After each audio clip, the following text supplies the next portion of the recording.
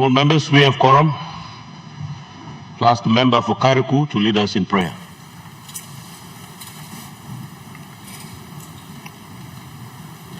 Eta guri guri. Irawa etama mai loya bara. Aina o imamu karam. Tauni mamai ibo mai tano bara yano. Oi aimu yadai nagabuna yano. Irawa loya bara inadabai. Ame gogo ina tano bara Papua New Guinea. Herewana baya gwaulai. Ano inoimu e muaonega sisiba pahini mai e hina ebo ulalo nai erewa namudia lalo hadai namudia baya gaurai e mai tanobara Papua New Guinea tanmanma idoi nai e dia namu taina.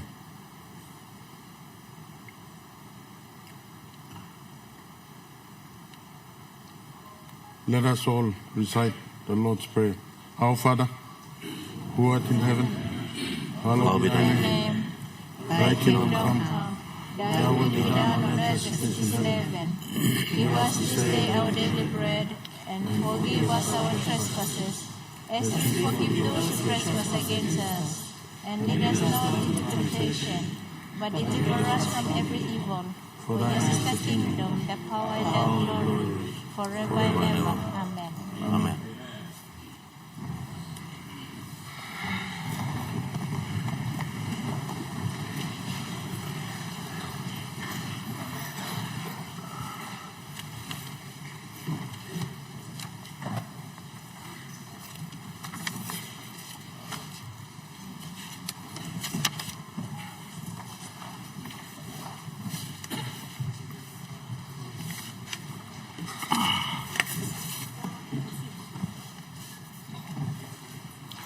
Honorable members, I wish to acknowledge the presence in the public gallery of 50 students undertaking their diploma in public administration, batch 1, at the Somalia Institute of Leadership and Governance of National Capital District, and civil society representative, interested citizens, and school students who advocate on gender equality in the National Capital District.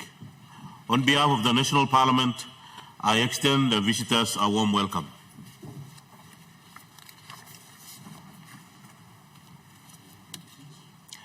Clerk, any petitions? Notices? Clerk? The Minister for Treasury gives notice that is present a bill for an act to A, modernize and simplify the law relating to income tax, and B, repeal and replace the Income Tax Act 1959 and for related purposes.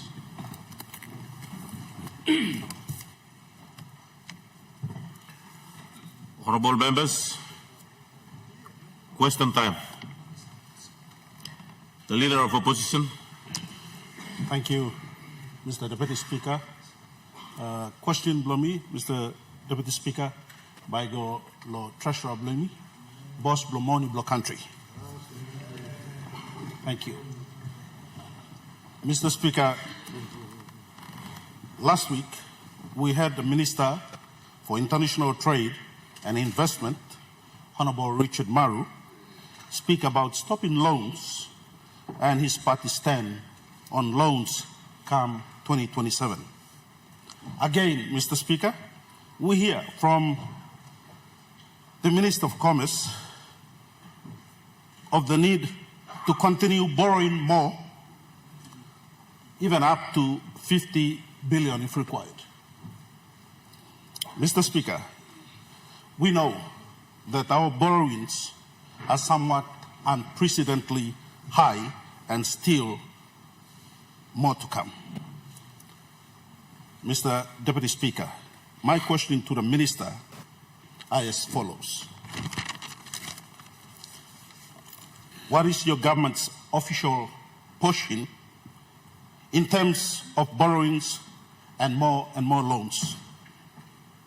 Number two, Mr. Speaker, what is your cabinet's position in terms of loans since PNG is hearing contrasting views in the Honourable House from two very senior ministers. Been raised in this House over the years and by our people on loans taken by our government.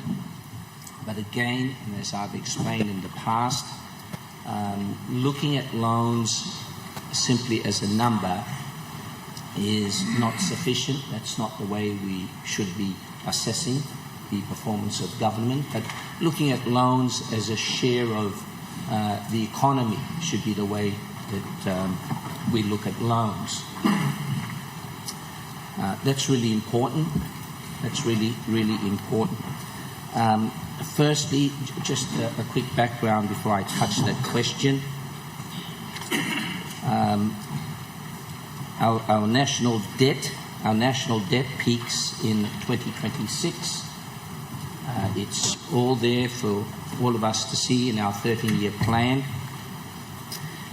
It peaks at 2026, and then from 2027, when we meet that all-important target of achieving a surplus budget, then for the next 7 years, from 2027 until 2034, that's when we'll start reducing debt very aggressively, and then give the government of the day the option for a debt-free sovereign.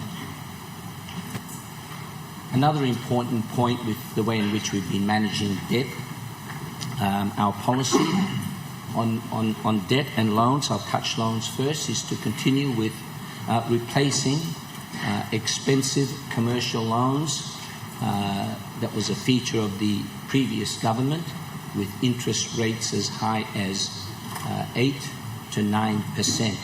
Since we've come in, we've replaced those loans by good concessional funding at about 2 to 3%. Though this year, rising interest rates means that we're now paying around 4 and a touch under 5%. So with the loans we take, Mr. Speaker, it's not easy to get a loan. You need to demonstrate the ability to repay that loan, and that's what we've done. The loans we get as a country are large, very, very large numbers, and so and the policy on our borrowings. So the third important point I wanted to share with our policy on loans and borrowings is that whilst debt might and will peak next year in 2026, what's important since we've come into government is that those loans, as I mentioned earlier, shouldn't be seen on their own, but as a share of GDP. It's actually reducing. It's actually reducing.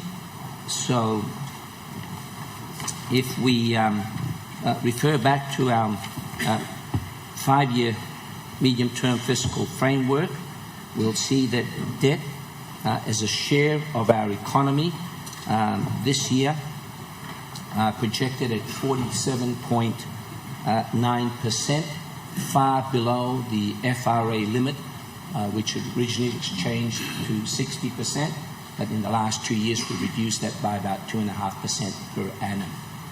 So this year, 47.9, when debt peaks next year, as a share of our economy actually drops to 45%, 2027, 41.5%, the year in which we're targeting a budget surplus, all the way until 2034. On Cabinet's position on the views of different ministers, that's a question that we'll need to ask Cabinet, and Cabinet can give its views as and when it's appropriate. Thank you, Mr. Speaker. Supplementary. We have a supplementary. Deputy Opposition Leader. Thank you, Deputy Speaker. Just a supplementary to the good Treasurer. The Financial Action Task Force regulates compliance to money laundering, to illicit transactions overseas. The IMF has recently indicated that the Treasury and this government has failed to comply and conform to their requirements, thus risking putting us on the grey list. Can you confirm what your plans are to get your house in order and get us off this potential danger of being on the grey list? Thank you. Honourable Deputy Opposition Leader, I'll take your question as a new question, not supplementary. The question has already been asked, so I'll ask the Treasurer to. Order, Mr. Speaker. It's in relation to the debt management by the government. I allow the Minister. The Minister will respond to your question. Honourable Minister. Thank you, Mr. Speaker. It's such an important question. I'll ask him to shoot the questions over to me, and I'll give him a very detailed response that he deserves. Thank you. The Honourable Member for Bulolo. Thank you, Assistant Speaker. Good luck looking again, Lucia. Thank you. Honourable Member address the Chair's Deputy Speaker. Not Deputy Assistant Speaker, correction. Thank you. Question to me like Golo, National Planning Minister, but I'm not come. I think I'm right. You can ask him, Prime Minister. Go ahead. Thank you. As they told me, Golo, district come back, ask him, or people like Sawe Longem Lo, update Lo. Wafi, since me ask him, Prime Minister, me put him la question to you on side, so me can give me update Lo, people Lo, email Lo, place Lo, Sawe. Update Lo, email Lo, Wafi. One time by something ikirap. First the question.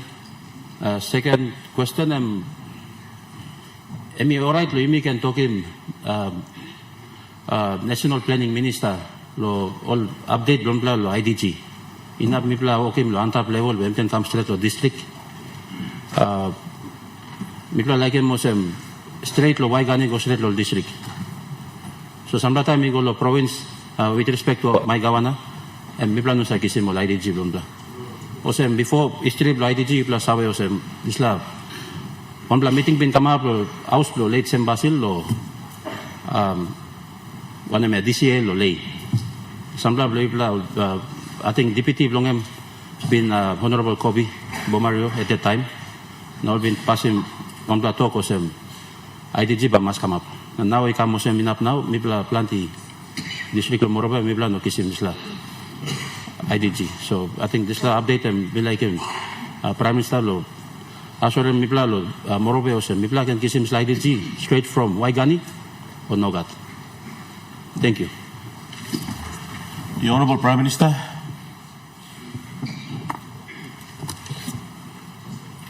All right, thank you, Deputy Speaker. Looks how you see again this morning. I want to acknowledge, firstly, we have a full public gallery of mostly of our sisters, our mothers, and our daughters. Students who are also here, let me acknowledge them for being in our session this morning. There's an important session coming up after question time that is on women issues. So I look forward to their presence and participation as members of Parliament deliberate on this important point. Hello, question belong Vice Minister belong mining, a member belong Bulolo. Pass them through long Wafi Golpu. Let me inform this House. We almost there. We almost there in as far as the mine development contract is concerned. Mine development contract precedes issuance of SML. Mine development contract really is the contract between the state for benefits that is to be passed on to Papua New Guinea beneficiaries and our investors. And so we have had many exchanges back and forth. The structure of the agreement since we took office is always premised on the major principle that PNG beneficiaries take 55% and above, and our investors take below 55%. It is no secret, my government, since we took office, wants to grow economy. And our major projects is the easiest low-hanging fruit in which we gain on the upside to grow our economy. And so Wafi-Golpu, we have been in discussion, and exchange has been going back and forth. Investors too want to make a return on investment. And so they too are defensive in their positions. State too are defensive in our positions. We're now down to only three major issues. And again, it premises around in the life of this project. It is going to be a 40-year mine license that we will issue. We cannot bring an MDC that doesn't give us that 55% and above we want. And that MDC drives SML. Yukisim Pastor Mine Development Contract put in finish, then by Yukisim Mine SML. So, me like Beckham question long Vice Minister, also member long project area long Wafi. Also, I'm close to through. We almost there. I've given my direction to our state negotiating team to conclude this at the earliest. Three issues that are outstanding.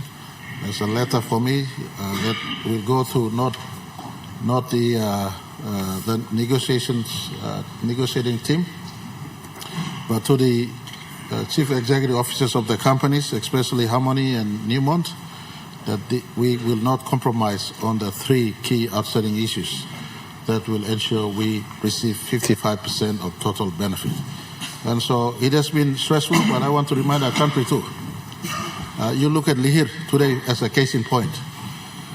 Lihir, as much as I argued that they don't pay much corporate tax, despite gold price has going past $3,000 an ounce.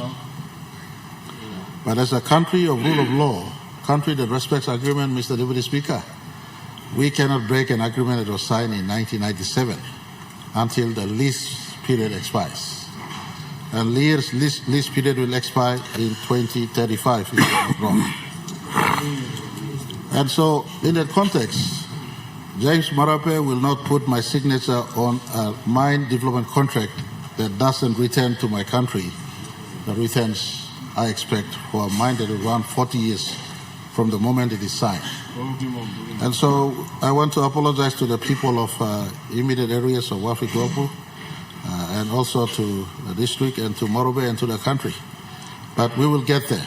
I want this to be part of our September 16th announced projects in the better benefit sharing agreement that this government is known for.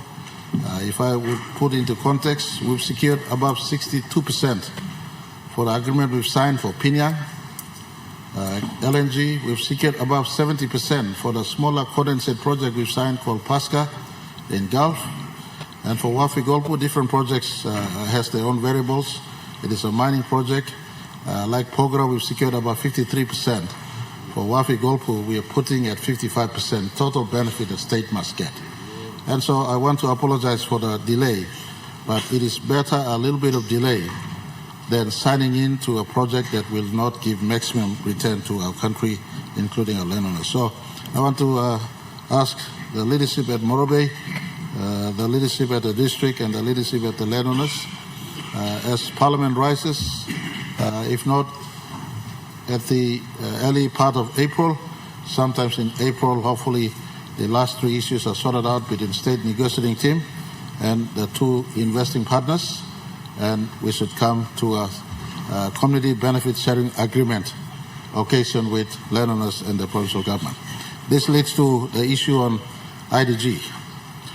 IDG is technically a government grant to support infrastructure at the project areas and the project area district and the project area province in preparation to be host of an important resource project development. It was a precedent established by PNG LNG under the National Alliance-led government for PNG LNG. And my government continues the precedent. We want to make sure that the project areas are infrastructure ready, our landowners are ready, our province is ready for these projects to come in. And also in the process, build the infrastructures, get the local businesses up and running, ready to participate in the mine construction and mine development itself. I want to inform this House, since we started, I will reconcile exactly how much money we've transferred to the provincial government. I will reconcile exactly how much money we've transferred to the provincial government. I believe the provincial government is a good provincial government. They have a system in place there to assist the landowners concerned and assist the districts concerned. I would want to ask the member if I could reconcile exactly how much has been remitted from Waigani to the province, and I will ask if the Morobe provincial leaders sit together with myself and the planning and mining department as we reconcile on what must be done. Key and importantly, by now the road to the Wafi-Golpu project areas, hopefully the road should have been done up. There should be some power line being pulled through for the funds that we've transferred. These are funds meant for infrastructures in the project area firstly and foremost, and then the project area districts, and of course rest of the province. It's called labeled infrastructure development grant. It is meant for infrastructure, nothing more, nothing less. In the process, they could incubate some businesses who will be participating in this government-funded grant.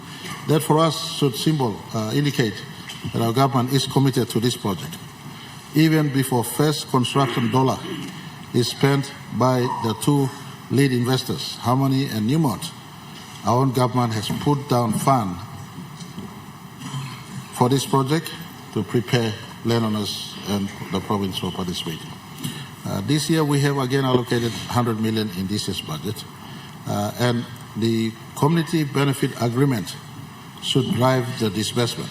And so I would ask all leaders, including the Vice Minister and the member for Bulolo, all Morobe provincial leaders, when the community development agreement is called in lay, the agreement can detail exactly where the distribution ratio is and where we should invest this infrastructure fund to key roads, school, electrification, health facilities in the project areas and in the districts concerned, so that they could be living as landowners and people in a major project area. Thank you very much, Mr. Deputy Speaker. I look forward to meeting the leaders of Morobe in this important matter for IDG, but more importantly, us progressing the project. The Honourable Member for Maprik.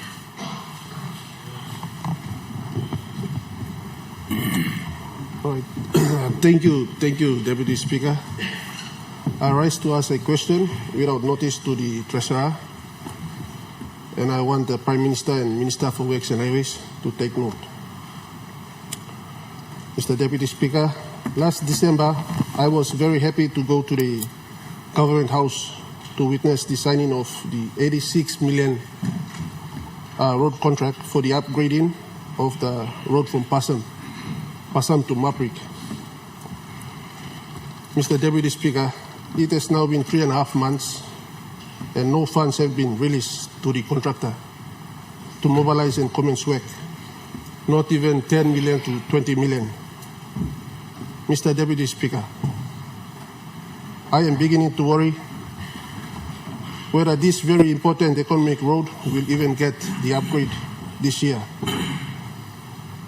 when so much funding is going to areas and districts under the Connect PNG program, and to fund totally uneconomical roads.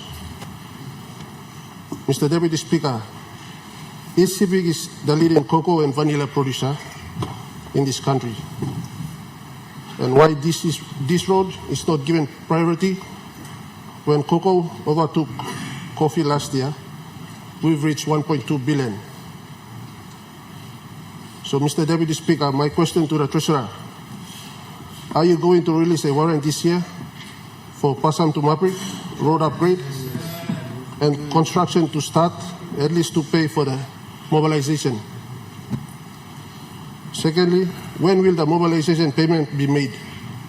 At least 10 million or 20 million? What month specifically? Thank you, Mr. Deputy Speaker. The Honourable Treasurer.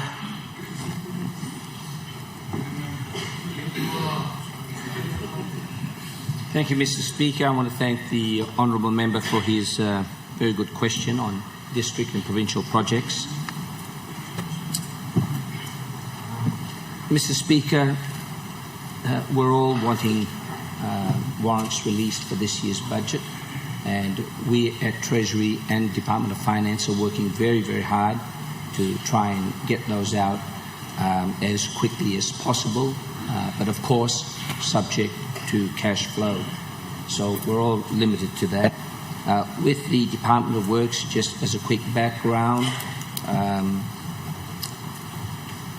outstanding payments from last year totaled about 516 million, and payments since 31st of December total about 291 million kina. So that's about 56%, or a little bit over half that we've paid. We're working through prioritising those outstanding payments first.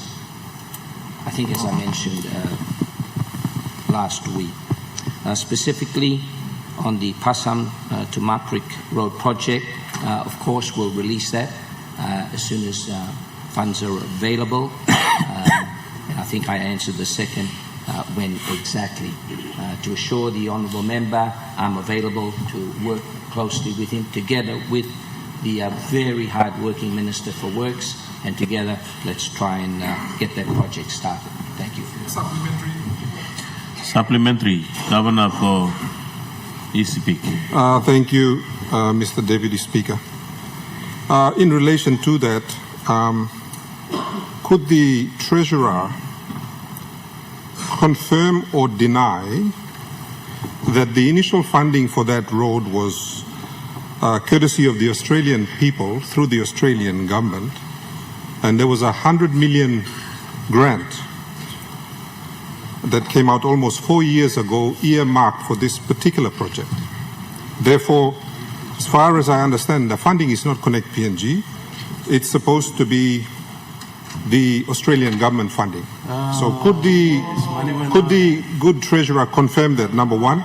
Number two, it is my understanding that a Papua New Guinean contractor was recommended by the NPC and the TSSP for approval by NEC. NEC, in its wisdom, decided to choose a Chinese contractor in order to take back PNG.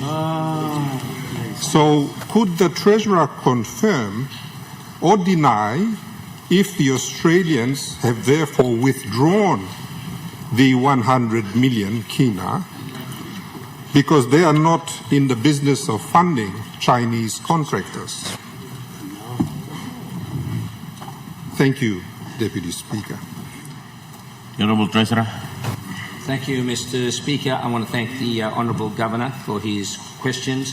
I would love to confirm or deny those queries, but unfortunately I'm not the Minister for Works and I don't have those details, especially for this particular first of 4 phases in our PNG Connects program. It totals 7.9 billion kina, Mr. Speaker, so I think I'll refer to my Minister for Works and try to shoot him a response as soon as I can. Thank you. We have a point of order. Governor, what's your point of order? We've been waiting for this road contract for almost 6 years now, and this shuffling between ministers is not good. Could you refer to the Minister for Works to respond? Thank you.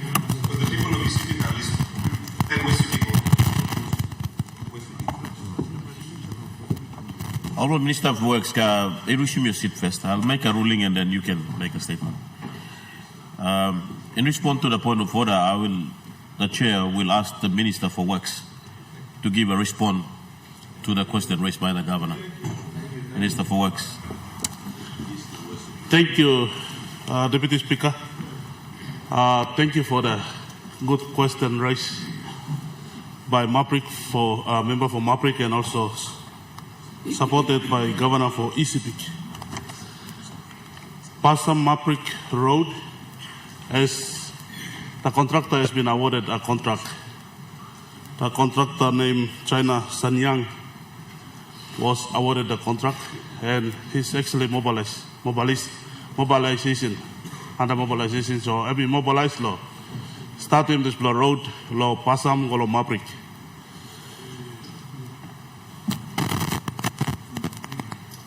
Time warrant time come in, we will pay some mobilization funds, and he will start that soon. Chinese, he kissing this contract, so TSSP, also you talk please, I'm still long time, so we play connect PNC, kissing come back and handle connect PNC, so that people are like speeding this road because I want like economic road, so we play about him contract finish, now we play wait, law fund him, na contract by start, but then we start mobilize now. So blow road mobilization law Maprik Pasam Golong Maprik. Also me this is time too law road law Pasam Golong Angoram too law all members blow East Sipik, all Greater Sipik, and also people blow the two blow provinces. Now law Papua New Guinea too also. Road law Pasam Golong Angoram too me stop now law NPC. Anytime law this blow week. All NPC but deliberate now by giving approval. So by come long, NEC long, award him contract. Road law Pasam Golong Maprik. Also mixes pla time too law. Talk thank you long, this pla government too, law Maraberoso government. Law start him road law Efil, law work maintenance now start go down the waterfront.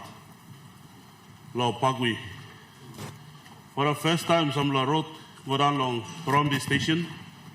2 weeks ago, all people have only looking for the first time PMV come up to Rombi station. So this government is responsible government and also is fair. So some roads will have hemi start work long attend to. Also lo Maprik golo Warasikau, hemi start lo evaluation stage. Cross to time all evaluation they finish pasari golo NTC. But lo road lo Warasikau golo Lumi. One time Maprik, Pasam na Maprik, one time road law Vanemu Golo Green River. Emi stop now NPC. So all this road emi stop osem. Lo coastal roads start long Butung Kamogoda lo Wibek. All ADB working design work na stop. One time Tupla all big law wharfs. Vanemu wharf, one time Wibek wharf. So time only designing na go lo design finish from lo tenda na by 2026 by me play award him lo contractors lo start him this lo road lo butu 4 lane kam lo Vanemu na 2 lane kam lo Wibek. So ADP focus lo display lo last weekend me go down lo Wibek me go down go lo Highway Bridge na go lo halfway na mi come now also go along East Coast too. Now me look at progress flow work me walk lo have all contractors are working. So me pla he work lo haten long all this pla. So me like appeal na talking governor want all leaders lo speak. Want we speak also this government is responsible, is fair. So we are working on those roads.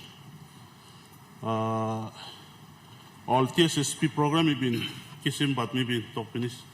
Also me play connect PNC. Yati take over lo making this plan area. Thank you lo.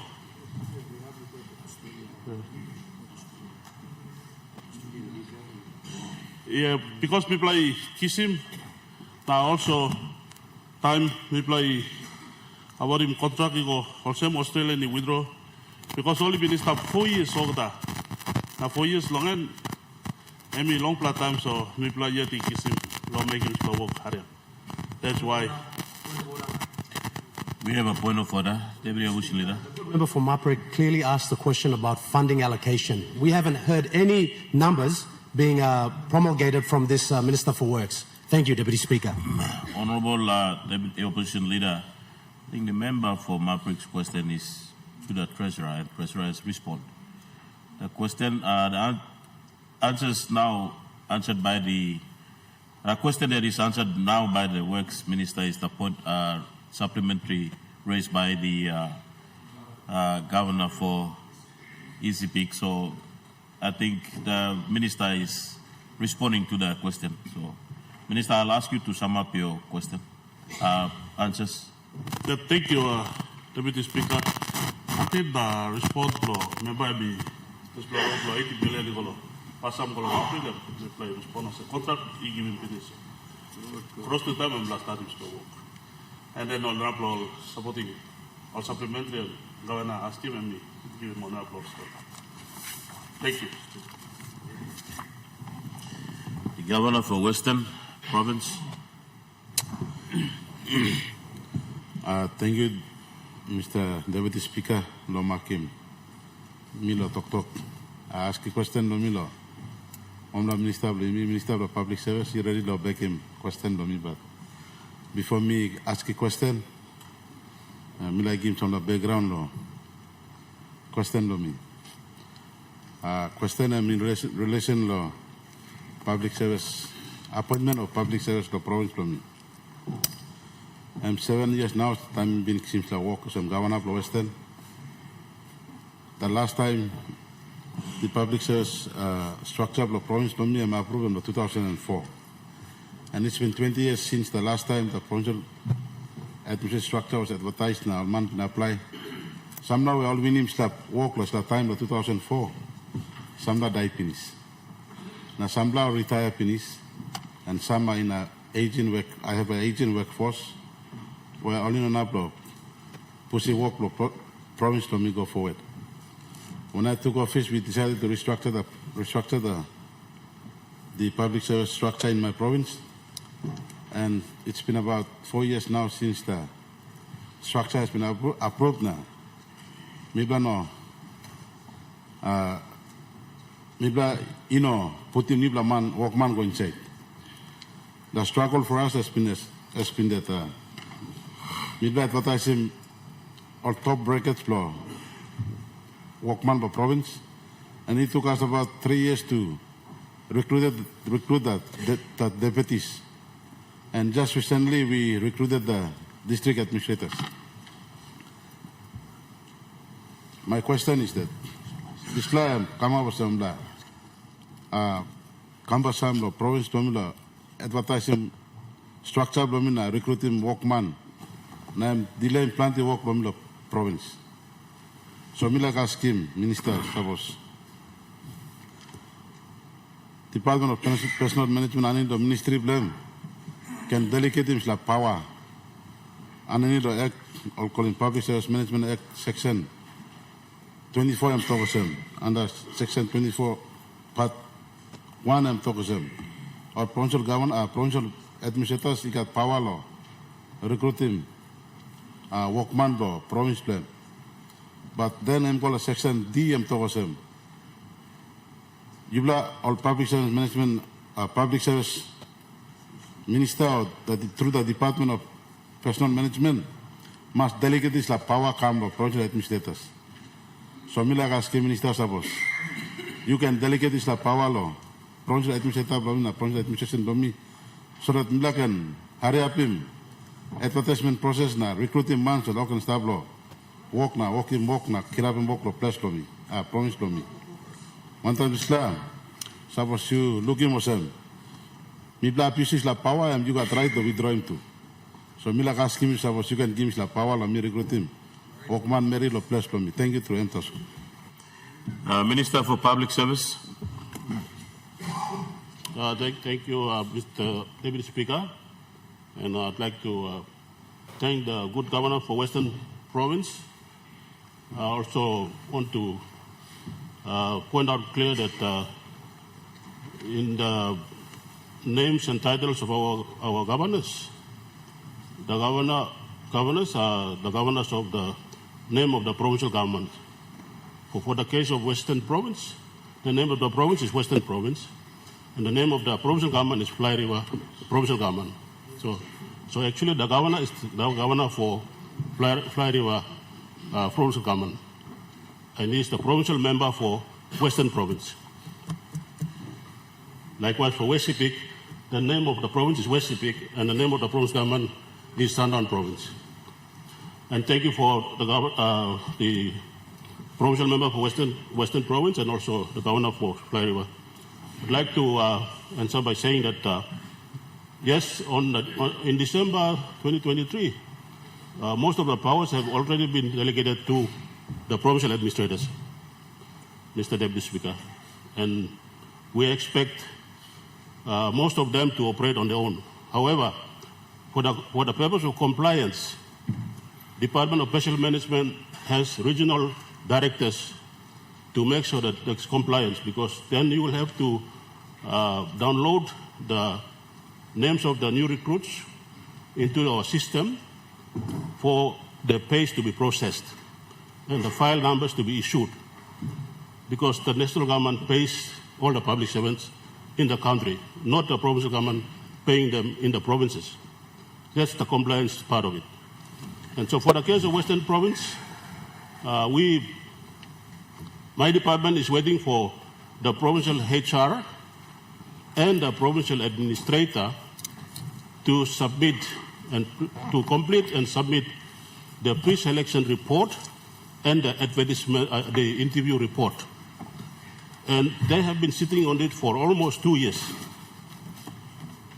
And so I'd like to also inform the governors, you should spend more time with your provincial administrators, and sometimes you go beyond the administrators and check your HR officers to make sure that they give you the correct information, because sometimes they give you something else when the compliance part of it in the department is something else. So I think for the case of Western Province, that's the answer, my good governor, and Mr.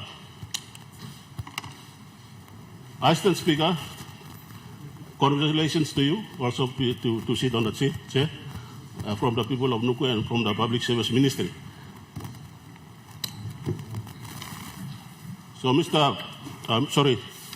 Madam Assistant Speaker, I'd like to make it very short and say that yes, the provincial administrations have already been delegated most of the HR powers, except for the recruitment process, because like I said, they have to comply with having the file numbers issued by the department through finance so that the pays can be made. And for the case of Western Province, we are waiting for the pre-selection report and the interview reports to come in, and our department will basically not chair the selection committee. All the selection committees in the provinces are chaired by the provincial administrator. That has to be made clear, not the department. Department is only there just for compliance. But otherwise, we'll give you a detailed response, and you can come to the office anytime. Thank you, Madam Assistant Speaker, and congratulations to you and the people of North Bougainville and the people of Bougainville and Papua New Guinea. Thank you. Most welcome. Member for Como Julia.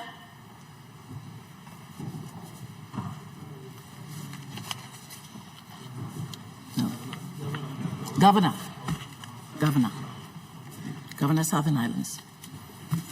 Thank you, Madam.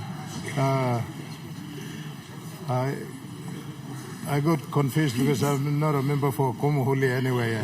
Thank you for that understanding. But good to see you, Madam Speaker. Congratulations from the people of Southern Highlands.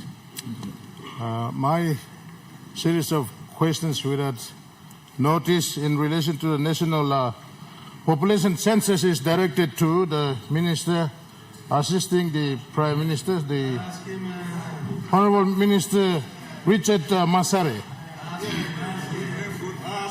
But from the outset, you have done a very important performance in terms of the national population census, and I commend you on that. But in the interest of the nation, I want to direct this series of questions to you, through you, Madam Speaker. What is the general progress of the national population census of the country to date? In terms of the status of the national population census that has been conducted recently? That's the first question. Second question, in terms of funding, how much is the total cost of conducting this national population census? And how much is yet to be paid and outstanding? I think it is important we need to know this, because the sub-national government levels, we also contributed towards funding of this very important activity, and we need to know in terms of the funding. Third question, Madam Speaker, if there are some challenges facing the conduct of the national population census, we need to know. The country need to know. And finally, Madam Speaker, what is the target date to launch these population figures that we have been making many attempts to count the total number of people in this country? Thank you, Madam Speaker. Those are my 4 series of questions. Thank you, Governor. Minister Masere. Thank you, Ms. Acting Assistant Speaker, Madam Speaker. Sorry. Firstly, on behalf of my people of Papuneta and my family, let me take this opportunity to congratulate you on chairing the House, and we look forward to participating under your leadership in this House. So congratulations on that. Thank you. A series of questions asked by the provincial member for Southern Highlands. I'll just respond to that, but census is a very important process that is undertaken by any government across the globe. And Papua New Guinea is no exception. So every 10 years, Papua New Guinea budgets and undertake this very important event or process so that it understands its population and it can better plan for its population and ensure that particularly the key government agencies that oversee the planning of the country are adequately provided with information so that they can be able to plan better and ensure that the country is progressing forward. Madam Speaker, in light of the questions that's been asked, question number 1, in terms of the general progress of the national census, the census commenced on the 16th of June 2024. I was appointed as the minister in this responsibility on the 18th of January in 2024. So by the time I took on the ministry, the progress and the planning for the census had commenced in year 2020, but unfortunately, due to COVID-19,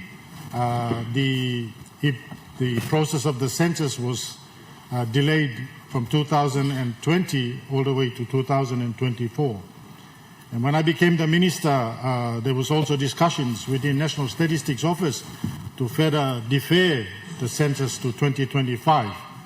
And at that time, the proposed budget to conduct the census was over 310 million kina. Madam Speaker, when I took office, we took a drastic measure in terms of looking at whether the census should be deferred or conducted in 2024. And a ministerial decision was made that we were in a position to conduct the census, and we reviewed the budget that was estimated to cost the country around 310 million kina, but due to prudent management, we were able to downscale the budget from 310 million to 153 million kina in order for us to undertake this very important process. The process when it was initially planned, the census work was supposed to be done within 2 weeks. Generally, around the world, they normally mark 2 weeks to conduct the census because generally after 2 weeks, they tend to feel that most people forget where they were on the night of the point of assessment of where the actual person was on that day. So it was given 2 weeks to conduct, but unfortunately, Madam Speaker, as the preparation was continuing, the funding that was made available in 2023 to procure the census material on January 10th, which we generally refer to as the Black Wednesday, all the 15 million kina worth of census materials that were procured were stored at the post-PNG warehouse at Konidobu. And on January 10th, when the incident took place, the warehouse was burnt, and the total 15 million kina materials that were procured to run the census were destroyed when that warehouse was burnt down. So as a result of that, we had to scramble, Madam Speaker, to ensure that we met the date, and because of that, the funding was received in May 2024, which was just shy 2 or 3 weeks away from the actual event. And with all those challenges, Madam Speaker, I could like to inform this House that the census took 6 months to conduct, which was when, in comparison to the last census in 2011, the census took approximately 5 years to complete. So when we look at that contrast and see the difference, Madam Speaker, you could say that the Marape Rosso government delivered the census within a record time of 6 months to ensure that we work within the and work within the framework that was given to us to work with. Madam Speaker, the census is a process, and it takes about a few months to conclude. After that is completed, there is another process which kicks in, which is generally referred to as the field evaluation. The field evaluation is intended to move around to ensure that those that those were not counted or missed during the actual census are actually captured during the evaluation. So at this particular point in time, I've issued an instruction that we give them 6 months to conduct the evaluation to ensure that the census and its evaluation process is completed within 12 months, so that the Prime Minister could announce to the country the actual population in the country. The second question on how much it would cost to conduct this census, as I alluded to earlier, it has cost the country 153 million kina. Madam Speaker, when we look at the last two censuses, in Census 2000, it cost the country 145 million kina. In 2011, it cost us 165 million kina. And the two censuses when we conducted, which cost the country 145 million in 2000, we were able to reach a population of 5.2 million people.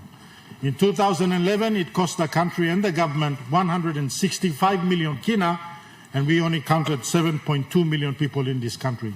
So when we look at the dynamics of the economy and the current inflation that has affected not only Papua New Guinea, but the global inflation that has affected the entire globe, there have been an estimated of about 200% increase in inflation. So technically, this census would have cost this government 500 million kina to conduct, but Madam Speaker, it only took us 153 million kina to conduct. So there is a major savings in terms of what we've undertaken.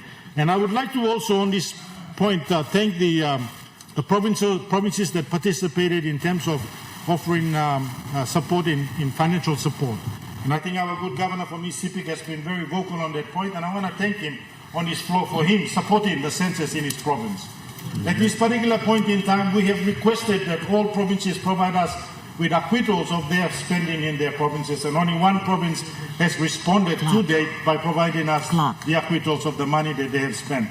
The provinces that made funding allocated for the census, the National Statistics Office had no oversight on how that money was spent in the provinces. So we have requested all the provinces to provide acquittals so that when we do a final audit report to the government, we can be able to capture both the national government's funding and how it was spent. But we would like to also show that the provinces that supported on how they expedited the funds, so that we can be all answerable to the country and our people to say that how we used that money. So in question 2, 153 million kina was allocated, and 150 million was expedited for the initial field operations that we had undertaken. There are some challenges, Madam Speaker, which we are aware of, which we understand that there are some service providers that have not been paid. We will work with the government to ensure that the work that they've undertaken, we will resolve to make sure that they are pleased with our government. The third question, were there any problems and challenges?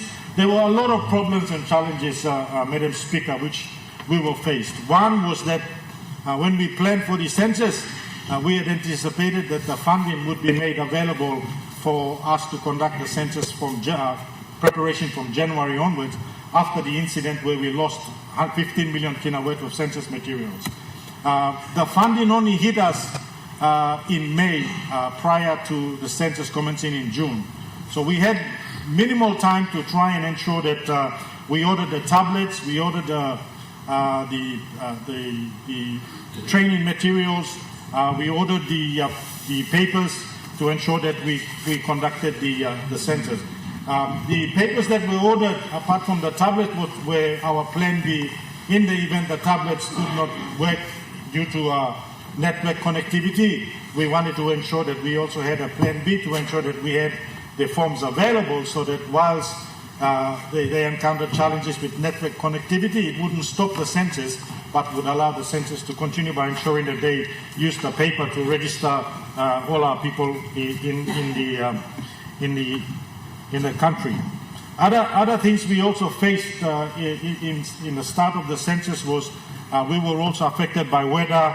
We had logistics problems due to the fact that there were fuel crises.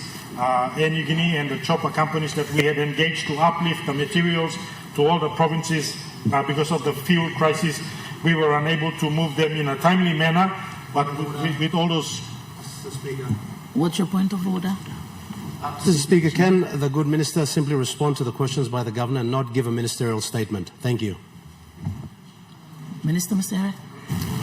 Thank you, Madam Speaker. There is 4 questions, so I'm responding adequately to those questions. So if the good Deputy Opposition Leader can pay some attention, maybe he might, if he's Mr. Know Everything, maybe he might learn something here today. Minister. Tell him to relax. Can he withdraw that statement, please? Thank you. Minister Masere. Thank you, Mr. Madam Speaker. I withdraw that point. The challenges were great, Madam Speaker, and we undertook all these things in the midst of all this. But I want to thank the provinces that participated to ensure that the teams were trained, ensure that all the census coordinators and the field workers were deployed to ensure that we conducted this very, very important event. Question number 4, when will the target date to launch the final population? Madam Speaker, I just want to assure the House that I have made a ministerial decision not to make any announcements of the figure, because in the past there had been different numbers of population counts that have circulated and that have questioned the integrity of our population count.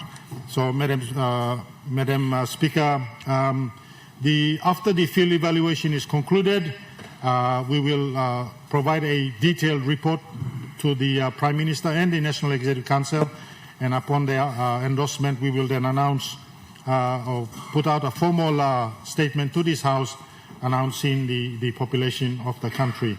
Madam Speaker, if I may also add here that there were some numbers being speculated in the public. There was between 9 million to 17 million.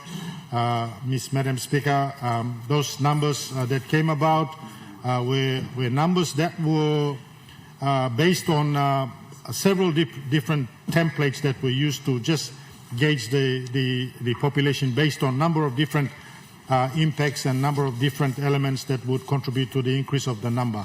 So those numbers were, of course, circulated in public, but I want to assure the country that between now and June, when the field evaluation will be completed, that number will be announced by Prime Minister, and that will be the number we will use between now and the next census. Thank you,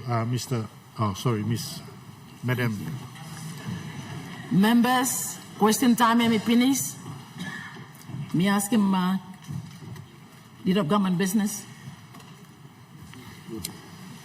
Assistant Madam Chair, I ask leave of Parliament to move a motion without notice. Is leave granted? Go ahead, Leader. Assistant Madam Chair, I move that so much of the standing orders be suspended as would prevent the chairman of the Permanent Parliamentary Committee on Gender, Equality and Women's Empowerment presenting a statement forthwith. Honorable House, the question is that the motion be agreed to. Those in favor say aye. Aye. The ayes have it. Those against say no. Ayes have it. Chairman. Madam Assistant Speaker, firstly, on behalf of my committee, the Permanent Parliamentary Committee on Gender Equality and Women's Empowerment, the people of our capital city, and my family, I want to offer you our congratulations for your elevation to this post of Assistant Speaker of our Honorable House.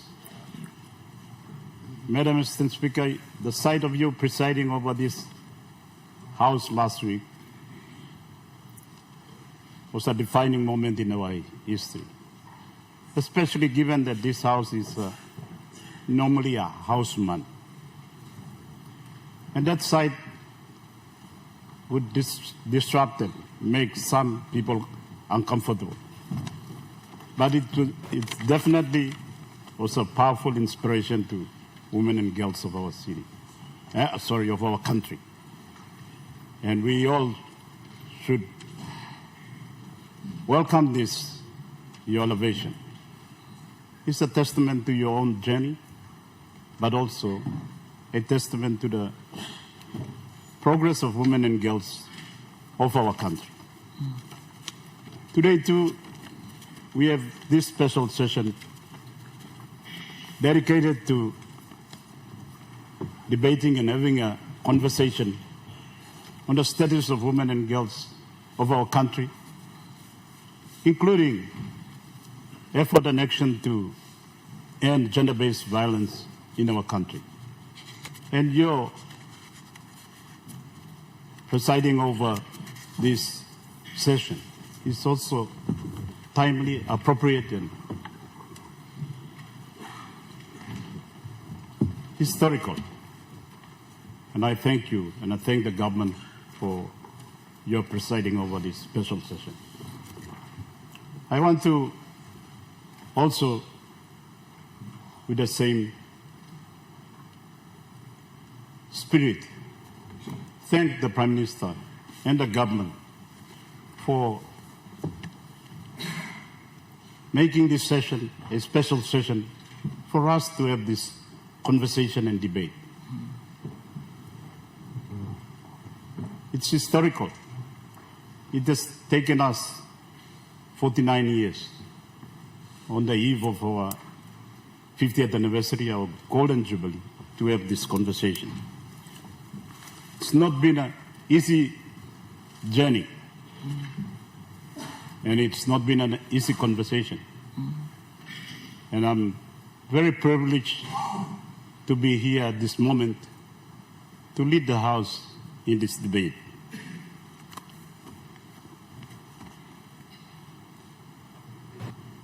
This is a debate that is critical and long outstanding. It is about the status of women and girls in our country. It is also about how we can elevate the status of women and girls so that we can achieve true equality.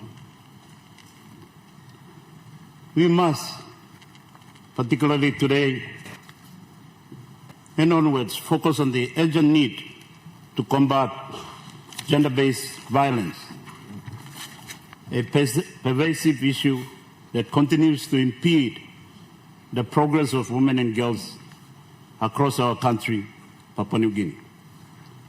I want to take this time to thank the Leader of Government Business and the entire government for facilitating and having this historical session. Allow me to Madam Assistant Speaker, to acknowledge all our people listening in today, including those gathered in the public gallery, outside Parliament, to witness this historic occasion, especially young people, both women, young women, and young men who have joined us, who are listening in this conversation.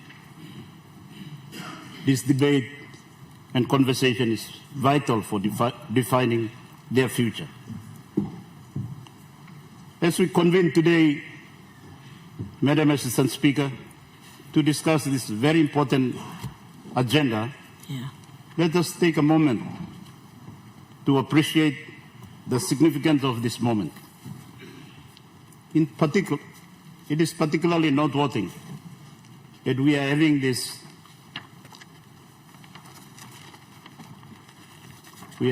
discussion and debate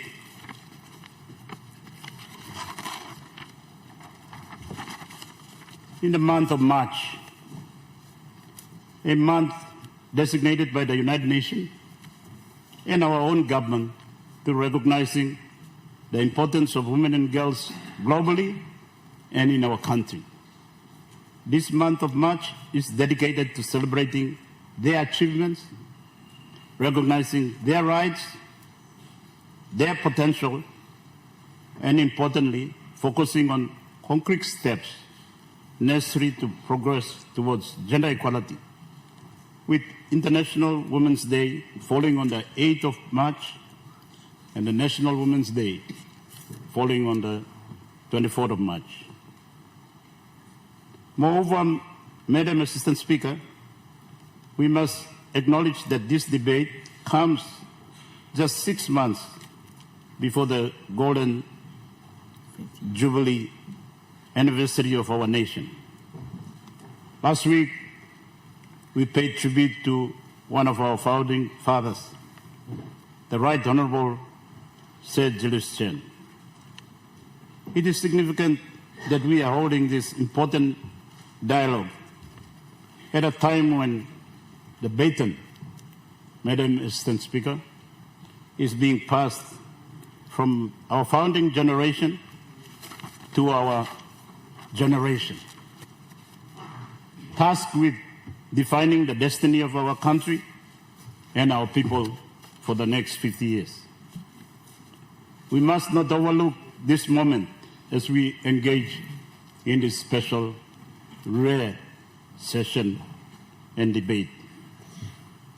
Madam Assistant Speaker, Members of Parliament, women and girls constitute 50% of our population.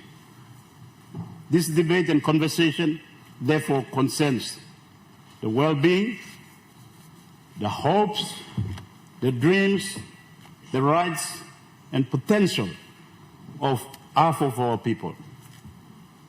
We are at a pivotal moment where there is an urgency to take concrete action to reduce gender-based violence in our country, Papua New Guinea, and to strive for genuine gender equality in line with the promises enshrined in our national constitution and the numerous international conventions we have ratified. This is a pressing issue that should weigh heavily on our collective consciousness.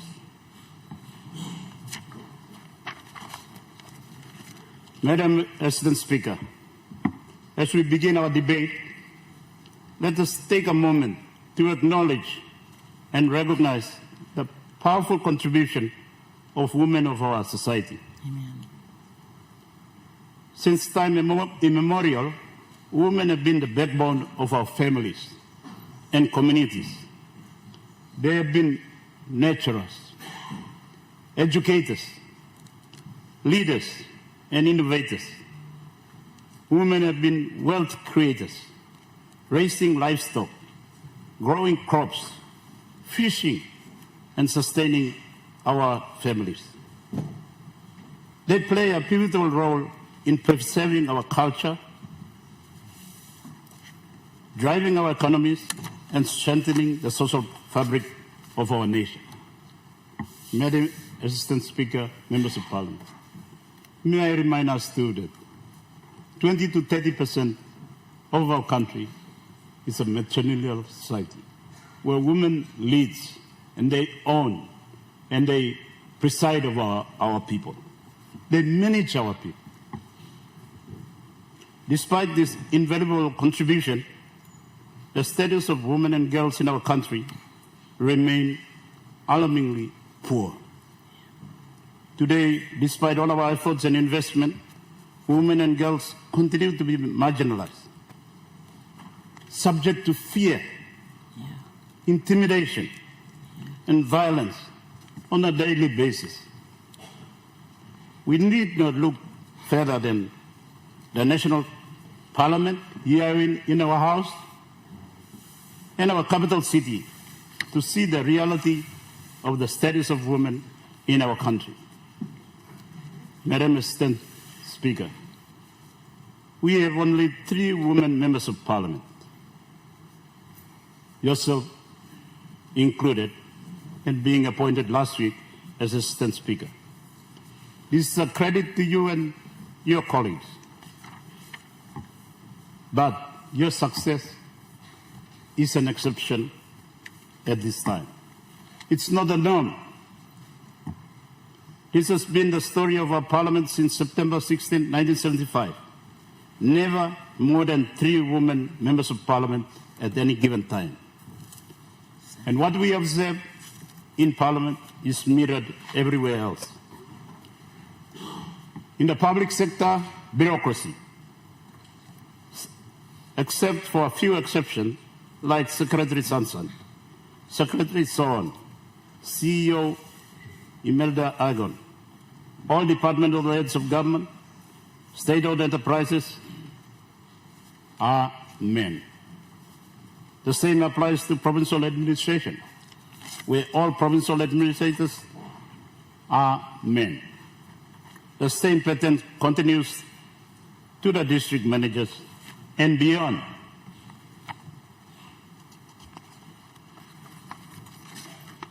This trend is evident in the corporate private sector as well, and in civil society. Even in faith-based organizations, our churches, while women and girls have made some progress,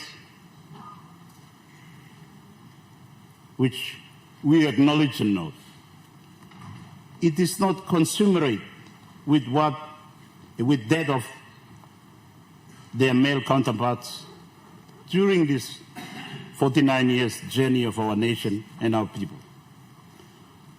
Madam Assistant Speaker, Members of Parliament, our nation is poorer and hindered from realizing its full potential due to this inequality and our failures as leaders, as a nation, to take concrete, tangible steps to remove barriers that prevent women and girls from reaching their full potential and contributing equally to the development and progress of our nation.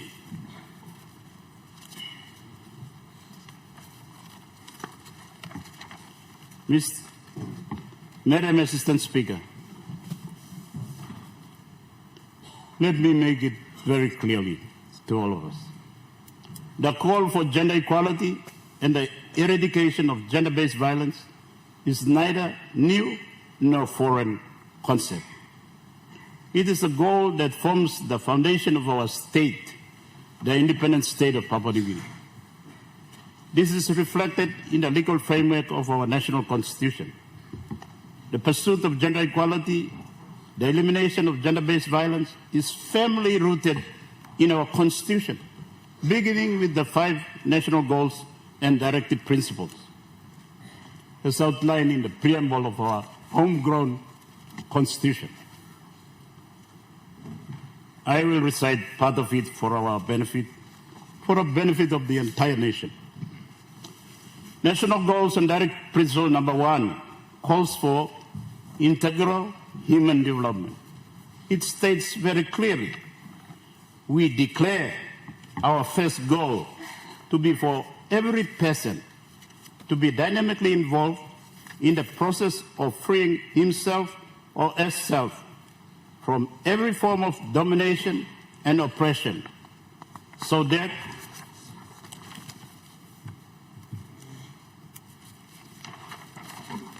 each man or woman will have the opportunity to develop as a whole person in relation to others. The subsequent provisions and principles under that goal equally underscores the need for freedom and equality of all citizens, irrespective of gender. National goal number 2, if I can recite it too, Madam Assistant Speaker, calls clearly, is a case in point for equality and participation. That's goal number 2. And it provides, we declare our second goal for every citizen to have equal opportunity to participate in and benefit from the development of our country. These national goals and directive principles are further strengthened by the rights and freedom provision outlined in our Constitution, including, Madam Assistant Speaker, Section 35. It's a fundamental right, right to life. Not a qualified right, it's a fundamental right. Section 36, freedom from inhuman treatment. Another fundamental right, Madam Assistant Speaker. Section 37, protection of the law. Another fundamental right. And of course, Section 55, equality of all citizens. A qualified right, but an important qualified right. This profound provision of our Constitution acknowledges the rights of all citizens to equality, to freedom from oppression, freedom from domination, freedom from subjugation, and to full protection under the law of our country. Madam Assistant Speaker, Members of Parliament, our Constitution is no ordinary law. It is the foundation of our nation. It is the social contract that binds us together as a country of 1,000 tribes, 860 languages, and diverse cultures and traditions. It embodies the hopes, dreams, and aspirations of our founding leaders who envisaged that the well-being, prosperity, and success of our nation depend on ensuring that all our people are free from all forms of discrimination, oppression, domination, and that every citizen, regardless of tribe, regardless of color, regardless of creed or gender, was able to participate fully and equally in the development of our country. Madam Assistant Speaker and Members of Parliament, not only these are the legal basis for equality and ending violence, removing all the barriers to achieving equality, we have, by our own free will, reinforced this commitment by signing and ratifying international conventions, including the Universal Declaration of Human Rights, as reflected in the signing of the United Nations Charter. When we sign to become a member of the United Nations, we subscribe to the important declaration. Secondly, the Convention on Eliminating All Forms of Discrimination Against Women.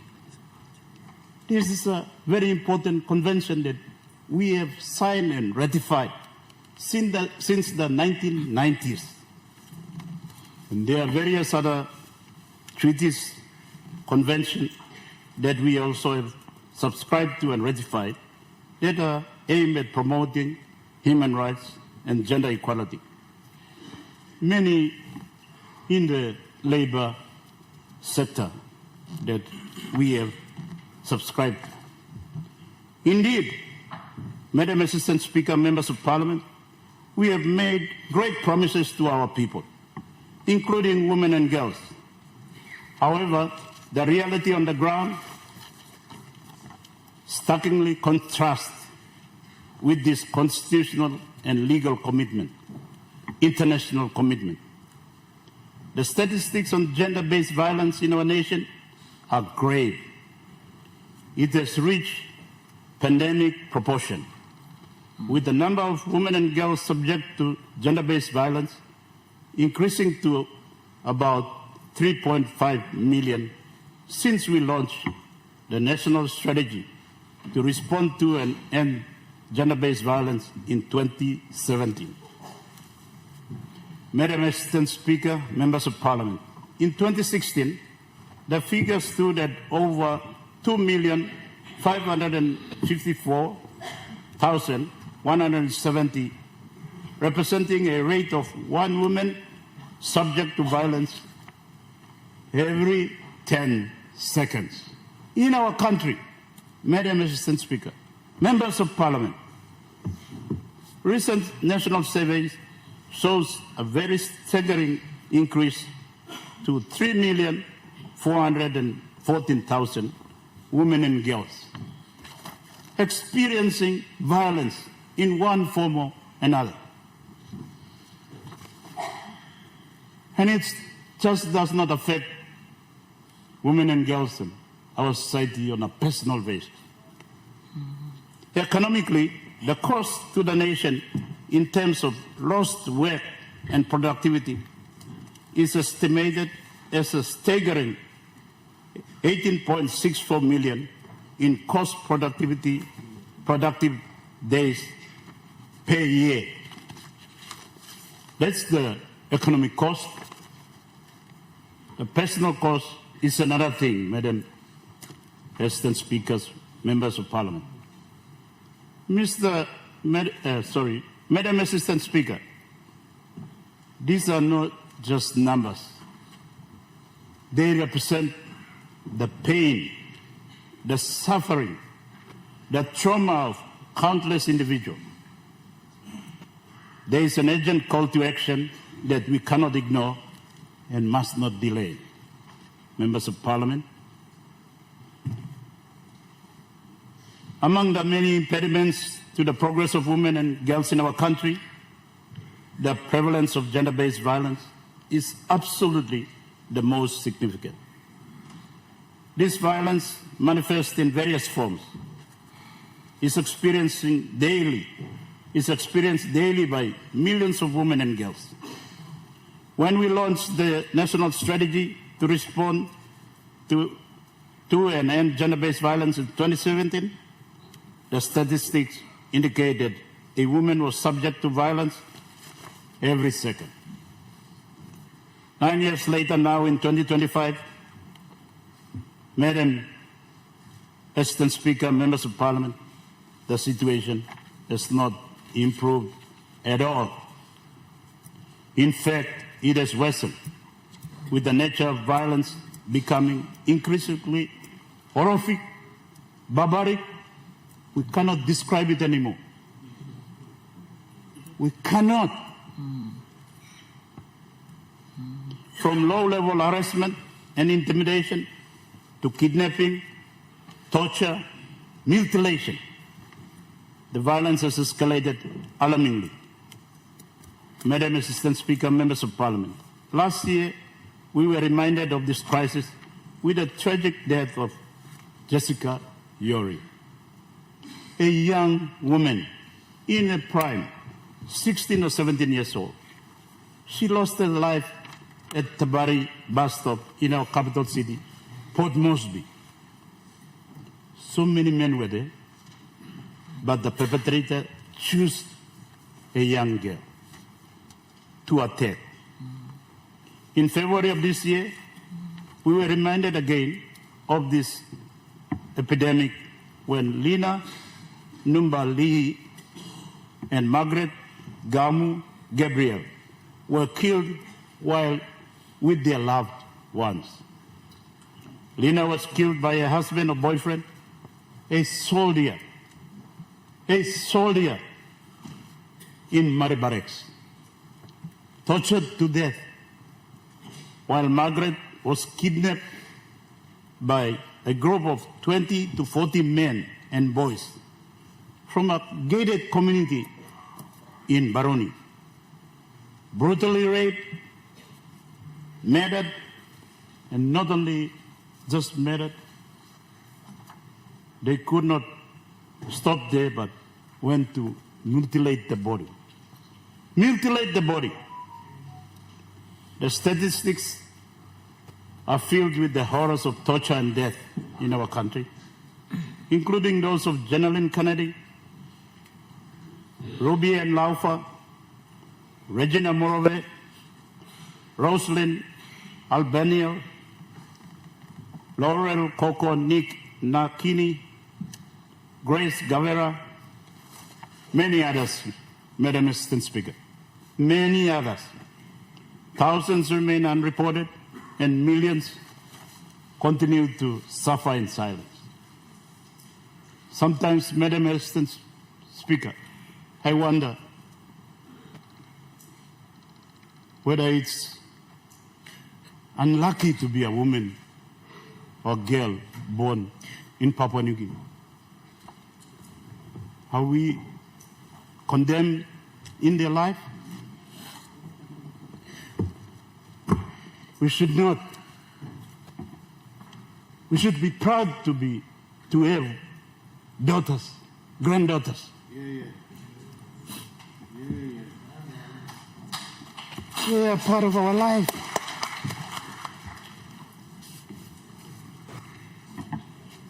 Against this backdrop, Madam Assistant Speaker, the NEC initiated our national response in 2016 to halt and reverse this trend when the NEC adopted the national strategy to respond to and end gender-based violence 2016 to 2025. The strategy ends this year. This strategy was launched in 2017, but did not receive funding or support until 2021, when the Special Parliamentary Committee was established in the last Parliament. Credit to the government. Following the creation of the Parliamentary Coalition Against Gender-Based Violence, the Special Parliamentary Committee did significant work, submitted numerous recommendations before its conclusion at the end of last Parliament. In this current term, we have established the Permanent Parliamentary Committee on Gender Equality and Women's Empowerment, which I'm honored to chair, Madam Assistant Speaker, with the Governor of East Pacific, Honorable Alan Baird, as my deputy, and 5 other members of Parliament. It's an important step, but we have a long way still to go, Madam Assistant Speaker, members of Parliament. Since the beginning of this Parliament, we have conducted over 5 inquiries and events, resulting in more than 70 recommendations to Parliament. Since 2021, over 26 million has been appropriated in the national budget to support our national effort. This year, another 9 million has been allocated. And I'm pleased to report, Madam Assistant Speaker, members of Parliament, that with the assistance and support of our development partners, the Department for Community Development, over 16 provincial governments have adopted provincial strategies awaiting endorsement by their respective PECs and funding allocations by their provincial assembly. This is another important step Madam Assistant Speaker, slowly but surely we are getting there. But we must multiply our effort. Our development partners, including the European Union, the Australian government, the United States government, the Korean government, the New Zealand government, and the United Nations with all its agencies, continue to support our initiative, with the European Union investing over 90 million in the Spotlight project in the last 3 to 5 years. While our collective efforts are commendable, they have not changed the situation. The prevalence of GBV has reached pandemic proportion, demanding bold and decisive action at all levels of our society to reduce or end this crisis, affecting not just women and girls of our nation,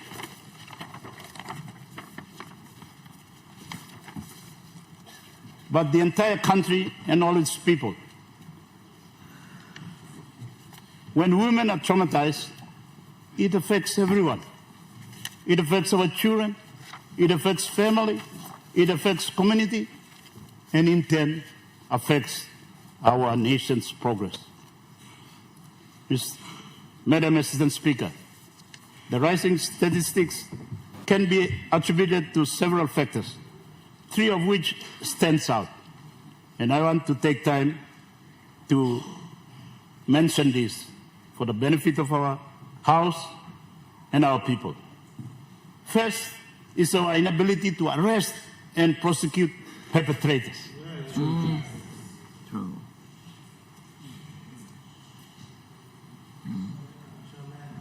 By our inaction, we are allowing and we are becoming numb. We are accepting this violence to become normal. And we talk about it like it's not a big thing. Secondly, Madam Assistant Speaker, is the lack of ownership of the national strategy by all of government. Our own national policy and strategy. You mean roll him out. You mean launch him tazol, na him stop tazol.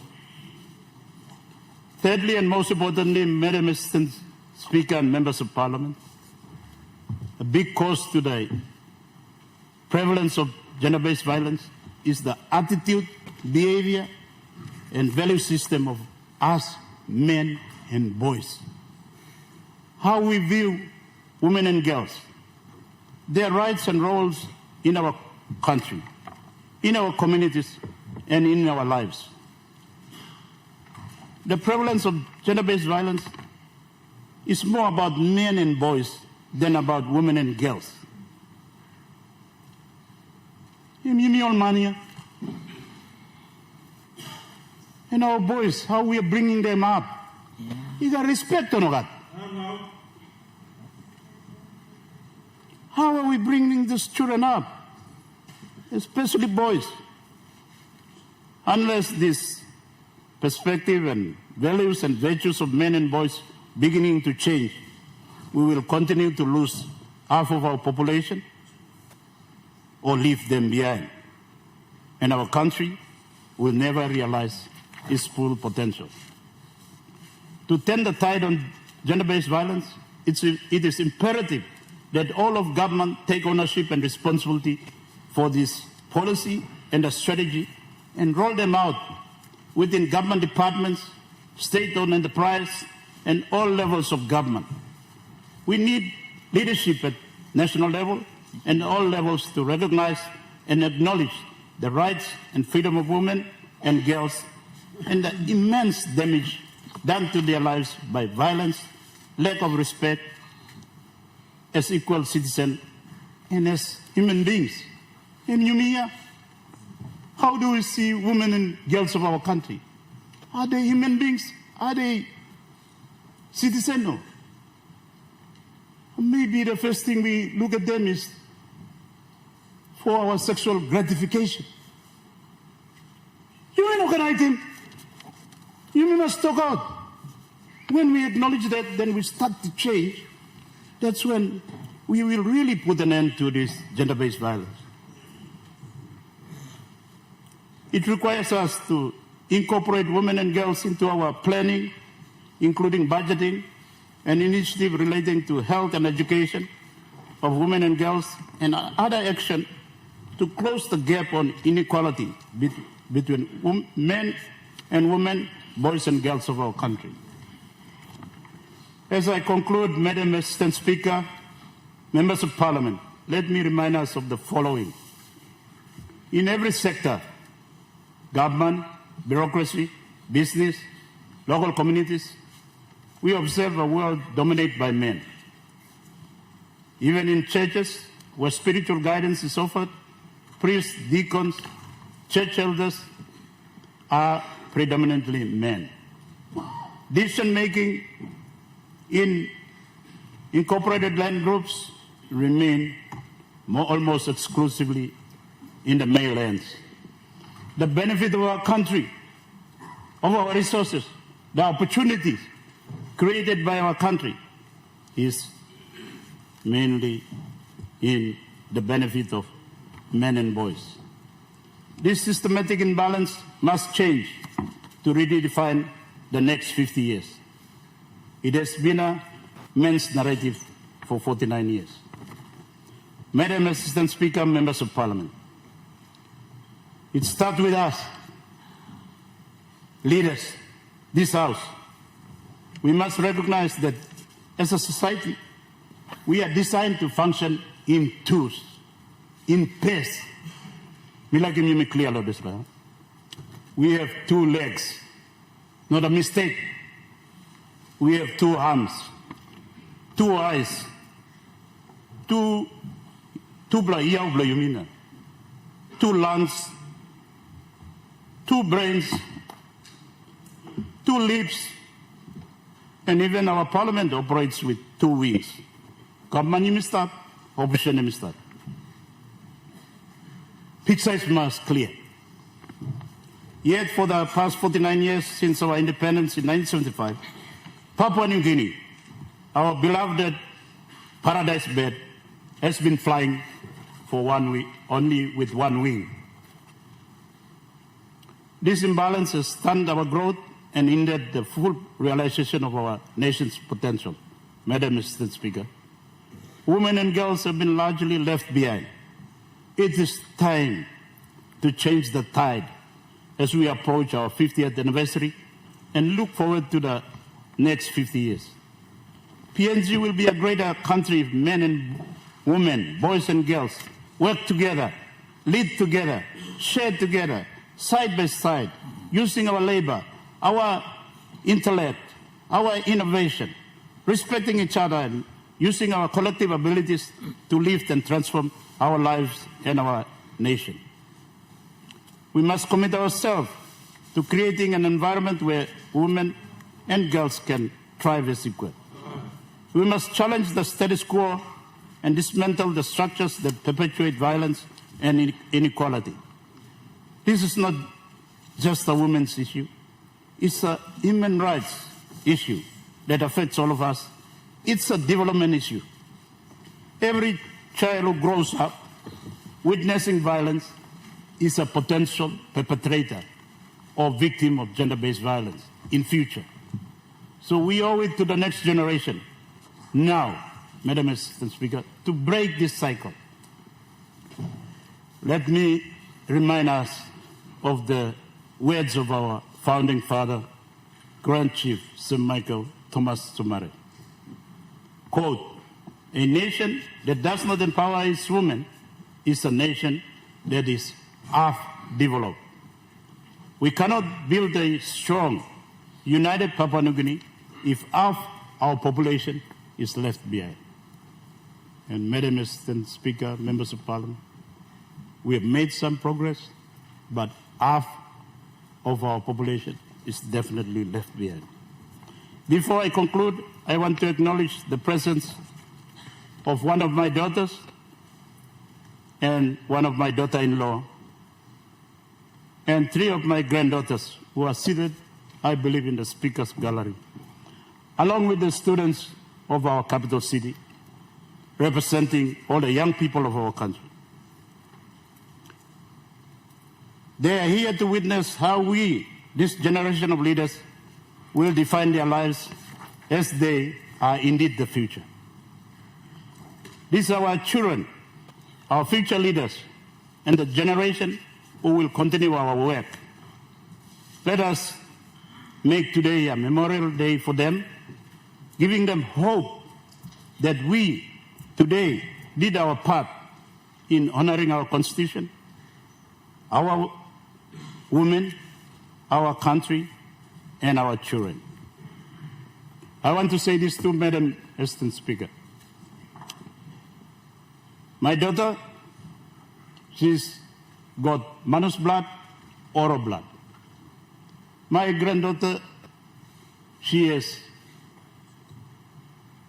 manus blood, oro blood, civic blood. My daughter-in-law, she has Angan blood, a bit of Australian blood, and my head daughter, my granddaughters who are here with her, they have manus blood, oro blood, Angan blood, a bit of Australian blood. So, Madam Assistant Speaker, members of Parliament, the generation of our children will belong to Papua New Guinea, will be true Papua New Guineans. And we have to think about them into the future. Yes, they will honor their tribes, their clan, their heritage, but they will be Papua New Guineans. Yeah. This is the future we are here to debate and define. As we move forward, let us prioritize the implementation of effective policies and programs that protect women and girls, hold perpetrators accountable, and educate our communities about the importance of gender equality. We must invest in initiatives that empower women economically, socially, and politically.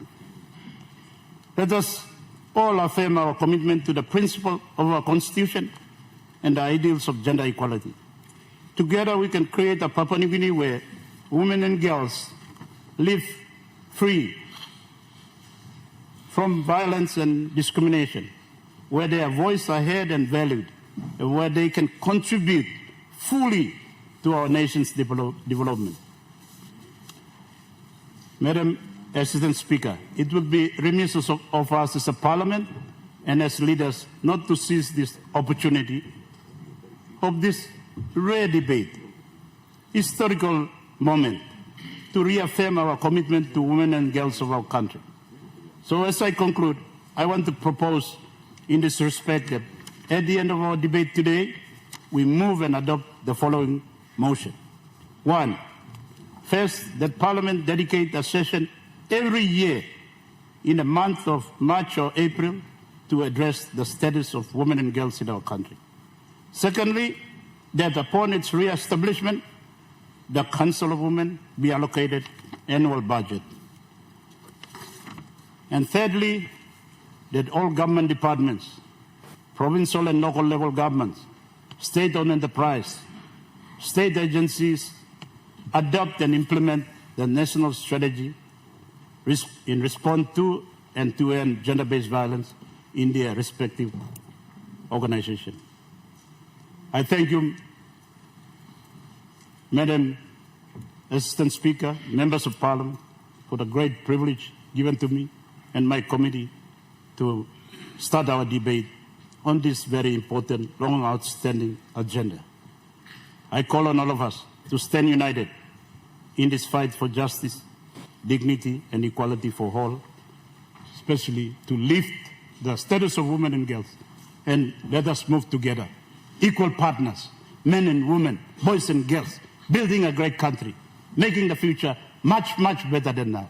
Thank you, Madam Assistant Speaker. Governor from Morro Bay.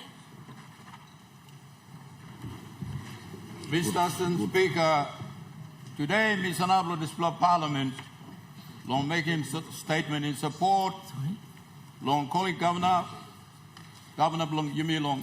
Governor. in a you take note law paper that was just recently presented by member for NCD. Sorry. Madam Speaker, at the outset, I take note of the paper by way of motion which comes before this Parliament by the Honourable Governor for NCDC, the Honourable Powis Parkov. I take note, and I want to extend and support him in the debate, as I will do so now in the due course. Mr. Assistant Speaker, Madam Speaker, or Assistant Speaker, Miss. Well, whether it's a madam or it's a gentleman, it's Assistant Speaker. That's a right title. Miss. Go ahead, Governor. Mr. Assistant Speaker, me congratulating you finish. Long you, number one, married on this country, long sit down on this hot chair, long Speaker of Parliament. Me congratulating you finish. Now, me no need long congratulating you again. Otherwise, powerful congratulations, Blamilo part-time by go selectively. Governor, you go ahead. So, by Star Sam, Mr. Assistant Speaker, me like him talk peace on today. I wish that me will talk motu, but me talk motu, because we got triple talk place in this country, long Parliament.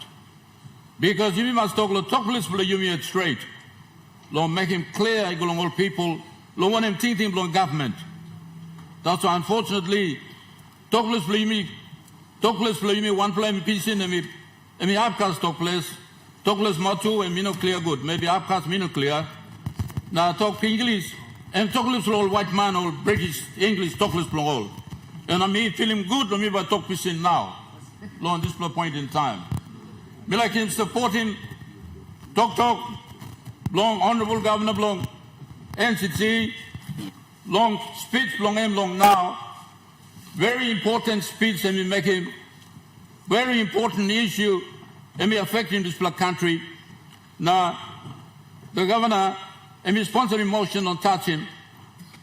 Now, because it's so very important, me feel him, me must talk, Mr. Assistant Speaker, but me no have talk long Papua New Guinea because sawe blow me long what is going on around the country, long issue blow violence, long old mama, now all beginning girls blow you me. And me legally.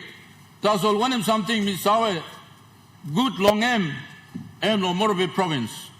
Also, na mi by talk more long issue long violence or passing long make him about long old mama na pigini girls long country play you me. Time talk all same, Mr. Assistant Speaker, you must be very careful too.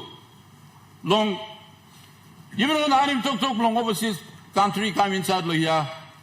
All man overseas come back up in this country. Long kind talk. Legally talk. Legally man die. Legally want him something or blow him up. You go to big plan, Mr. Assistant Speaker. Now talking international community. Also, you mean belong Papua New Guinea. You mean no good man or close to us animal will stop here.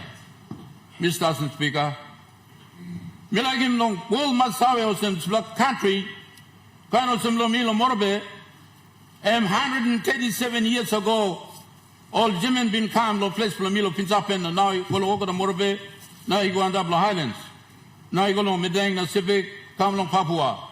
And 137 years ago.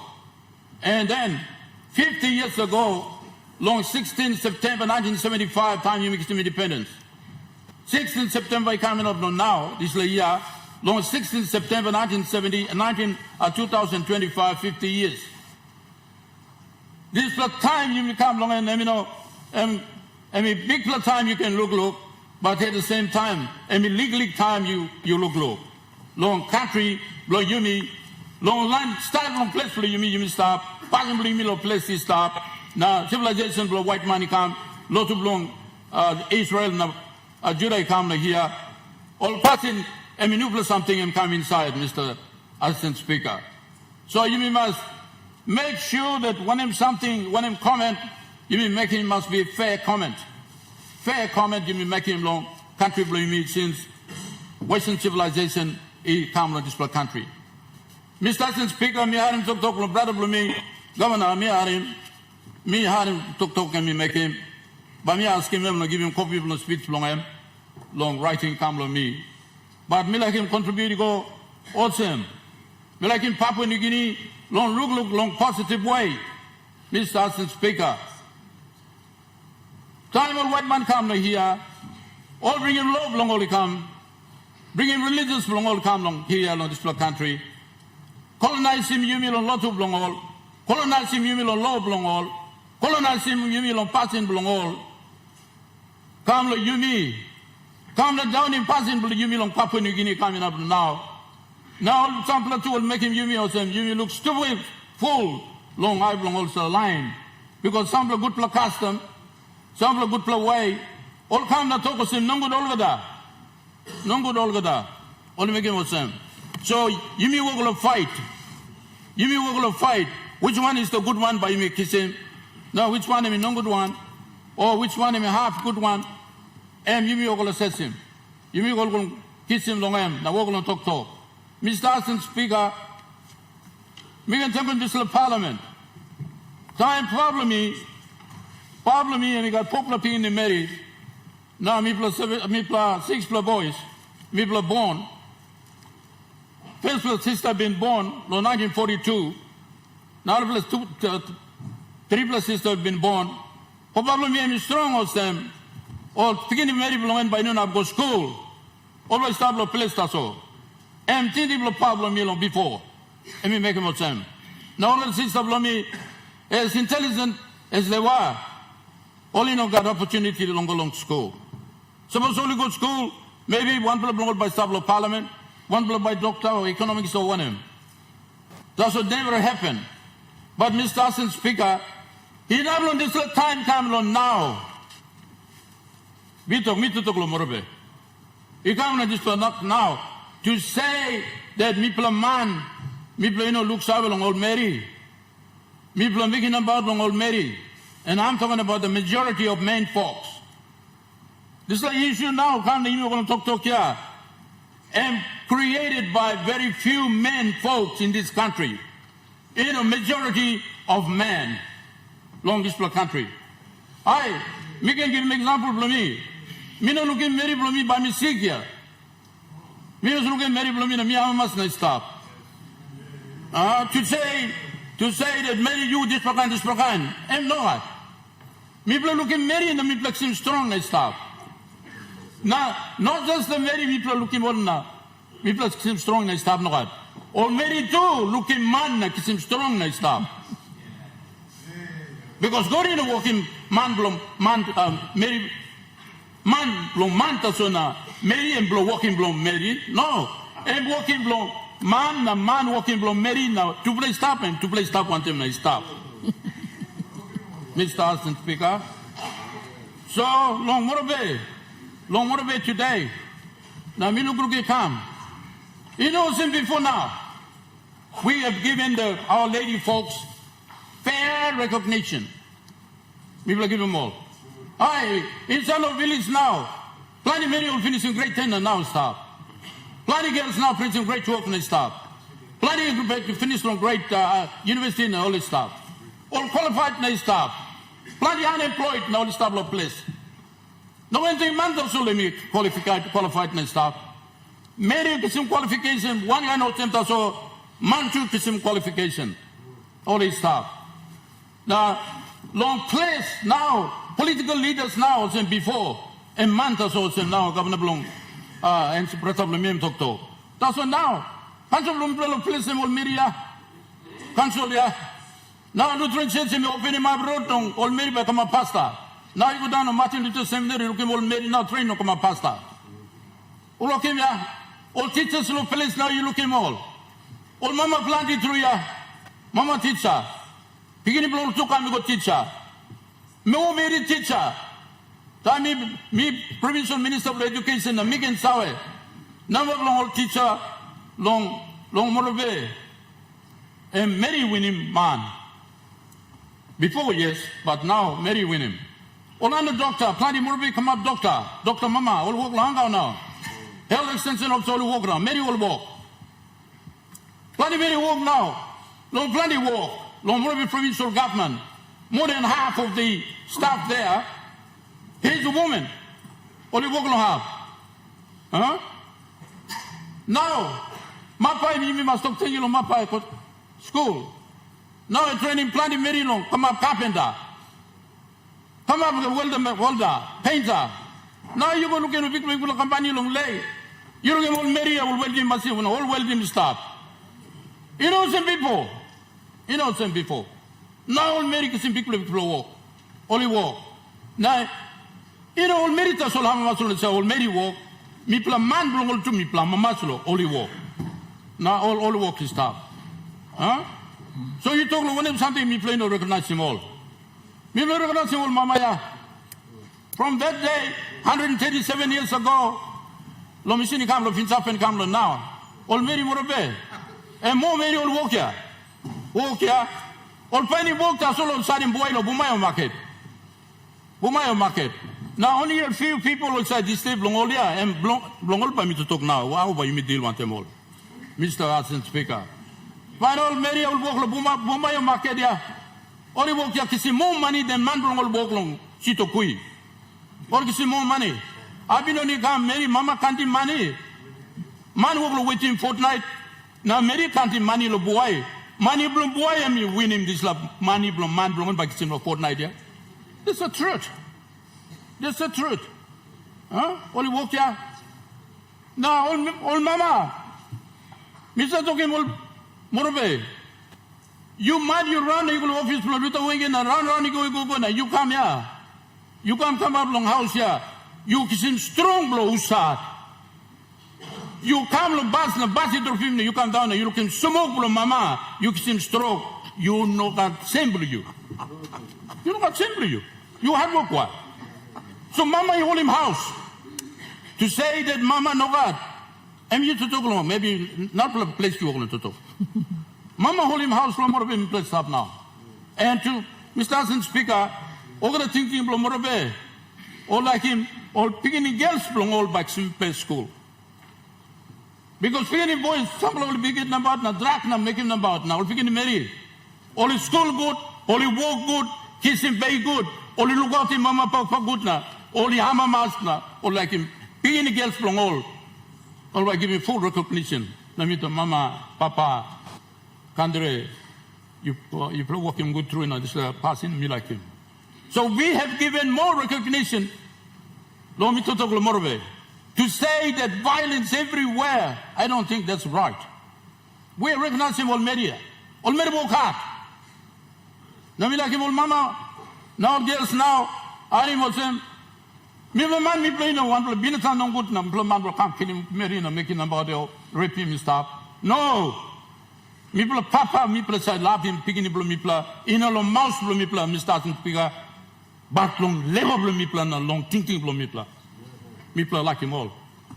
So we like him assurance you go young play Mary, young play girls, na mama out there. We like him assurance you play. Me play papa. Me play papa too. What do you play? Big play worry, go mama, long picking and more particularly picking girls. Me play like him. Now me I was through, Mr. Assistant Speaker. All picking now when they get that assurance. Now security. Now funding that we give too. Now Honorable James Marabe Prime Minister, you give him money long, score him all picking in him man Mary. Now Mary excel. Me go to plant school, me go along Marabe, me find him out, all Mary score him top mark. All Mary, all girls long primary school, the high school, colleges all score him top mark. Winning the counterpart of man. So whereby you talk about him all Mary. When I'm not a child blower. Now, said old Mary was scoring top marks, or he deserved to walk long, when I'm half all qualified on walk. Now, mining minister, me like him asking you, long this point in time, me go long, hands up long, K92, me go long, this half me go. Now, the first time will talk to me, or say, love long, this country, talk or say, or Mary by no walk long, mining side long, particularly in the tunnel. Minister, send him this alone. Now that's what you send him. You send him. Because plenty girls from graduate mining school and over the half will train a welder, carpenter. Now all by war. Now all mamas are more wise na economical, long time all kitchen money. Also I think good na use him. All picking the boy, with due respect, plenty belong all think long, 6 peg na, 12 pegs na, 24 pegs. First, then give him money lo mama, papa na, online country na usat. So, Mr. Speaker, the ladies in this country are doing well, and I want to tell the international community, we are not as before. We're not governed by our rules and laws as before. We have come off. We've come off. We are on equal par. We're thinking the same as the international community on the international law which recognizes the rights of ladies, girls in this country, in this world. And by the constitution of this country, made everyone become equal. We recognize that. And we are making sure that that is implemented.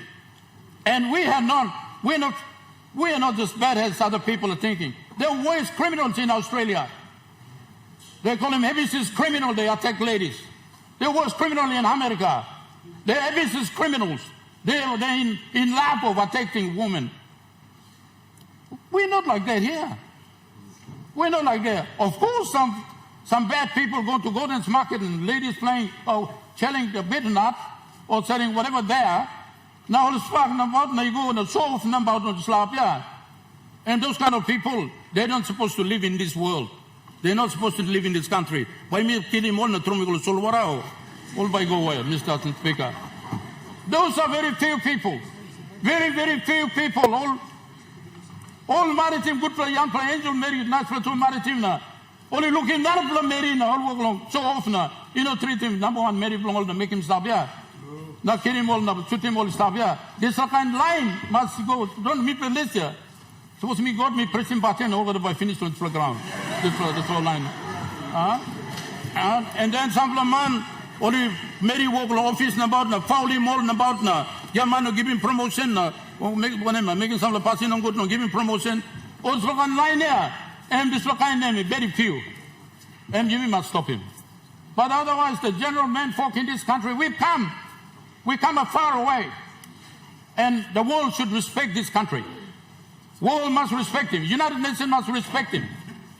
To come and tell that we are the worst people, the worst country in dealing with women or doing something disaster to the woman, I don't think I will accept that. Me never accepting this plan. There are far worse country in the world. They are doing everything. Like Muslim country, in the middle of this country, all passing Mary belong of Miss Maria, all passing face belong all the looking face from man or one kind man or like him, long enough showing face from him. I team around, this kind all working, stop him all go to school, long Afghanistan, no long Iran, and this will make him, yeah. This kind law. This kind passing him, no good. That's what this kind passing, Mr. Speaker. Even establish the country. Even establish the country. Governor Morobe, you got 2 more minutes to go. 3 more minutes. 3 more minutes. I'm taking my time. Mr. Speaker, kind something else in here. In establish here. Country believe me, stop good. Of course, we need to do something as now the governor me talk to. Me supporting governor. Long sample proposal, let me put him long him. You may make him so that all big man, you may deal one time all. Now all big man, Mr. Speaker, in no plan, and more legally land, all no fit no marito, all so supposed to you know anymore, and more too good fly, all no good all good, Mr. Speaker. So I mean I can propose also me support him motion belong Minister, sorry, Governor, me support him motion belong, but me like him propose him some matters. One, you need him best education, long all picking you me. Inside on this education, you must promote him culture, good culture, you me, morality, you me, all is something, and must go inside long school curriculum, now teach him all picking in it, now almost pass along and good forward. It is just talk nothing. Those things must become a curriculum to teach him to school, strictly. Number 2, me like him long proposals and tough penalties, long all money working much over want them all marry. Kind of rape, charging man long rape, there must be an injection of chemicals which will put the stick off. Mr. Assistant Speaker. You so long, please. Mr. Assistant Speaker. Sorry, I mean, unproductive. Any sexual offences. Or like in Singapore, sexual offence, minimum sentence of 18 years. You play against one them, one play marry. Mask, you touch him nothing, you touch him without the consent. Minimum sentence for you, 18 years. You can throw in a karina, make him stop us, but you inside here. And top penalties you may not put him. So all those things, meeting with them, I hope that the Law and Order Committee, which I'm a member, we will recommend tough punishment, long offender against women and against girls. That's what we're going to do, and I want this Parliament to unanimously support and tell Papua New Guinea that not all the men are like these few men. Thank you, Governor. Thank you too much. Good, strong, talk, you. Thank you. May I ask him, Governor, please speak, Honorable Alan Byrne. Thank you, Madam Assistant Speaker. Na mitu makim maus blong all people blong isipik. Mi play hama mastrulo lukim all someone blameri olim displasiana. Give him steer lo mi bla. And let me also say that it was a breath of fresh air. I think your rulings are quite good, and you know your job obviously from the work you've done in the autonomous region of Bougainville. So let me also pass my personal congratulations. Me too, me like supporting presentation belong chairman the parliamentary committee where me staff also deputy chair. Me like look sabetu na talk thank you long Prime Minister Marape. Long first you play make him special committee long last parliament, and now you play give him permanent parliamentary committee. So Prime Minister, let me commend you and thank you for this initiative.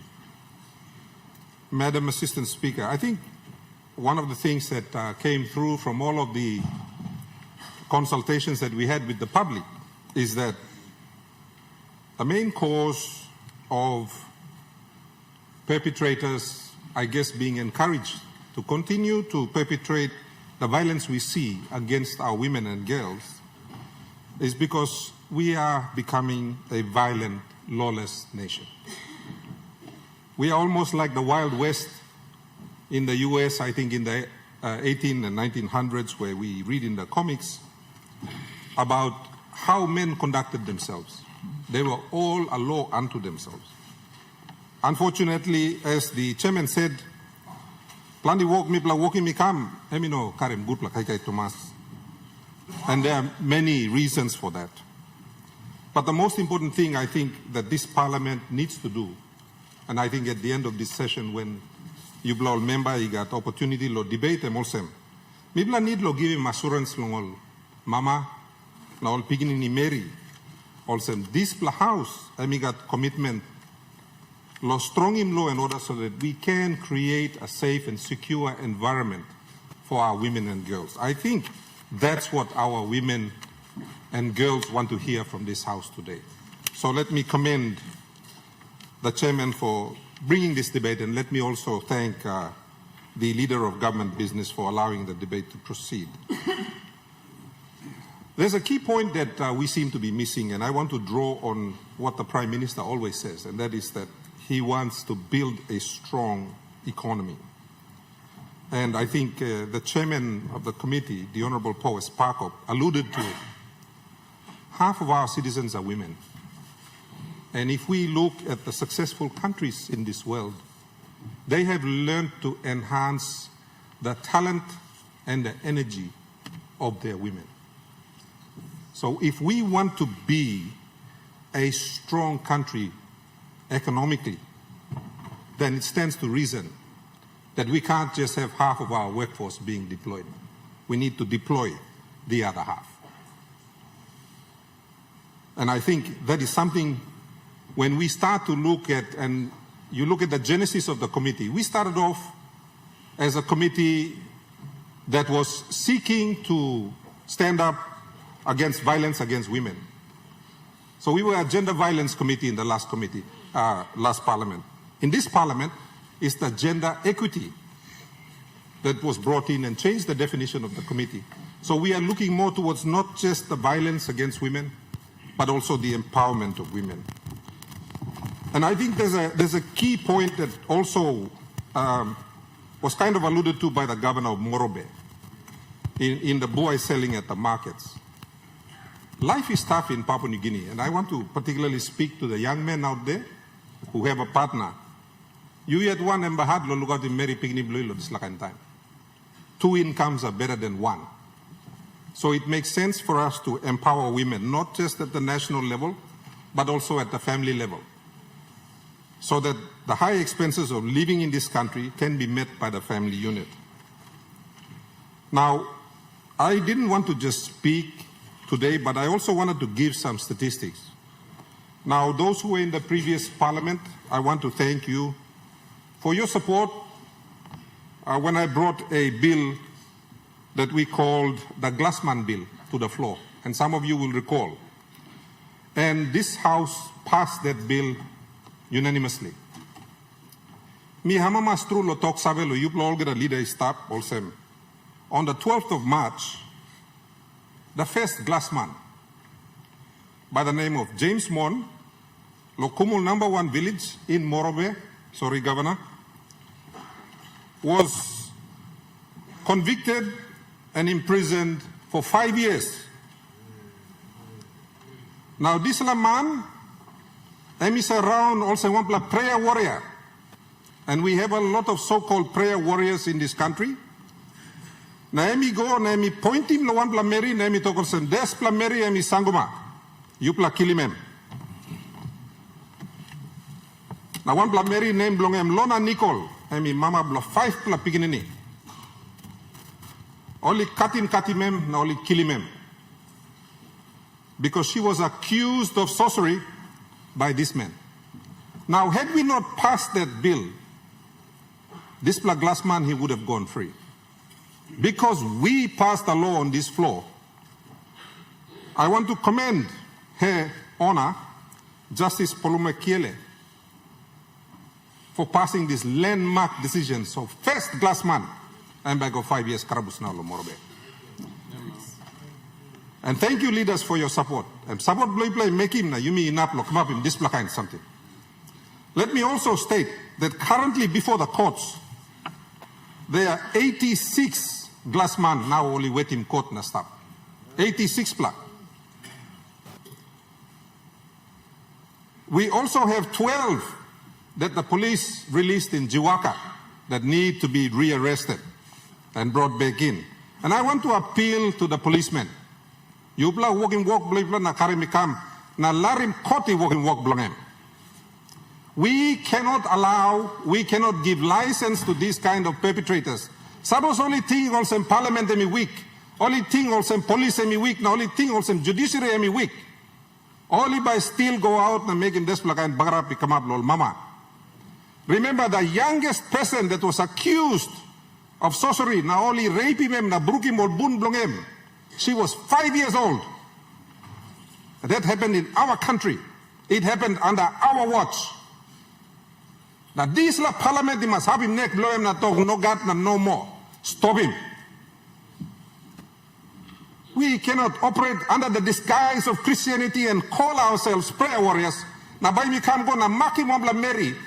Mama bla fight bla beginning na talk em tasole sanguma kilimem. What kind of country are we?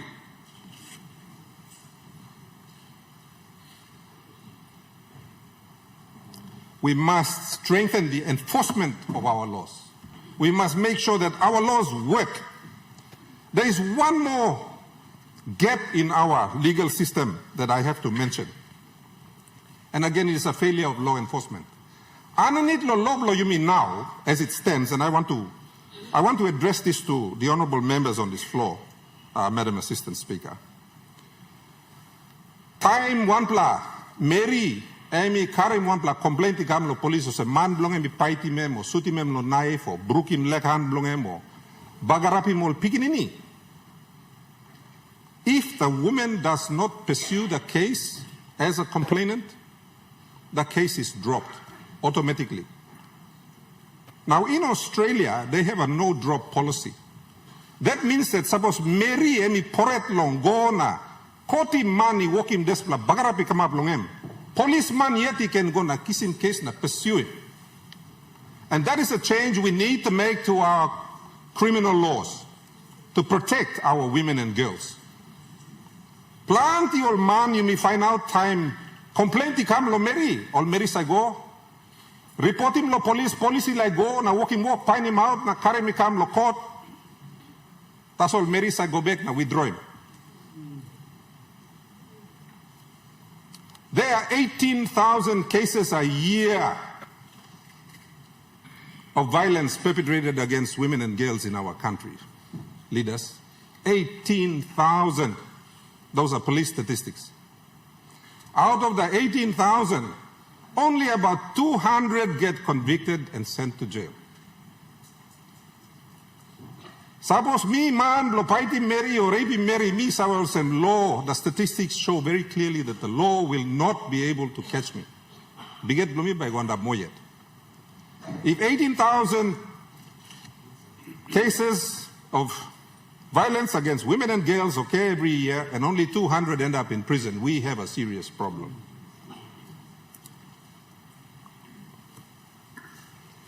Me, like give him strong long police minister, na ask him you, me play walk lo try him lo kiss him sample more through lo committee, all walkman na walk Mary by stop inside lo display area lo deal want them all cases belong domestic na sexual violence.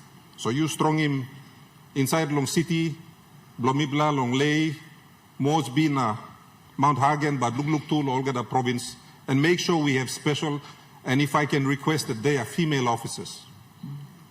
Suppose you can make him Olsem, you will be doing a lot to help our women and girls out there. One plus something, mi sabe looking at Olsem, me feel you may need lo walking, lo talk English, or call him positive discrimination. When we see that 50% of our population is unable to participate for various reasons in the economic and other developmental agendas of our country, we need to discriminate positively.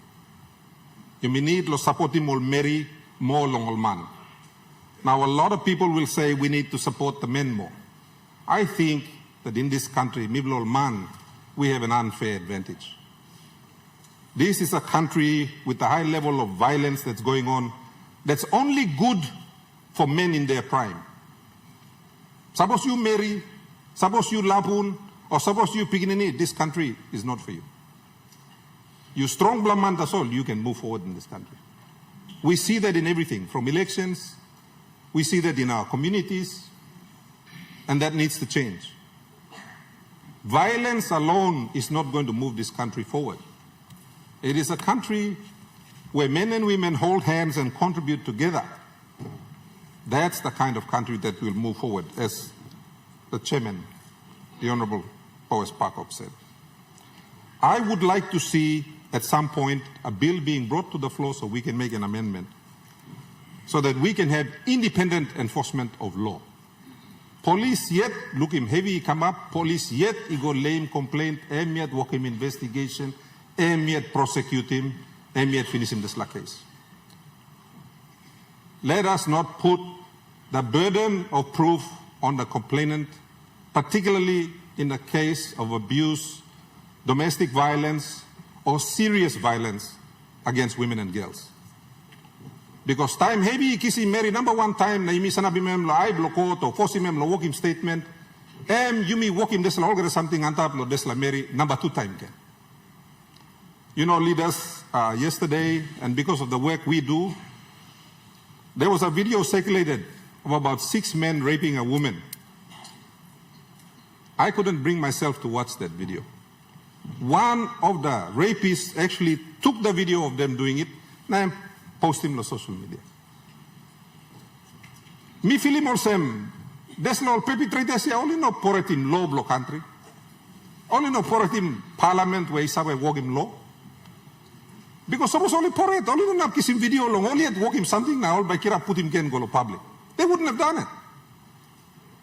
there is a flagrant and very vigorous rejection of the rule of law in our country by some members of our communities. Government in need lo so strong long em through long police force, through long prosecutions, through long all judges. Now you hold him pass in this kind of line, make him sabe long all. If we have to build a bigger, stronger prison, or 2 or 3 prisons, so we can make sure that these people are punished. Me Billy Bossam Desla, and by cut him down kind bigger person. We must do our part, which is to bring the amendments and change the laws and toughen the laws. There's a suggestion where Governor Blomorobe making, where we talk about chemical castration. It is done in other countries. Now, Misa, where you may plan the laugh. But if that bill comes on this floor, you will have the support, if that amendment comes here, of the people of ECP. It is time we send out a clear, strong message to perpetrators that MIPLA as a country, we are taking a serious stand against these things, just like we did with the Glassman bill. To conclude, Madam Assistant Speaker, Wanda Molgata, all honorable leaders of this House, you know, one of the things you plan to you go house man or by talking you all same. You man, you have a duty to defend the women and girls in your community.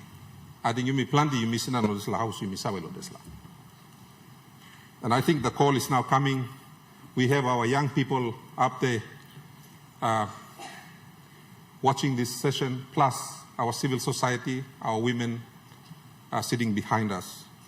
And I think it's very important that the men in this house show in one strong voice that we will stand up and defend our women and girls. It starts in this house. Yeah. It starts with our actions, leaders. We have already shown that we are willing, through the committees, through the law that we have already passed in this house, but we must do more. We must break the cycle of violence. We must catch the perpetrators, and we must put them away.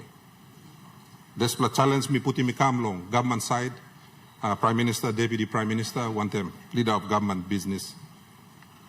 We have good organizations, non-governmental organizations. The law that I brought here was drafted by volunteer Papua New Guineans who are working with the Tribal Foundation. There are many good organizations out there that are willing to draft laws for us. I am willing to bring a private member's bill or several private members' bills if the government will not do it. But I say again, to all the men in this house, it's up to us. Let us send a message that is going to tell our women and girls that we value them, and we will commit ourselves to creating a safe and secure environment for all of our women and girls. Thank you, Madam Assistant Speaker. Governor Bird, thank you to us. I think this have time. You look so well, Mama, sit down. Lohan Kais, Blomi Lohia, thank you, Lo Yuplakam. Long Namel, Blong Parliament, thank you, Lokam. Olga Pikini Lo Han Shoot Blomi Lapside. Thank you, Lo Yuplakam, Lokam witness is important session of the Tail afternoon. Maypla got 3 Mary in Satlon Parliament, 11 Parliament of the state of Papua New Guinea. They tell me, he got this look Savel, or me ask him, Minister Blong Labor and Employment, Honorable Kesi Sawang, Lo give him really talk to Blong to Telabron. Minister. Thank you, Madam Assistant Speaker. I also want to join this debate, and I take note of the paper that has been presented by the chairman of the Feminine Parliamentary Committee on Gender Equality. And second, I want to acknowledge your elevation to be the Assistant Speaker of our Parliament. And on behalf of my people of Rai Coast, as well as the women and girls and the children of Papua New Guinea, we want to thank the government of Maraperosa for that honor of appointing a woman to sit in this chair in the third arm of our government. Madam Assistant Speaker, gender equality is not about women and only for women. Gender equality is everybody's business. Men have a critical role to play in achieving this goal. And on that note, I thank our Prime Minister for the strategies and work that he has given to various members of Parliament to undertake. And one of that was the Permanent Parliamentary Committee on Gender Equality, led by the provincial member for NCD, the governor for NCD. Madam Speaker, elevating the status of women and girls remains one of our most pressing development needs. Let me present some statistics around gender disparities in Papua New Guinea. As we are all aware, in the National Parliament, we have 3 women members of Parliament. The Honorable Rufina Pita, the Governor for Central Province, yourself, Madam Speaker, the member for North Bougainville, and myself. We have contributed to a 300% improvement in gender representation in political leadership by moving from 0 in the last Parliament to 3 in this Parliament. Should we feel proud as a nation? Yes, as well as absolutely no. Our people want their governing bodies to look like them, feel like them, and think like them.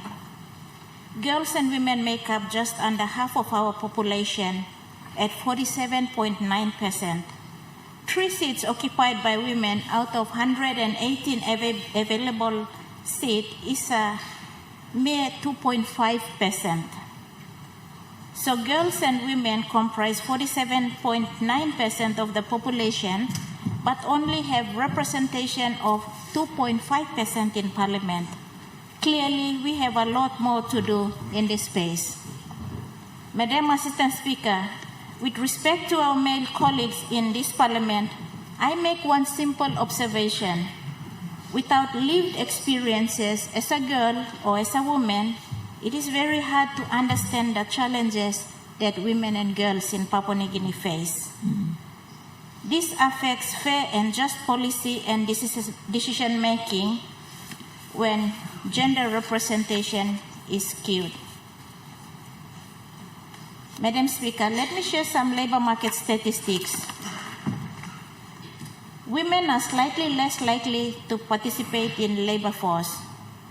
In Papua New Guinea, 50.6% compared to men with 53.1%. We see considerably lower employment rates for women. From superannuation data, we see that around 25% of formal labor workforce are women. This is an extraordinary gap and one that should alarm all of us. We need to increase the labor participation rate for women in formal business and enterprising. Madam Speaker, Madam Assistant Speaker, a recent survey of workers in formal and informal jobs estimated a median or average wage of 763 kina per month. This survey estimates that the average gender earnings gap of 13.7%. In other words, on average, men earn 13.7% more than women. The question is this acceptable or not? No, it's not. Further, Madam Assistant Speaker, a 2024 World Bank study finds that globally women have just under 2/3 of the legal rights of men, affecting their economic and social participation. The gender gap, however, for PNG is more stark, with women having 47.5% of the legal rights of men. After accounting for significant weaknesses in the implementation framework of our country, this score falls to 10%. Madam Speaker, Madam Assistant Speaker, why does this matter? Of course, we have a moral obligation to improve the lives and livelihoods of women, and that alone should be sufficient reason to act. But there are also considerable economic and social benefits. Recent analysis suggests that if women participated equally in the labor force market, average income of Papua New Guinea would be 20% higher over the long run. To put this into perspective, Madam Assistant Speaker, the real national income of Papua New Guinea is estimated to be 75.7 billion this year. That is 2025. I'm talking about the real national income. It should be 15 billion higher if we eliminated the gender gaps in the labor market.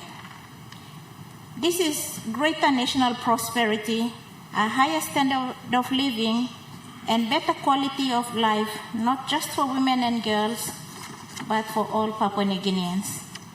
Madam Assistant Speaker, as part of my ministerial priorities, I will be bringing to government a legislative program that will amend our labor laws to remove barriers and eliminate discrimination against women in the workplace and improve the world of work more generally. I look forward to the Constitutional Law Reform Commission report and recommendation on mandatory paid leave so I can lead the government's response to this. I also want to thank the Maraperoso government that this parliament in January 2023 ratified the International Labour Organization Convention on Violence and Elimination of Violence and Harassment at Workplace, which I deposited with the ILO, and it came into effect in September 2024. So when we amend the labor laws, it will also include the convention that requires us to have violence and harassment against women and girls at the workplace to be addressed. Madam Assistant Speaker, we must tackle gender discrimination in remuneration. I will also seek legislative amendments to ensure equal remuneration for men and women workers for work of equal value. I look forward to this Honorable House, Madam Assistant Speaker, to support when I come with the government's legislative amendments to improve outcomes for women in the world of work. Madam Assistant Speaker, I thank this Honorable House for listening. Thank you. Thank you, Tomas. Long line where tune in to so long TV na lo radio. Me play walk long. It got long floor now. Me play debate in this la paper and Governor Blong NCD and me table him tete. Long morning coming up now. So you've just joined us. Me ask him now, member Blong Mosby Northwest, Honorable Samuel. Honorable member. Thank you, Madam Assistant Speaker. And firstly, before I give my speech, I'd like to congratulate you on behalf of the people of Mosby Northwest for your elevation to the seat of Assistant Speaker. I rise to also support our chairman, my chairman of the Gender Equality and Women's Empowerment Parliamentary Committee, Feminine Parliamentary Committee, the Honorable Poes Pakop. Thank you for the passionate and very detailed presentation of the plight of our women in Papua New Guinea. The question we should be asking as leaders, rather than be very rhetorical, is what are we going to do as leaders or as representatives of various districts? I've had a chat with the Honorable Pakop, and he has given me the blessing to commence or set up a secretariat, the Mosby Northwest GBV Secretariat, which we will be launching soon, to deal with this pandemic just in the Northwest area, and also our people of Motukoita. We will do a pilot project and see how we go in just focusing on Northwest to see how we can address this situation. So I encourage the rest of the leaders, if we are successful in this pilot project, we can use that as a blueprint. So I thank the Honorable Governor for supporting me on this initiative to launch very soon the Northwest GBV Secretariat. Thank you, Assistant Speaker and leaders. Thank you. Honorable Governor belong Central Province, Honorable Rufina Peter.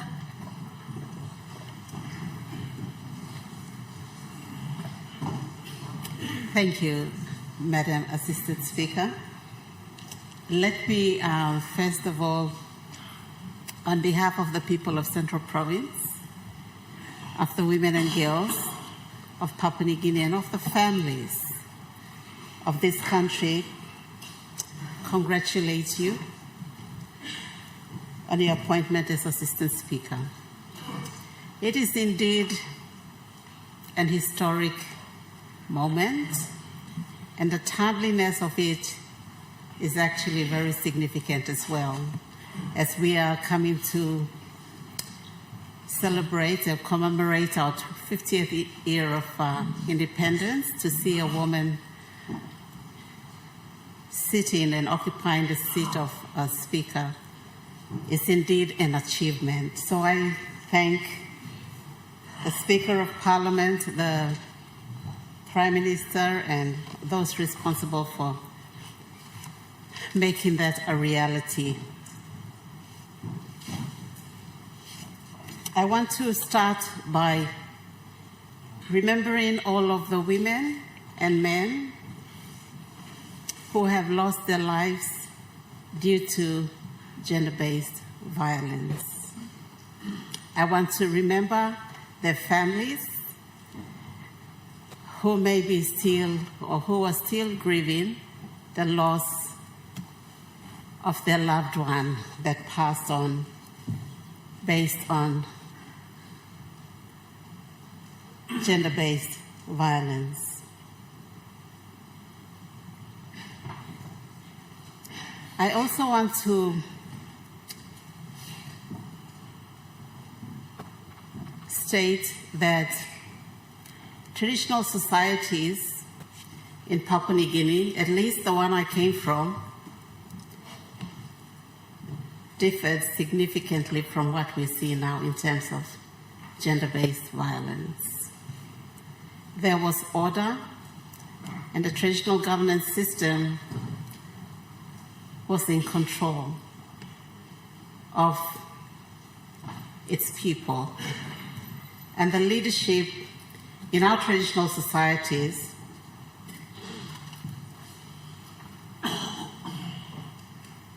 command the authority, or demonstrate authority and command the respect of their people in governing their people. So that is an important realization or distinction I want to bring us as members, leaders on this floor to think about.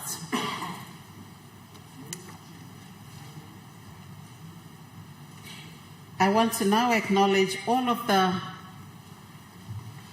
governments, the previous prime ministers and governments who have been responsible for recognizing and doing something about preventing and responding to gender-based violence.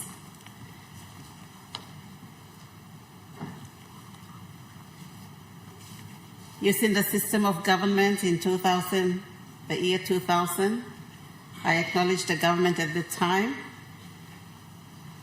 that established the Family and Sexual Violence Committee, which was a sectoral committee of CIMC. I want to acknowledge all of those people that worked hard to put the first strategy in place. And there was another strategy after that, which then informed the current strategy that we're implementing. So the governments, the development partners, the civil society organizations, development partners, faith-based organizations, male champions in that implementation of the strategy, I want to acknowledge them. I think many of them as implementers actually do not seem to rest well. They're called up at 1 a.m., 3 a.m., whatever hours of the day to attend to victims of gender-based violence. And they attend to them regardless of what time of the day or night it is, regardless of how busy they are. They go out and reach out to these victims. So for all of the work that they do and they have done and continue to do, I want to recognize them, thank them, and acknowledge them.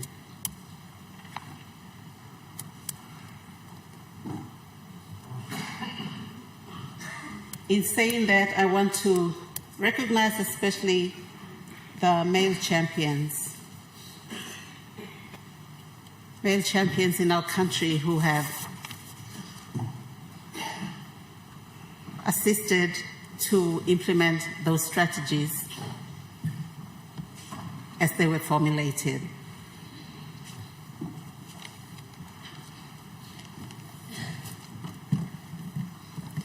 I want to thank the current government for that special parliamentary committee in 2021, and I want to congratulate those and acknowledge the achievements of those members of that committee. And of course, I want to thank the chairman of the current committee, the Permanent Parliamentary Committee, and the deputy and all of us members of that committee.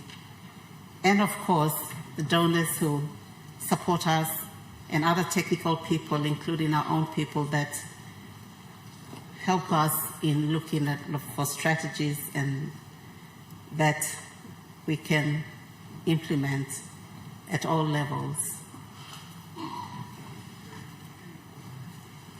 In saying that, I also want to, I guess,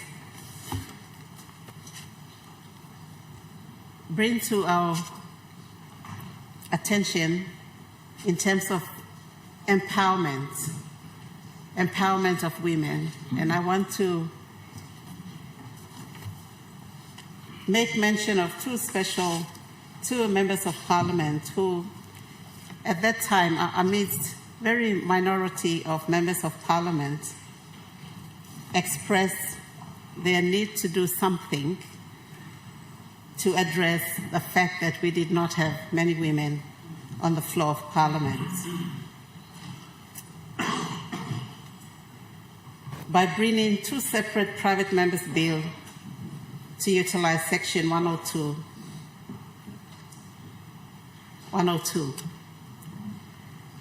The first in 1994 by the late Honorable John Neil Carey, and the second in 2003 by the Governor for Morobe, Honorable Luther Wenge. Both were unsuccessful at first reading, which reflects the ongoing political apathy about using any form of affirmative action in spite of the constitutional authority and duty of Parliament to do so. So Section 101 specifically states that we have two kinds of members, or we can have two kinds of members of Parliament, one elected and nominated by Section 101. So Section 102 states that the Parliament may appoint up to 3 members for which a 2/3 absolute majority vote is needed. And these are nominated members. So we have, this Parliament has not been able to,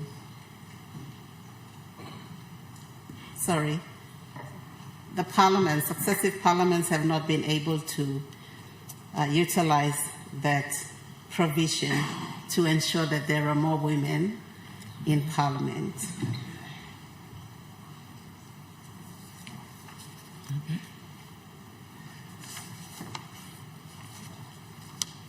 So a lot have been said, very good points that have been made, including statistics by Honorable Kessi Sawa. Excellent statistics there for all of us to see the importance of women empowerment, whether it be in economic empowerment, political representation empowerment here on the floor is what I'm talking about, but in empowerment also in other areas of life. We know that the contribution just by their participation will improve our development outcomes. So without adding to all of the very good discussions and points for us to reflect on and take note of and take action in our respective capacities, I want to also offer some actions that we need to also think about. The first thing I want to express here is the need for us as a government to address corruption, the issue of corruption. We cannot stand here and talk and pass laws and not follow those laws. As leaders, we must try to lead by example.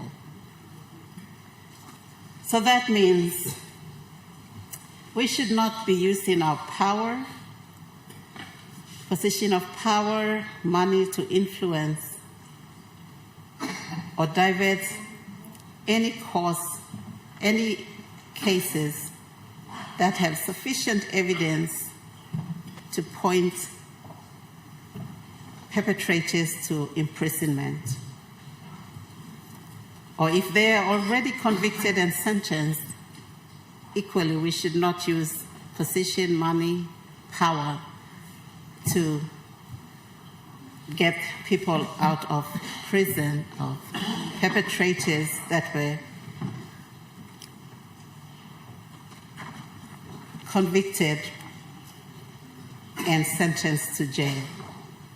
Second, I started off by trying to compare with our traditional governance structures and systems, because a lot of things that are facing us now are also contributing to the kind of violence that we are looking at, including gender-based violence and how those violent acts are committed. So it calls on us as leaders to look closely at the censorship of materials and what we allow into this country, and even taking tougher decisions like the ICT member, communication member had said about perhaps looking at banning Facebook. A lot of these things come because our children, our young people are looking at things that we don't even have control over, that influence how they think, that then translates into their attitude and behavior to see what we are. That's resulting in what we are seeing and what we are talking about today. The other suggestion that also includes the issue of illicit drugs that are present in the country now, and how easily they have been moved around, and we don't seem to really have strong ways to address this. Because when people are intoxicated with drugs or under drugs, they can do the kinds of things that we are looking at and talking about. I also want us to look at, seriously looking at giving greater autonomy to provinces. Because the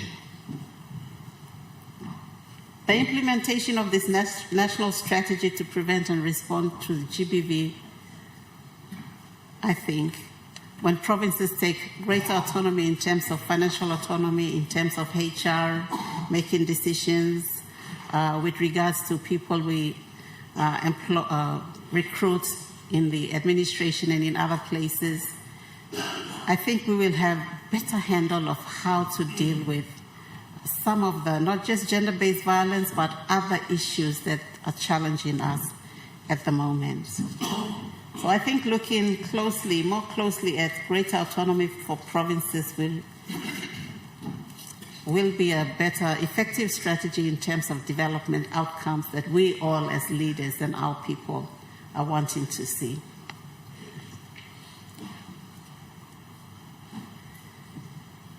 And the implementations of the recommendation of the Permanent Parliamentary Committee on Elections is another important thing, another important action that we should look at.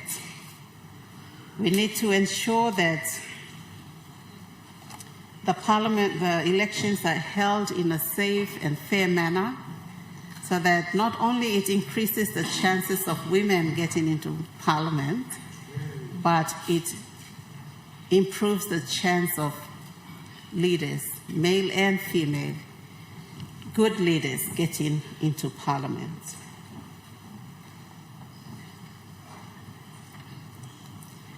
So I think it's about time, as we are reassessing our journey, 50 years journey now, and looking at the challenges that we are facing, perhaps we should also look at traditional governance systems at the lower levels of government, at local level government, and see how those can come in and positively influence and have an impact, positive impact on some of the issues that we are faced with, some of the challenges that we are faced with.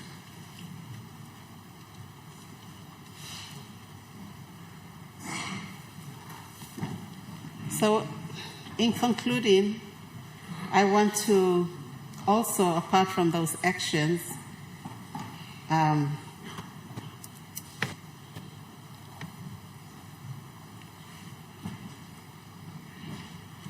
also propose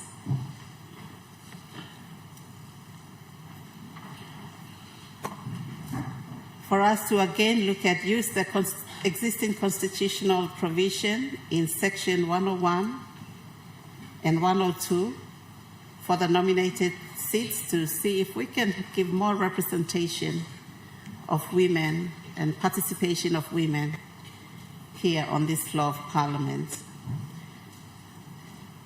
And secondly, to introduce new enabling legislation for women's seats, as in the case of Aro and Motukweta Assembly. So in closing, I want to just share an experience in that space.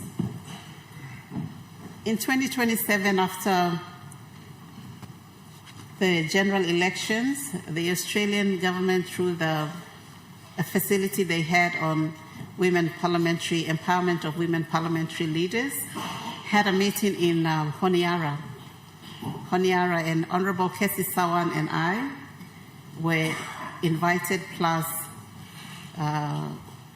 Lujaya Koze. She had just lost the election, and so three of us went from PNG to Honiara. And all the other Pacific Island women were there. Members of Parliament, honorable members of those respective parliaments were there. And from Bougainville, we had Honorable Francisca Stemoso from the Bougainville House of Representatives. There, I think there was two of them there. And at that time, we had no women in Parliament. And it made me feel very sad that PNG as a parliament, we had already 11 parliaments. And Bougainville, that just started out, was able to already have women using TSM special reserve seats to have women as elected members of parliament, apart from running the normal elections as well. And so that was a moment in time when I thought something is not right in our parliament. If we have stayed this long and we have not entertained that section 101 and 102, at least to have nominated seats, throwing out TSM, temporary special measures. What else do? We cannot go that way, continue to go that way. I am thankful that the preferential system has come in terms of elections, because I think it does give women a better chance, more chance of getting in rather than the first past the post. But seriously, on the eve of 50th independence anniversary, that is an issue we need to address as a parliament. Thank you, Assistant Speaker. Thank you, Governor Peter. Honorable Deputy Prime Minister. Thank you, Madam Assistant Speaker. Miletok, big thank you to Lo. Miluk Salo Yusinalo this seat on this very important occasion on the debate regarding violence against women and children in our country. And it also shows the highest level that Parliament has accorded by putting you sitting on that chair and showing what we think of what our women should be respected and treated like. And I'd like to also commend the two women that grace us in Parliament. Yupla tripla graceim mipla lo Parliament. I'm sorry, Mosa mipla amamastrun. I chose that despite odds, women can succeed when they strive to do harder. And I'd like to commend all three of you in Parliament today. I'd like to join this very important debate and acknowledge Governor Pakop for bringing this very important discussion to Parliament today. I'll be short. It is a scourge that has darkened our nation. It is a scourge that every right-thinking person, whether it be men, women, or children, should fight against with the strongest will. It is not an easy task. We have come a long way. But this thing that has evolved, this is something I'm also evolved, we come up here. Lo this is violence, lo bagarabi mo trango, Mary Yumi, or Susa, or Picanini. Miplo ogera papa sinaun inside lo here one time, tripla mama. Mipla tu no like him disla, lo come up, lo Picanini blow mipla, no family blow mipla too. So one time disla mipla bin sinaun long em. Mila assure him, ogera Mary lo country blue, min or line sinaun inside lo stands. That Parliament, mipla all get but try best mipla lo try and walk him all disla. Or something to stop him, this perpetrators of violence against the community, now Mary Picanini, Mary Blumi. And big person, the Mila Sorim, you play Lodisla. Now, Lodisla Sorim, some you look in Penis, Governor Betty been talk. Time this Parliament sit down and Mipla pass him this Glassman Act, Parliament. Bla pass him Penis, now plenty or line or arrest him all Penis, Mr. Madam Assistant Speaker. All arrest him all finish now walking. And walk the Parliament. Laws and mipla pass him. To make certain that this all something and mipla straight him. So that all this like kind people passing the kind line of them, they must be pursued vigorously. Now all must face him the full brunt of justice. And most statistics and Governor Bed and so in finish. No so most mipla no looks away. But yes, me also admit him, mipla must walk him more. Mipla must walk him more in our own ways. Mipla ogeda must walk him. Me give him you this time lo late 1980s, igolo 1990s, Madam Assistant Speaker. This passing lo violence against all Mary Picanini, ego strong to mass. And start lo late 1980s, ego 90s. Passing lo killing Mary, lo passing lo Sanguma. Na call him name nothing. Na passing lo Glassman, he walk about, na walk him this in passing. Start lo late 1980s. These are late 1980s. Now I speak because this time me been young plaki up stablo Simbu. Na mino sa look in this kind trendy come up until the late 1980s. Na go 1990s is the trend them start come up, Mr. Madam Assistant Speaker. But this like trend them start evolve lo all get a house line blue mina wanem because lo advent lo social media, Facebook, all this like and something start come up lo this time 1990s na come up on top too. So ting blow line. Madam Assistant Speaker, all start look lo this all start emulate him, no start mix him, want them sample all beliefs blue me traditional beliefs, all mix him, want them sample all cultural beliefs, something go no he go strong through. No start lo this la passing blow, cook him line, walk him, kill him line, point him man, nothing, especially to the innocent women and children. So this is something he go strong to us. And this la call blow, good la governor blow, central province, lo you me, look lo social media na, manage him na ban him, I'm good la call. Me support him this la call blow you because this la ting and bagarab him, ting blow, plenty or young blow me. We all looking now, all emulate him, this like kind of activities, Madam Assistant Speaker. Then you may come back, me come stop lo lane, me stop save one time police lo lay. Now me look in plenty lo police station, Madam Assistant Speaker. Plenty line, all been talk time, Mary all party mo lo kind of some come up lo station, all but talk something blue na man blue go na straight him lo house line. That, Madam Assistant Speaker, was in those days. I am glad to say that now the police example in Leh, we have set up a very efficient FSVU unit, Family Sexual Violence Unit. Now this unit, Madam Assistant Speaker, I'm comprising all merit aso. You man, you stop, now you go no court him, you marry you court you, now you go lo this unit lo lay. You saw say you bucks in big headpan straight, but you karabu so you na kamara said lo this office. So this mila commend him kind of line of sem lo FSV unit. All stop me commend him police minister no line lo strong in this unit. Now this unit must emulate him lo all get a province na town blue you me. So I'm place where all mama, all picking him Mary got heavy, all can go sit down easy na talk one time. All mama and walk inside lab as all police Mary na kind of sem. And believe me, this like FSVU unit, plenty man me talk long all talk, hey, tay mama koti mina mi go lo this lab, misa minu na come back to the point that all mama too physically manhandle him one all months up Mary blow inside lo this lab. So commendations law. And I point again to another instance. About a month ago, young teacher, Mary, I'm got two pikinini, Mary Morobe, and teach law, one bush law, Eastern Islands. But man blame paiti mem, two the teacher, man blame paiti and bagarabe mem. But this young teacher, and bring him country blame look him local level government president blame lo lay, the IE president, and bring him me, and then me ring him police station commander lo Goroka. But police station commander, within 5 minutes, the FSVU unit in Goroka, one them FSVU unit lo lay, all been combined no rescue and finish this Mary before lo me ring.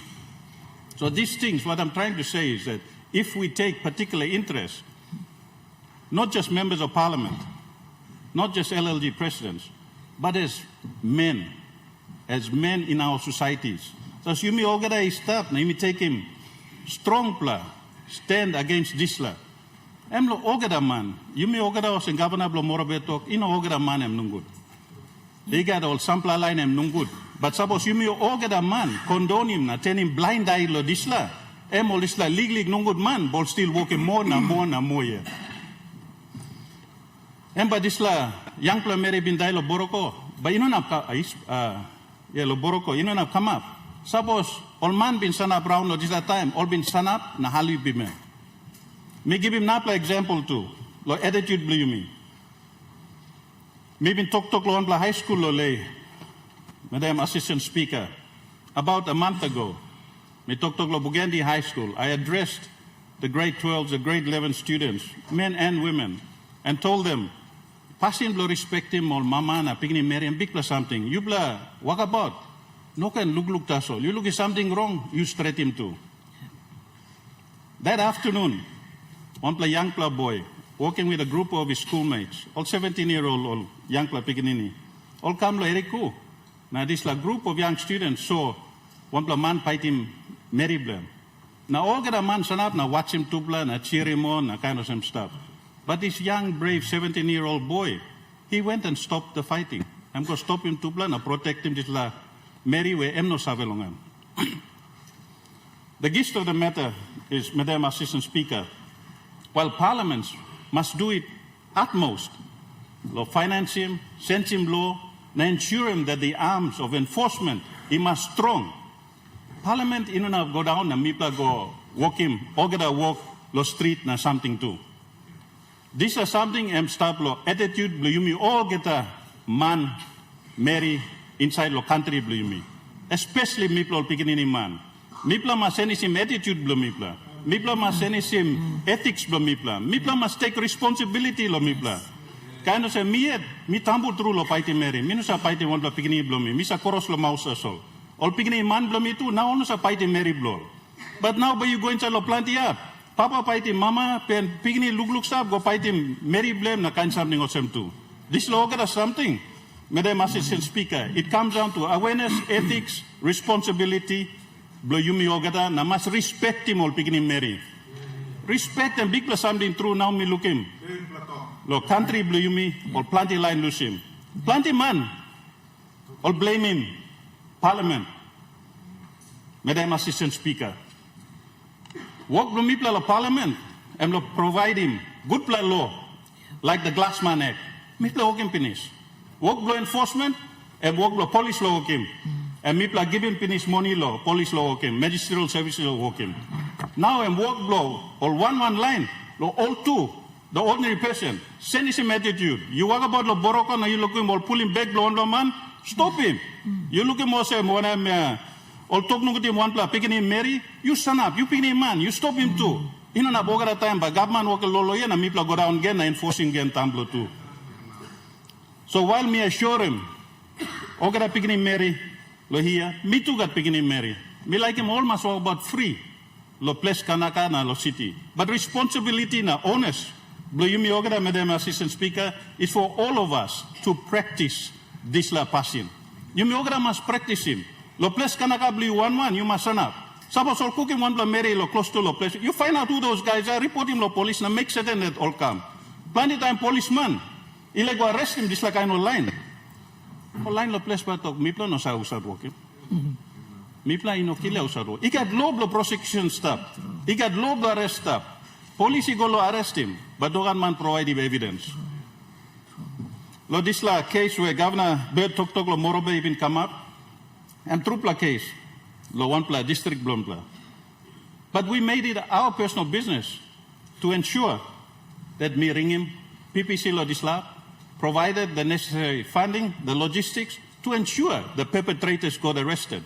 And those perpetrators are now serving time behind bars for 5 years, as statistics blow Governor Bird talk. Miba sotim tok lo this la. It needs, well, this scourge and one plus big plus something through lo country blue you me. You know legally something. Need him effort, consolidated, united effort blue you me ogada. Start lo miplo parliamentarians. Mipla start and work blonpla must work him law and work blonpla. He go down, police must enforce him over this law. Magistrates to all sit down, or must make certain these perpetrators face the full brunt of the law. Na yumi okay me go, na yumi yet, all citizens blo Papua New Guinea, especially people pikinini man. Yumi too must change him attitude, respect him, all Mary stop, na yumi ogada stop.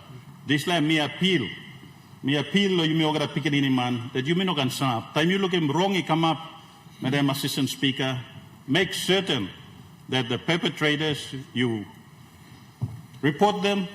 If you cannot hold them, you got mobile phone, you call in police, you identify them all and make certain that they face the full brunt of the law. This can be emulated in our villages where you may all get a sit down and you may all get a leader man to one place blue you me. Time Liglig village blue me got heavy, you must time you me sit down, school him or line blue me law place, Madam Assistant Speaker. He got all line stuff in our place. This last time, all bagarapim, all Mary, now picking him Mary lol. Place blue you me. He got money snap stuff. He got all leader man snap stuff. Work blow all, lo report him, this la crime, na help him, na stop him. One day this la, finally, Madam Assistant Speaker, me commend him. It's la good bla work. The Governor Pakop, one time online blame, na me to commend him. Government, lo set him up, realize him, na set him up. This la permanent parliamentary committee, because we realize that this scourge is a big thing that affects the women of our nation. We assure him, Mary, that we'll do our best, our ultimate best. Mipla tu gat pikinini Mary. Mipla tu gat mama na country. We'll do our best to ensure that our women must walk free, or must walk about free, lo get up. You can wear one kind dress or one Sunday you walk about. You can walk about 1 o'clock morning lo boroko or leriko. That is your right as citizens of this country. I can assure you that our government will continue on both sides of the house. Mi talk and misa, mipla olgada ol papa na mama mipla sinan le. I'd like to assure everyone that we'll do our ultimate best, and we owe it to our women folk in this nation and our daughters. Thank you, through, Madam Assistant Speaker. Honourable Member Blong Alotau, Honourable Morris.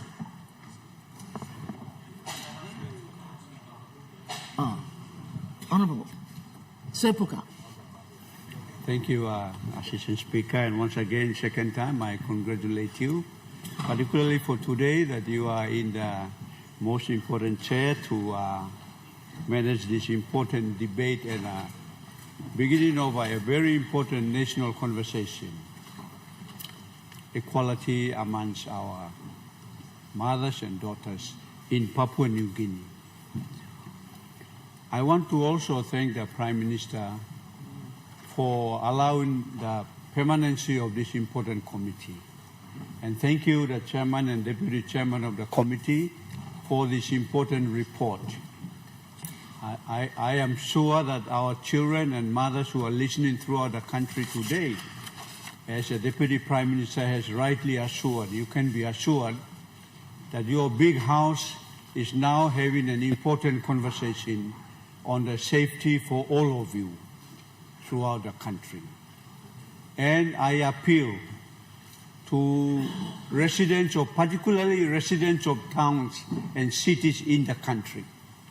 I appeal to young men in particular in this debate.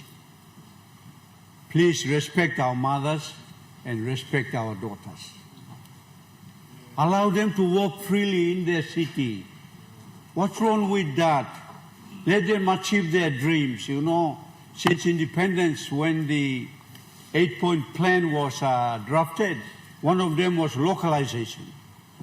And I can tell you that today, as we are preparing to celebrate our 50th birthday as a nation, we have produced so many girls who are now doctors, so many girls also pilots, engineers, accountants, teachers. So young girls out there, you can still dream your dreams. You can still dream your dreams. One day you will also become a doctor. One day you will also become a lawyer, an accountant, and one day you will also become a parliamentarian.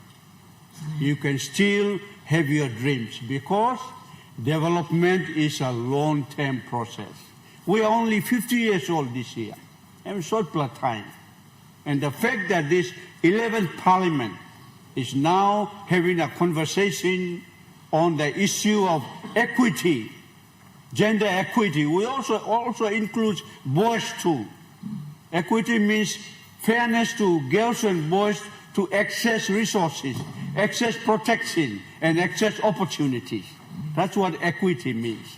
But unfortunately, the reason why this honorable House is debating this issue, because in the family of the United Nations, when UNDP assessed us in 2021 on the GII, the Gender Inequality Index, they call it GII, out of the 161 countries, we rated 160.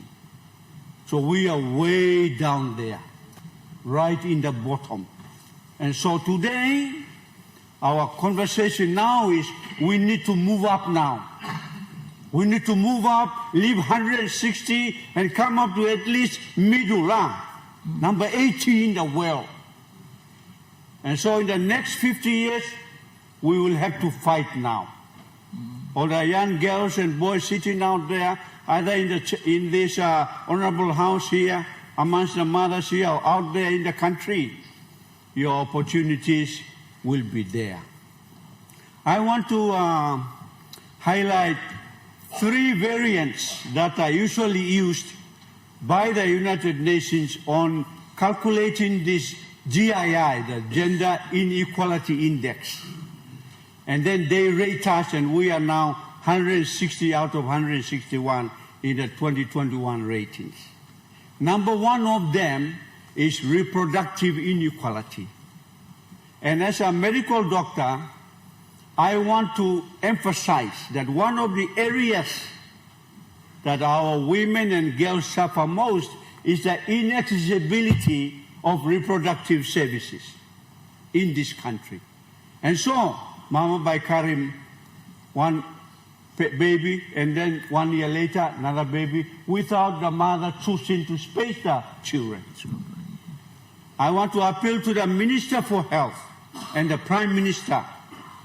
Spending money on providing family health services in every village is the right decision to make rather than spending money in other areas, because this will empower girls and women in this country. It is a very simple, the policy is there, and therefore I appeal something that is doable, and this is a doable thing. We can empower our girls and women, and they have to decide when they should have their first baby or how many they should have, how should they space them. And only family health services can provide those facilities, and it doesn't cost much to do it. So in this first variant of reproductive policy, which contributes to the inequality, gender inequality index, this is an area that PNG is failing. And so it is a doable thing, it's a low-hanging fruit, and if the Minister for Health can provide the funding, I think we can provide family planning services throughout the country in a very, very quick manner. The second variant is empowerment, which we are all talking about. And I want to highlight the recommendation number 61 of the Special Parliamentary Committee on the National Elections, which Honorable Governor for East Sepik was the chairman, and I was the deputy chairman. Recommendation number 61, for those of you who haven't read it, I still want to recommend that this report has not yet been debated. That 2022 parliamentary report on the election has not yet been debated, so I recommend that on Thursday, this leader of government business, if you can allow this report to be debated so that Parliament approves it, like what we are doing with this report, because the elections is very, very important. Recommendation number 61 of the Special Parliamentary Committee reads like this: the Parliament passed a constitutional amendment supported by amendments to the organic laws to introduce 22 reserve seats for women. That's a recommendation of the committee. 22 reserve seats for women that will automatically increase representation in the highest house of the land, the National Parliament. As the Governor for Central has rightly said, Bougainville has done it, Motu Koita has done it, Parliament has to do it. And the recommendation is there. In the world, the country with the highest number of women parliamentarians in the world is Rwanda. Now, all of us know Rwanda, violent and all the others that you and I talk of. 63.7% of the lower house are women, and 53.8% of the upper house Senate are women. If one country in the world achieved that, then you mean sit down here. The Prime Minister talk about us trying to do things at our own level. awareness, DDAs, etc., etc. 38 ministers of cabinet. You got an opportunity now to empower your staff, your departmental heads. How many women are you going to appoint in those positions? And I think this Honorable House needs to seriously look at Recommendation 61 of the Special Parliamentary Committee on Elections.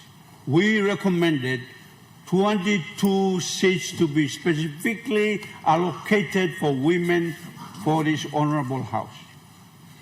That means that we may move to the bicameral rather than maintain the unicameral forever and ever. And so in the 50th year of our anniversary, I think we have to do a restructuring of this Honorable House.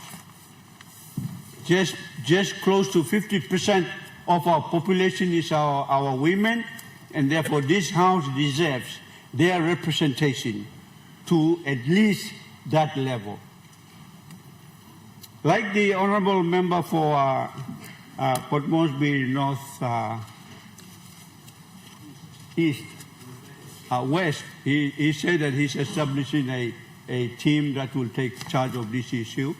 My DDA has made a decision to now appoint a church rep who passed away, a woman, so that the DDA is equally balanced.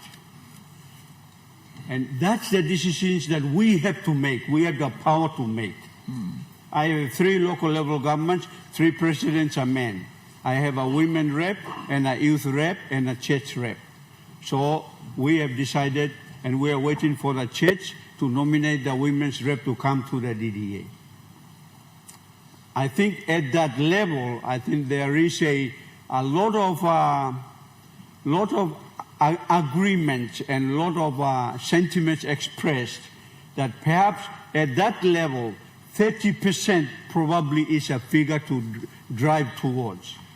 30% of our staff, 30% of our SOE CEOs, 30% of departmental heads, 30% of board membership. And those are, you don't have to pass the law to do those things. We in decision-making powers, like all the ministers and DDA chairman, the prime minister is there, deputy prime minister is there, we can actually make these decisions to empower our women. So empowerment at the decision-making level is very, very important in my view. And therefore, I just wanted to highlight what my governor Central Province referred to, the recommendation of the Special Parliamentary Committee on Elections. I think Prime Minister and the Attorney General, I strongly recommend that we seriously look at this in this 50th year of our anniversary. Not only at the Parliament, but we look at the LLG, we look at the provincial assemblies. I think this is an area that we can empower women, particularly at the decision-making level. The third variant that UN uses for gender inequality index, GII, is the labor market, which our Minister for Labor has rightly articulated. I think Minister has an enormous opportunity to really seriously look at the laws that she needs to bring in, so that we actually are in the process of looking at this enormous space where decisions can be made without legislation on the appointment of people in this space, in the labor market. So, Madam Assistant Speaker, the conversation has begun. It's a great conversation. Thank you, Prime Minister. Thank you, Chairman of the committee and Deputy. Thank you, leaders that have spoken. I think this conversation must continue to now become institutionalized. We have to now institutionalize every process. For example, while I was Public Service Minister, I introduced a GESI policy, Gender Equity and Social Inclusiveness Policy. So the public service is under the GESI policy at the moment. That brings in the equity component. And so I think we really have a great opportunity. I think we can turn around this country in empowering women, through representation on the floor of Parliament, like what Bougainville has done, like what Motu Koita has done. And I think if we bring more women on the floor of Parliament, like Honorable Madam Chair, yourself, Minister for Labour, and my own Governor, Central Province, I think more voices for our women in this country will be echoed in this Honorable House. And I strongly commend this conversation to continue throughout, and I also strongly recommend that we should also have another presentation on economy and law and order. I think these three are outstanding to support this important conversation that we are having. Thank you, Madam Assistant Governor. Honorable Attorney General.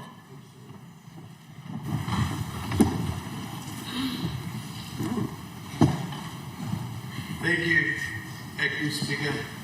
Once again, I congratulate you to take up the seat. With your experience, it's easy to walk over. God has given you, bless you. I also wanted to contribute in this debate, and members have contributed. I support them. Those are things that we should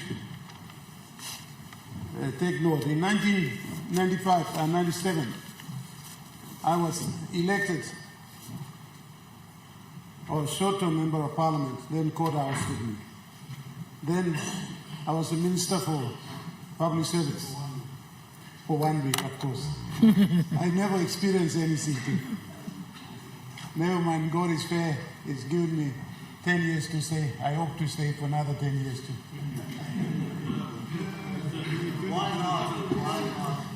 Go ahead, Attorney General. Thank you. In that short time in Parliament, Councillorwoman then brought a submission motion to this Parliament. I was the first member endorsing that motion to have 4 members representing the country, 4 lady folks, to have a seat in Parliament. And I supported them, then we lost. Never mind, I still have this burning feeling that women folks must be given a fair chance in the decision making. Parliament is the highest decision making body. So I take Honorable Pugatema's committee, or he has recommended we take this one on board, and it's about time that we should make amendments to cater for our women folks, and by amending the Constitution to give them a rightful place in this Parliament. By doing that, they will partake in the decision-making process. But having said this, most problems we face, not all male folks contributed. Women folks are also contributing. Their custom passing the place almost bianin. Suppose only bianin this like custom. Man think that woman is overriding him and he's taking, and then he's using over powers that strength that he has. So passing long and drinking beer, chewing gill nut, smoking. In the past, in our tradition, this woman was never smoke. Very rarely women smoke. But now you can see the woman is smoking, and then drinking beer as well. Women folks have to take responsibility too. If you drink and walk on the street, what do you reckon? Boys will allow you to walk on the street. That's an opportunity you're taking on. The responsibility goes to both men and women to take care of ourselves. So I want women folks to follow our tradition, custom in a passing law place. So having said this, Mr. Assistant Speaker, once again, I believe that women folks must be given a fair chance to debate. I congratulate you, three of you in Parliament. So hopefully we will have more women folks in future. The money like working decision. Some Marisa to money like go. Nokan. That's all. Suppose some of the time all money no saram talk. That's all. Some all talk long. All aram talk.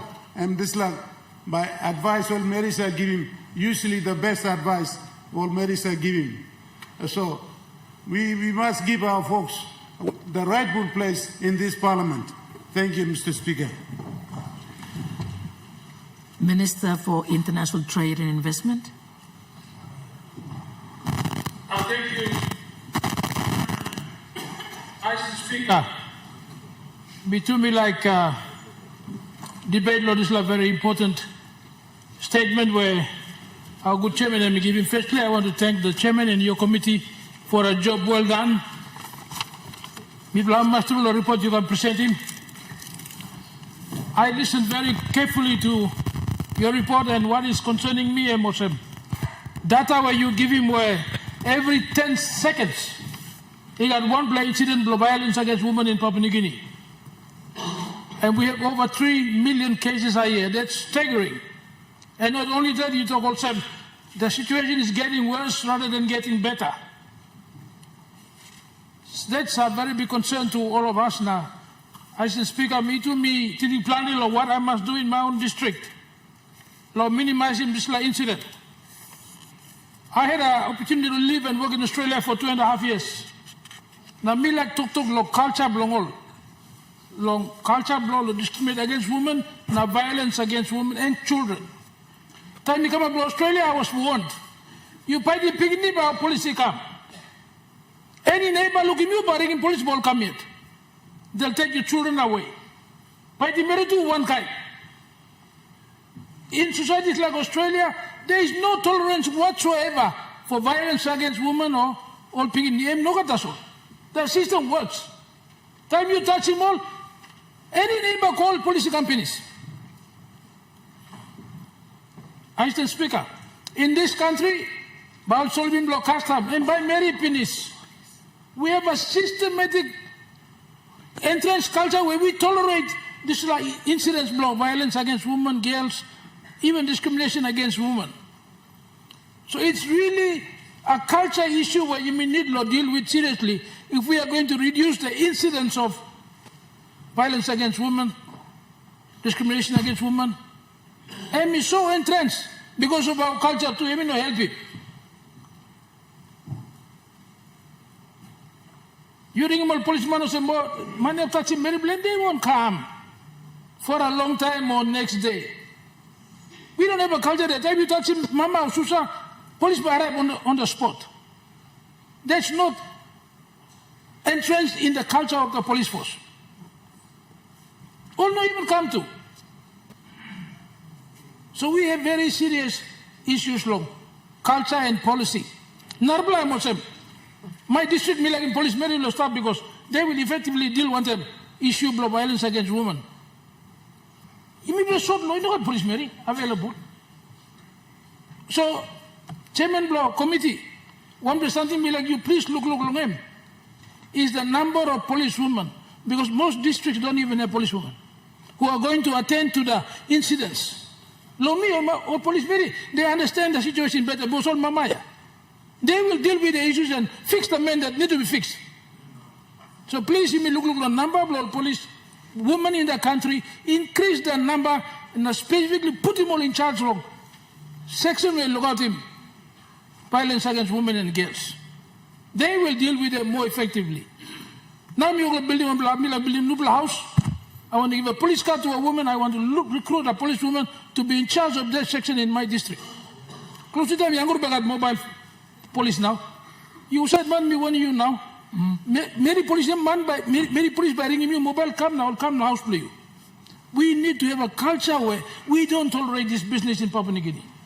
And MDP one member going down to our district and put him system na set up to deal with this like incidents. I support the chairman and the parliamentary committee. We cannot next 5 years have the number continue to increase. We must show progress in the reduction block, number of incidents. And that means we must have a systematic approach to this. Like Sepuka we must institutionalize the system and set up to deal with the incidents. And very, very important. Be like strong talk. Number two, people already got safe house law 1 district. So any incidents, all both many law safe house by ringing police, we walk on the police and we will deal with them. So law discipline me now, this I'll build my safe house. We are committed, mothers, we want to do it, but we must work right across the country to have impact. So thank you, Emily Debate Lomi. I am for the women and I don't want to see violence against women anymore. And I want to make sure that you not going to discriminate against all mama. They're a very important part of our country. And me support him through this report. And I want to see action. Next 1 year, 2 years, you not going to look after the survey, incidents you want to have. I want to see a reduction. And we must take action now. Time to act. Talk enough. Thank you, Assistant Speaker. Thank you, Minister. Member Blong Wa Warrior. You go. Thank you, Madam Assistant Speaker, Luxal, all Mama, all beginning Meriblo Wawarea. Madam Assistant Speaker, me, before me, go ahead, me, like, acknowledge me too, me, one block committee member, Blong, committee member, Blong, Governor, Power Sparkle, now one statement, and bring him come to the floor, now walk him and me support him. Now me too support him. Triple motions I put him on the floor, you will take action on it. Madam Assistant Speaker, me like talk long, all place where Birwa or Mama now beginning Mary Bloom is a piney. That plenty place we also piney Birwa long. One plow also piney my house long lit. Narapla also piney long school or workplace, lo garden, lo road. Lo plenty apple sa piney Birwa.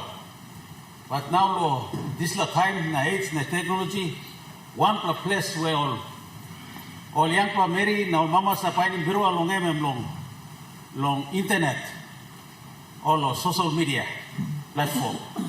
Now I think this la me like I like him.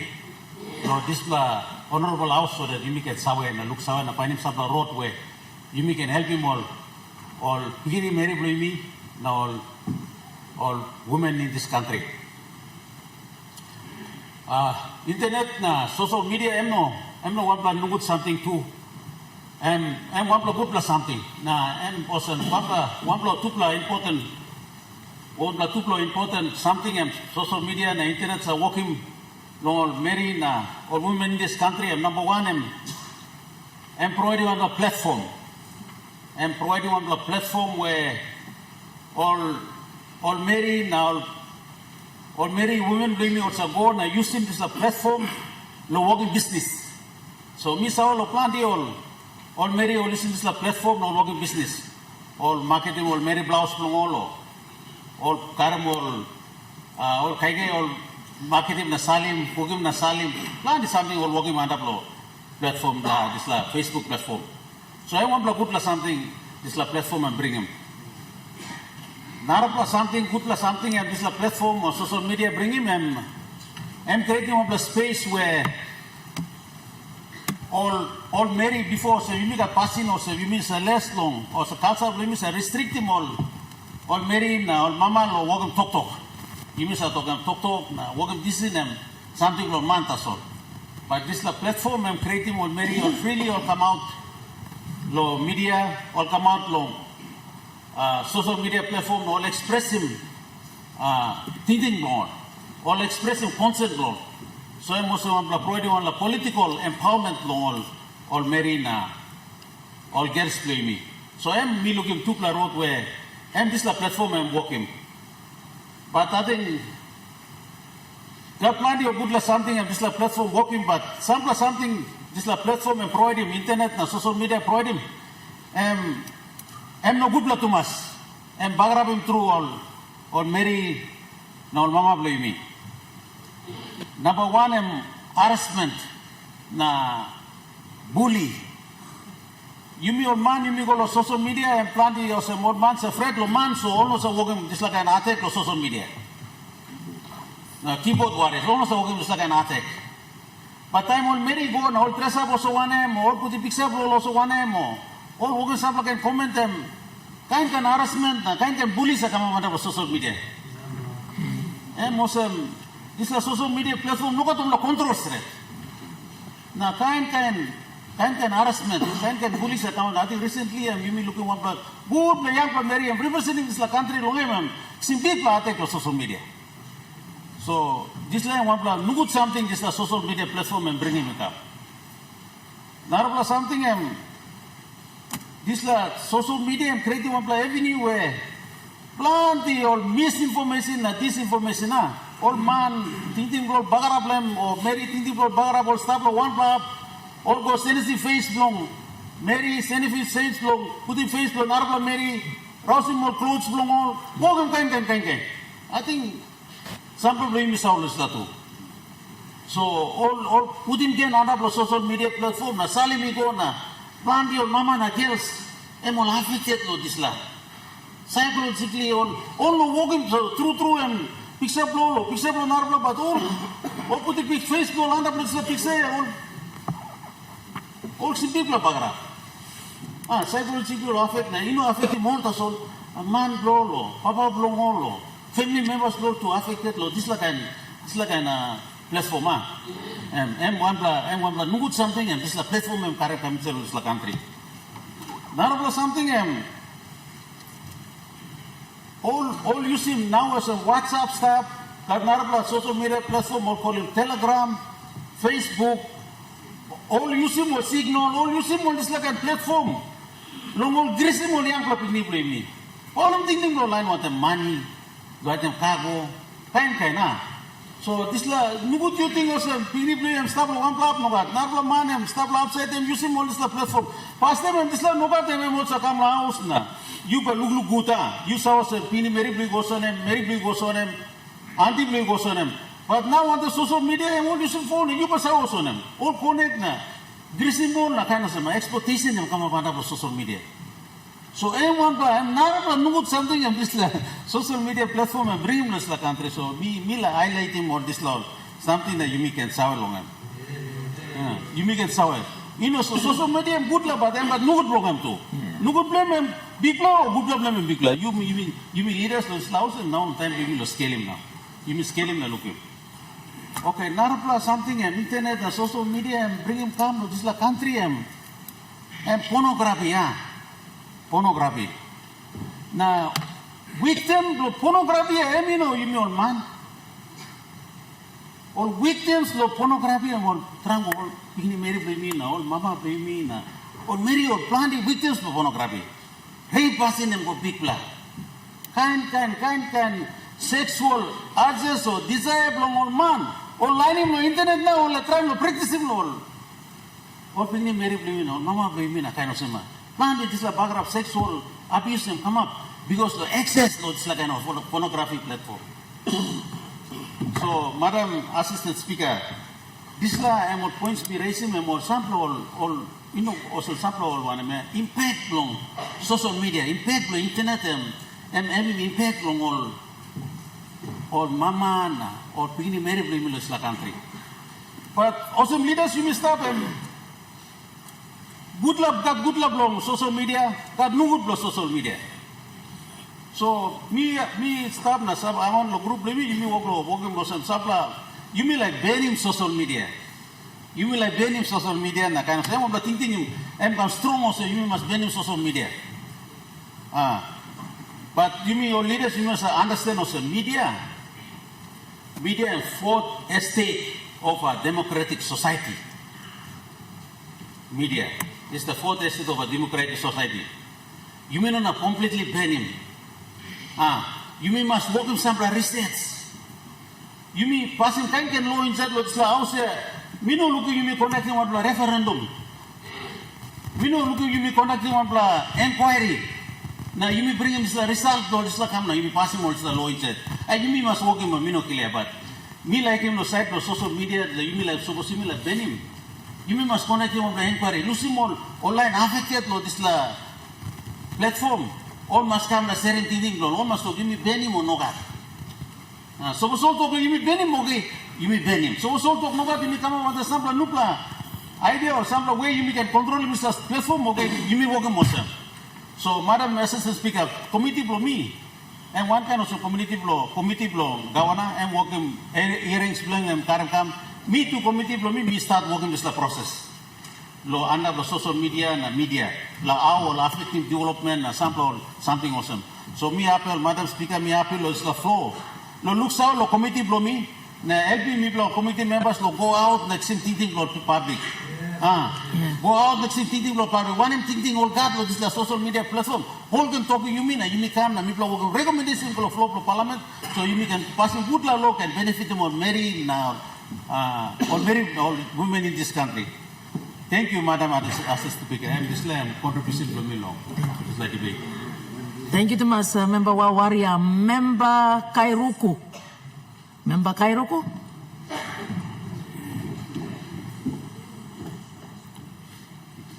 Thank you, Honourable Madam Assistant Speaker.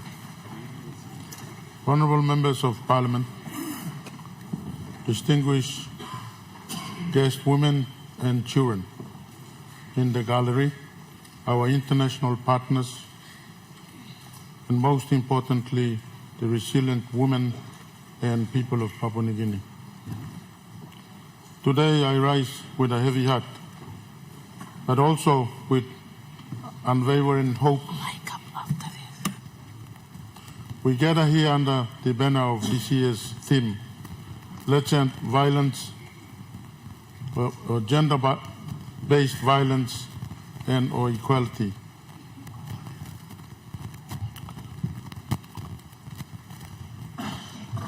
To confront a crisis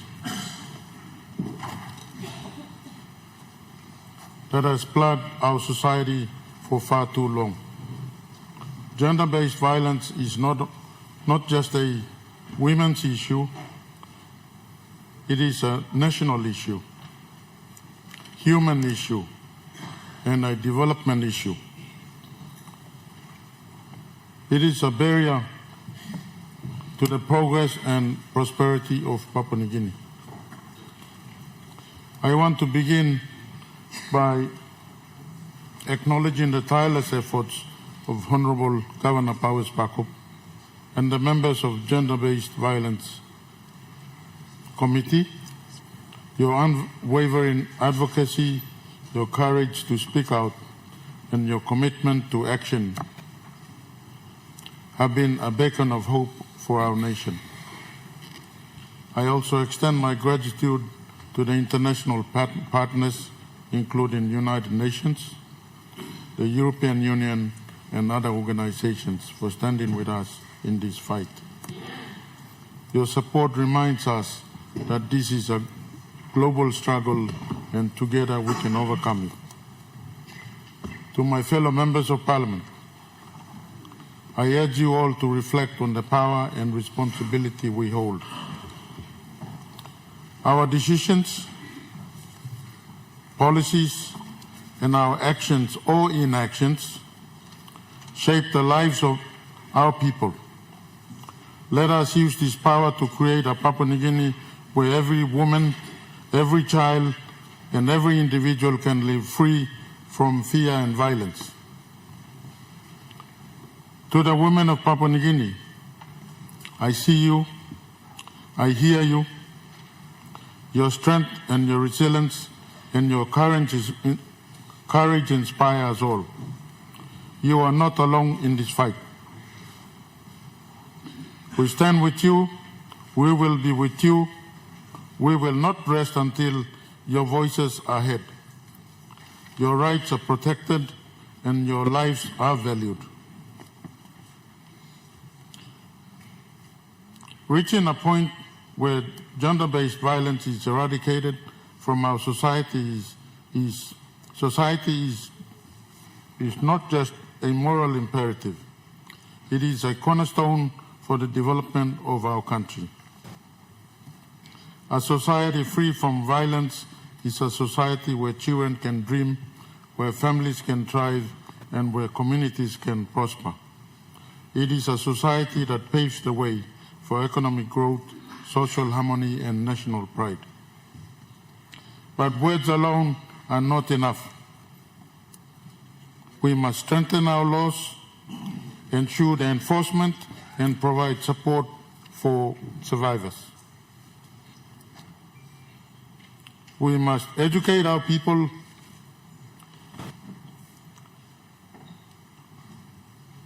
challenge harmful norms, and foster a culture of respect and equality.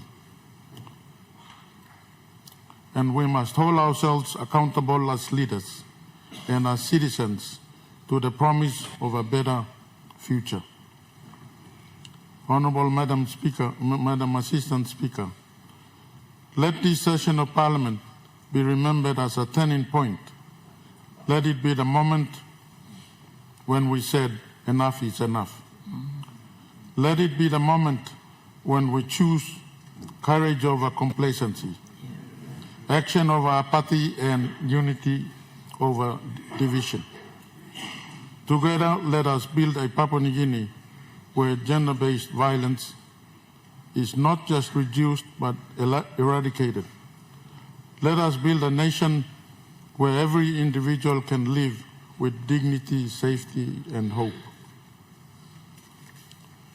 Madam Assistant Speaker, thank you so much. Whilst I also have the opportunity, I think last week I was also going to pay my tribute to the last man standing, Julius, but I never had the opportunity. If I may be allowed, I'll also say a few words to that regard. Member Kairuku, that won't be possible. I can. On Friday. We keep that for Friday? On behalf of Member people of... Kairuku? Oh, we can go ahead. Okay. I'll be very Sure. brief. On behalf of people of Kairuku and my family, I would like to offer my condolences also to the last man standing, former Prime Minister, former two-term Prime Minister of Papua New Guinea, in Sir Julius Chen, and Governor for New Ireland. I was privileged amongst other members of Parliament. I think notable were Honourable Benjamin Moole and the Deputy Speaker, Honourable Iguan, who had the privilege of having dinner on the 5th of March at the Piklam houseboy in Huris village. I also had the privilege to have overnighted in the village and attended together with Prime Minister and other members of Parliament for the late Grand Chief's burial at Manmantuat Hamlet in Huris village. Yes, like every other member of Parliament, many of us would want to emulate former statesmen and leaders of this nation. I've had former leaders of Kairuku in the House of Assembly. A member back then was a white Australian, or white man rather, in Ron Slaughter, and the first member for Kairuku at 1977 post-elections was Simon Gu Foyeke from Eboa village in Mekio. Then after his passing through a by-election, a prominent and first Papua New Guinean lawyer, I think he took on the membership of Kairuku Hiri for a 3-term time frame, followed by another senior statesman in Samoy Ave. Then I was the last member for the electorate, and I am thankful to the Marape late Basil government for seeing the hardships and the plight in my former electorate, and seeing to facilitate in the split in the electorate to see a new electorate where I have come in as the pioneer member. Unfortunately, yes, sometimes I consider myself unlucky because in my political career in the last 30 years, I've been plagued with so many controversies, and the most recent one being hosted by courts. But that's understandable. Laws in this country are sharp, twin and sword, so one page would be for you, the other against you, I guess, and that's reality in life. We all face that. But thank you so much for allowing me to speak, Madam Speaker, Madam Assistant Speaker, rather. Thank you so very much. Thank you. Leader of the Opposition. Thank you, Madam Assistant Speaker. Plenty man tok finish acknowledge achievement below you. And I'm too, island stop close to you. Island below you. Looks I looking smoke below you. Too, like blow Mr. Trumpet. Lo talk hamamas. Lo you see post or some assistant speaker. It's a great achievement for a woman of Papua New Guinea, for this great nation. And you represent them when you sit on the chair.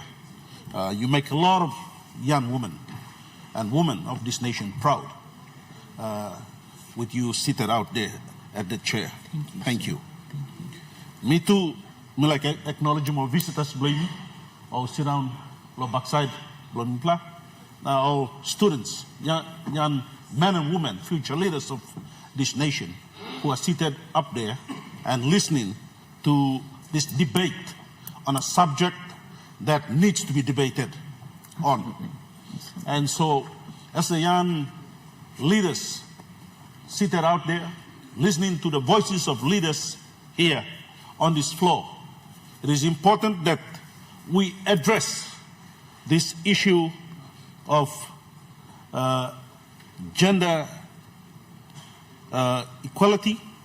Now, we begin to talk about the importance of women's role in our society. We know traditionally, women have been respected in our societies. And I want to take this opportunity to thank Governor Ansiri and your committee, your deputy chair, and your committee for taking a bold step to bring forward this document, this paper, for deliberation on this floor of Parliament. I want to also thank the Prime Minister, the Deputy Prime Minister, and the Leader of Government Business, and your Cabinet, and the members of your caucus for seeing the importance of these discussions that we're having today. Madam Speaker, Assistant Speaker, traditionally, in the past, where man been plenty, low Papua New Guinea, and when men were moving from one area to another area, they've never forgotten to go about with their women. They saw the importance that in order for tribes to grow, in order for clans to grow, it is important that they took care of their women. And that has passed from generation to generation to where we are today. And times have changed, Madam Speaker, Assistant Speaker. And so with the changing of times, we also, in this modern day, in this modern era, must make some changes to meet those challenges that we face today. And so, Madam Speaker, Assistant Speaker, let me take this opportunity to thank God Almighty. To take this opportunity to thank God Almighty that through His wisdom and His will, He has allowed women to be equal partners with men in whatever endeavors and developments that we go through. Women, Madam Assistant Speaker, have played important role in all aspects of society. They are caregivers, mothers, leaders, entrepreneurs, and even activists in some extent. They are the pillar of families and pillar in communities at large. Women play or make significant contributions to the world and continue to break down barriers to achieve equality. Women performs the roles of wives, partners, sisters, organizers, even administrators at home. More importantly, mothers, disciplinarians, teachers, health officers at home. In fact, our mothers were the first nurses we ever had. And Boss Mary Blowhouse. In the family, at the same time, where men have neglected their roles, women have stood in to take and shoulder the responsibility of men. Madam Assistant Speaker, women empowerment refers to the process of granting women the ability to make decisions for their lives, access equal opportunities, and break free from societal constraints.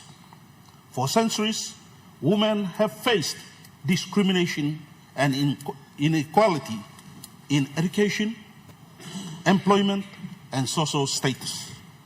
But things have changed now. Women have greater and far more bigger responsibilities to achieve.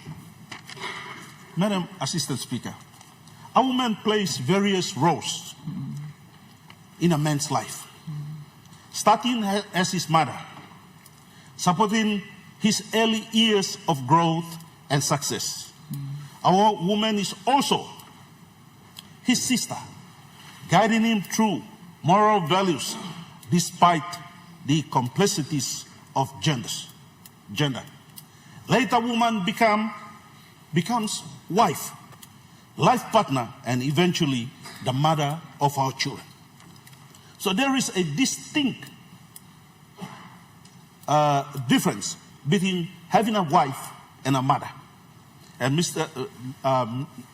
Madam Speaker, Assistant Speaker, women must be given the right to live free from violence and discrimination, to enjoy the highest attainment of standard of physical and mental health, must be educated, to own property, to vote freely, and that is something that we must emphasize here, to vote freely and earn an equal wage in employment and in business. Women play numerous roles in meadows, such as medical doctors, engineers, pilots, and so on. We must continue to endeavor to support our women folk to advance, Madam Speaker. Issues affecting our women have never been seriously addressed by successive governments. And I want to thank the Mara Peroso government today. Yes, we may have differing views about other issues, but when it comes to the issue of women, you must put him, bun him, tintin one time, and walk one time. Respect of women must start at home, Madam Speaker. Men must play a pivotal role at home to show our sons to respect our girls and mothers at home. Women must be given special attention at home that will influence our sons in their approach to how they see women and girls. Madam Assistant Speaker, we talk too much about women's rights, but our action to protect and promote our women is yet to be seen in its serious form. If government is serious with this, it must now enact a special restraint to call to all men nationwide from being abusive with mistreatment of women. Madam Assistant Speaker, very recently, just last week, this Parliament passed a Christian bill, the Christian bill. Are we really a Christian country when it comes to women's rights? And so this is something that we seriously have to take into consideration. Because suppose you meet Christian true, as a Christian nation, you just have to go back and read Genesis chapter 2, verse 18, and you see God created woman to be a helper fit for a man. He has created us and brought women to be a helper for us. Not unfit for a man, but equal to be fit for man and for mankind's development. We have to, Madam Speaker, teach our menfolk and boys how to treat women, how to care for women, and how to love our women. Fathers seated around here, and those who are listening to my voice, we are equally blamed for the failure of mistreating our women. Plenty time, beginning man look, na imi sanap na slapping mama. We have just basically taught that kid how to treat the next woman. If we stop our nonsense of how we treat our women right before our sons as they grow up, they'll treat the women differently. It is how we have brought our children up that has caused society to be where it is today. And I say this, you want a successful, good and strong nation, strengthen the home, the family, which is the foundation of every society. Families are the fabric of nations throughout history. Let me finally, on behalf of Mipla Law Opposition, if I may speak, and on behalf of us leaders seated here, say sorry for the mistreatment of our women in the past 50 years or more. I want to say sorry, and we apologize to our women that today is a time for change for you women. Attitude blah blah by senis lo treat him yupla, and we'll give you the honor, the rightful honor of being our wives and being mothers to our children. Thank you, Madam Speaker. God bless you. Thank you, Opposition Leader. Regional Member for Bougainville, now Minister Blong Police. Assistant Madam Speaker, me playing one peculiar role inside the government the Yumi. As a regional member of Bougainville, me start as a minister. Two, because the arrangement me want them special region of Bougainville. Me too like Edigolo this debate. Na me acknowledge him, big plan a good walk, Governor, Honorable Governor Pakopi make him or some chairman, law permanent committee, long gender equality, na women empowerment. Madam Assistant Speaker, me talk big look savel long all people blomilo Bougainville, long all gata mama blong Port Moresby. Osati kam na so in presence blong all na support blong all. Lo this la tok me give him blong all Mary, all pikini mama na all young generations to come, all female Bayumi. Debate lomi and me slightly different.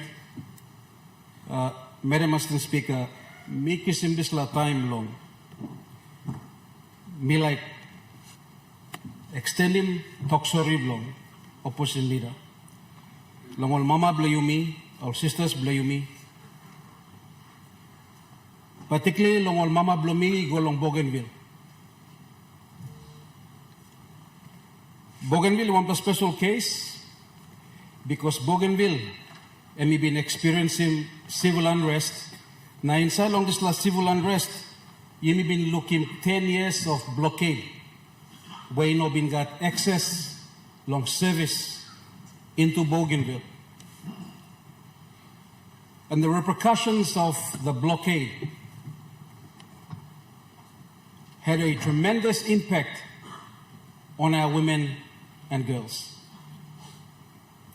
If a young lady experienced, if she's at the age of 18, long 89, today, after almost 35 years, she'll be at the age of 53.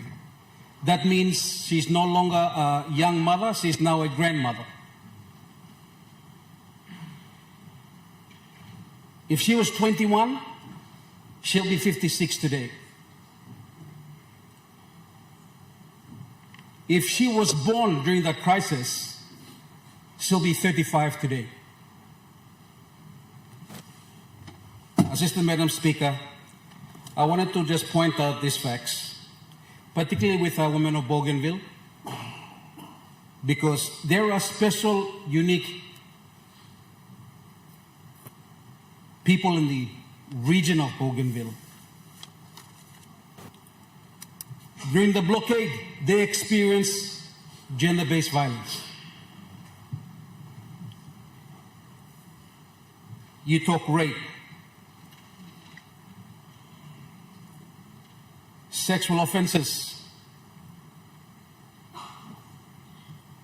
You talk about an unstable condition of our family. During the blockade, they experienced it. They were disadvantaged with no education. No education. They were disadvantaged with no health. That is the reality of what had happened during that blockade and the impact it has had on our mothers and girls.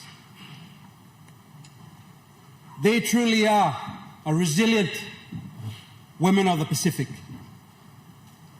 Very different indeed. In addressing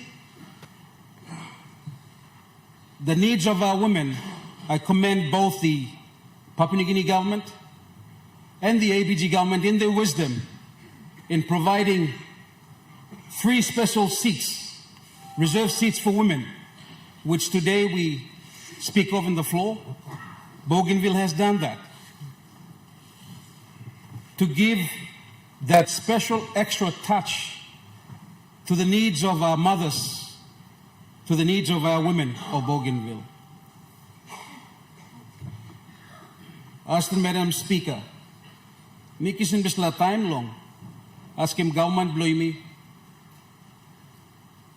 Chairman go pass law disla tok long gender equality, long look long extra special care long all mama blomi, na all pikini Mary blomi blo Bougainville. Whether it's through education, give me good portion long institutions blow you pla. Whether it be through long or scholarship blow you me give more special scholarship long or students blow me. Whether I'm long healthcare, you may give him special attention long healthcare, particularly in the education space. As the Madam Speaker, me just like highlight him this extraordinary special attention that we must give to the women and girls of Bougainville. Thank you, as the Madam Speaker. Thank you, Police Minister. Governor Blong, West New Britain. Thank you, Madam Assistant Speaker. Me to join him. All colleagues lo congratulate him. You lo elevation blow you lo. Sit down with this chair. What a moment that Madam Speaker is now chairing this meeting. I want to apologize to all our colleagues. I know you may all get frustrated. For some time, me delay na me like talk. Thank you, lo government caucus lo allowing sampla lo me pla tu talk. Madam Assistant Speaker, culture me come long e memolsen. Also takolsen. It's very rare to born as human beings, and it is even rare. Suppose you may know born also you may got some kind of disability, and it is even rare that you born as a female, as a mother, as a female. You got to be really blessed to be born as a woman or girl. We come from a society, even we treat women even as a goddess. When we want to talk about wealth, we say goddess of wealth. When we want to talk about knowledge, we say goddess of knowledge, which is we call her as Saraswati. Goddess of wealth, we call her as Lakshmi, which means she who gives, wealth. So we treat our mothers even as we put them like equal to God actually. Madam Assistant Speaker, the other day when we were talking about in our grievance debate, I was mentioning something like a society that do not respect the mothers, the women, the role of a mother in the society, that society will be 100% destroyed. A society which do not respect the teachers and the society which do not or which undermines the roles of leaders. These three are the fundamentals. If we do not have a conscious mother, a devoted teacher, or a hardworking leader in the society, then who else will bring values to our society? Madam Assistant Speaker, this year, the global theme, for International Women's Day, the global theme was accelerate actions. So all toklo, you move faster, now you work harder to be more deliberate in our efforts to achieve our gender equality and also our women empowerment. At this juncture, I wish to thank the Chairman for Permanent Parliament Committee, Governor Paus Pakop, and his team and his committee members, for bringing these statements to allow Parliament to, debate on this statement on women empowerment and also our gender equality. Madam Assistant Speaker, crime against any women is not just a crime against an individual, but it's against our society, it's against our culture and our country's future. I do understand in our Melanesian culture, women are the backbone of our families and our communities and our nation. All the women are mostly our mothers, our sisters, our wives, who certain feed Mimi, now educate Mimi, and inspire our next generation. These are our mothers and sisters. Yet, Madam Assistant Speaker, despite their invaluable contribution, women in our country, they continue to face, systemic discrimination, violence, and inequality.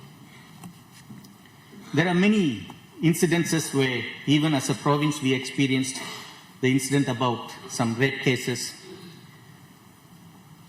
Madam Assistant Speaker, the shocking truth is all those suspects involved are below 18 years old boys. And minimal se mimi papa mama school mol disla enkla pikinini lo respect na culture. Disla em montla clear signs also lo side lo yumi as a community it's a regression. Madam Assistant Speaker, we leaders also have to lead by example. There are so many cases of the polygamy in our culture, the violence against women in our culture, because we are seeing the other women as our sisters and mothers. So that, brings I remember during our school time, they used to teach us to say when I was having my previous citizenship, all Indians are my brothers and sisters. They always teach in the school to look at every other woman, a girl, as your sister or as your mother. Some time, Madam Assistant Speaker, you too got some kind this kind feeling where you may got this kind outside. Then you must look him, put him face below, mama below, you may face below this Mary. Or you must put him this picking Mary below, you may put him face below him, go this Mary. I mean, how many leaders can put their hand on their heart and tell honestly that they are not doing this? You may not care even Pikinini, I'm 16 years old or 15 years old, now this kind of person start low, high level. This one should be punished severely, Madam Assistant Speaker. You must fear in God, low side low too. Madam Assistant Speaker, you must teach him all Pikinini also. Do not fear anyone, do not fear anything. Suppose you may fear, you must fear him 1 plus something to so. We all must fear of sin. You must forehead law, walk him sin. We must also love only one thing, that we must love only God. Our society must have this morality. Suppose you know got morality inside the society, then one am used law, this society. When there is no morality in our society, Madam Assistant Speaker, then there will be no fear of sin. When there is no fear of sin, then there will not be any love for God or any love of God. we always tend to teach fear God. Actually, we should love God and we should fear of doing any sin, of sinful activities. Madam Assistant Speaker, I have no respect for criminals involving in rape cases of Paitimol Mary. That people can truly be called, even if it is unparliamentary language, they should be called as animals. Who even mino save animal tu save repimol narpla animal or Paitimol narpla animal mino clearly.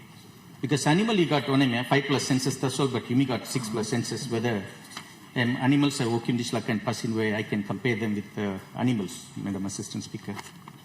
Because, Madam Assistant Speaker, big man me give him humilo this la rarest birth of being human. One difference namelo you mean animal, yeah? You mean save kai animal tu save kai. You mean save sleep, animal tu save sleep.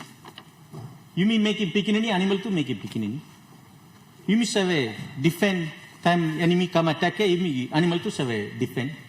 So eating, sleeping, mating and defending, all that is something I am same tasole. So one difference namelo you mean animal.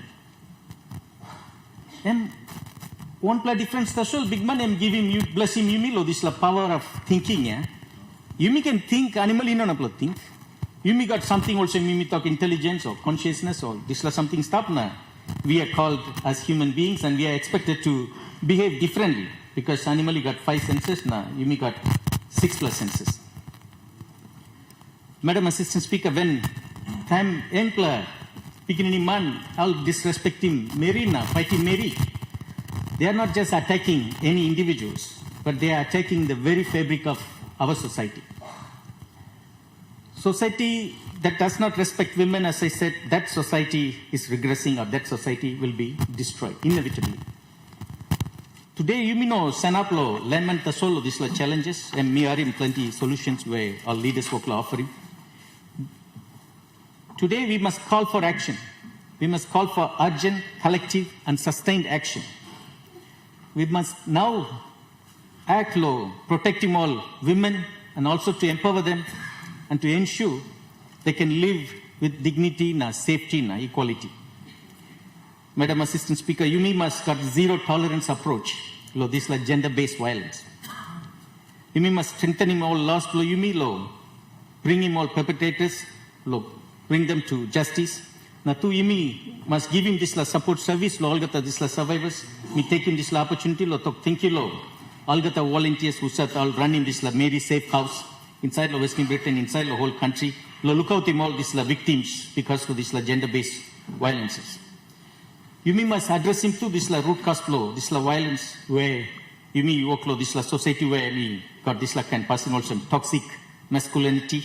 Harmful cultural practices, where society where you work low, even all papa mama show him difference namel all pikinini also all save look out him all pikinini man, one time more facilities than all pikinini Mary. So this inequality must stop. Even the parents should practice. Now to you must empower him all mama law economic independence, so that all pikinini all mama you got access law, training law, SME education. So all can, be independent. Time Mary me independent, then need law, depend law, month or so. Madam Assistant Speaker, sometimes it's very hard for us to even digest. Suppose me throw my this talk question. You mean man, you mean like kiss him 2 Mary, 3 Mary, 5 Mary. Suppose Mary blow you kiss him 2 man, 3 man, 5 man. You mean by agree? You mean not agree? Discipline. Emino blow merit aso. You mean can expect him discipline lo merit aso. Mantu must got discipline. Suppose you mean talk lo bring in this equality. Madam Assistant Speaker, you mean must build in this sense of community that has been always the foundation of our Melanesian way of life. A minimal shame. We work together as men, women, and youth, creating safe space all mama, so that we can challenge these harmful stereotypes and promote our gender equality at every level of our society. To the women of Papua New Guinea, I say this: you're not alone. Your strength, resilience, and contributions are the foundation of our society. We stand with you and we will fight for your rights, your safety, and your future. Lo algata mon lo Papua New Guinea too. Milak Tokolshem, the true measure of a man is not in his physical strength or dominance, but in his ability to respect, protect, and uplift the women in his life. Let us be the generation that breaks the cycle of violence and inequality. Madam Assistant Speaker, let us also be the generation that builds a society where every woman and girl can live with dignity and pride. Madam Assistant Speaker, I acknowledge all mothers, sisters, and my wife. Without my wife looking after the family, today I cannot stand here and present myself and representing my people, because somebody is looking after your family and your children. Amen. So you are here, you can speak your mind. Madam Assistant Speaker, we must have these stricter laws. Like, we cannot say that women to go to school, women to come up doctor, women to this like and talk me harim lo sampla leaders. It is not a privilege. It is not a privilege. They have equal rights as we have. Madam Assistant Speaker, let us remember that the fight for gender equality is not just a women issue. It is a human issue, as described by the Chairman for Permanent Parliament Committee. It is a fight for justice, and it is a fight for progress, and it is a fight for the future of our nation. I will not even agree with the statement Honorable Sarpuka said. 50 years on, now we bring this issue. Thousands and thousands of years before even the women had that equal right, there are women authorities, women poets in every culture. Madam Assistant Speaker, as the global theme suggests, let us accelerate our action. Let us work together today, tomorrow, and every day to create Papua New Guinea where every woman and girl can feel safer. A true independence can come, as our Deputy Prime Minister said. Even in the middle of night, 12 p.m. or 1 a.m., a woman can walk freely, in any part of our country without being disturbed. Then we can call ourselves we are truly independent. Thank you for the opportunity, Madam Assistant Speaker. Honorable Prime Minister. All right, thank you, Madam Assistant Speaker. Me like passing through look sour long all members where you may sit down right through long debate, give him support, long work, long chairman, committee members, long permanent parliamentary committee on gender equality, women empowerment.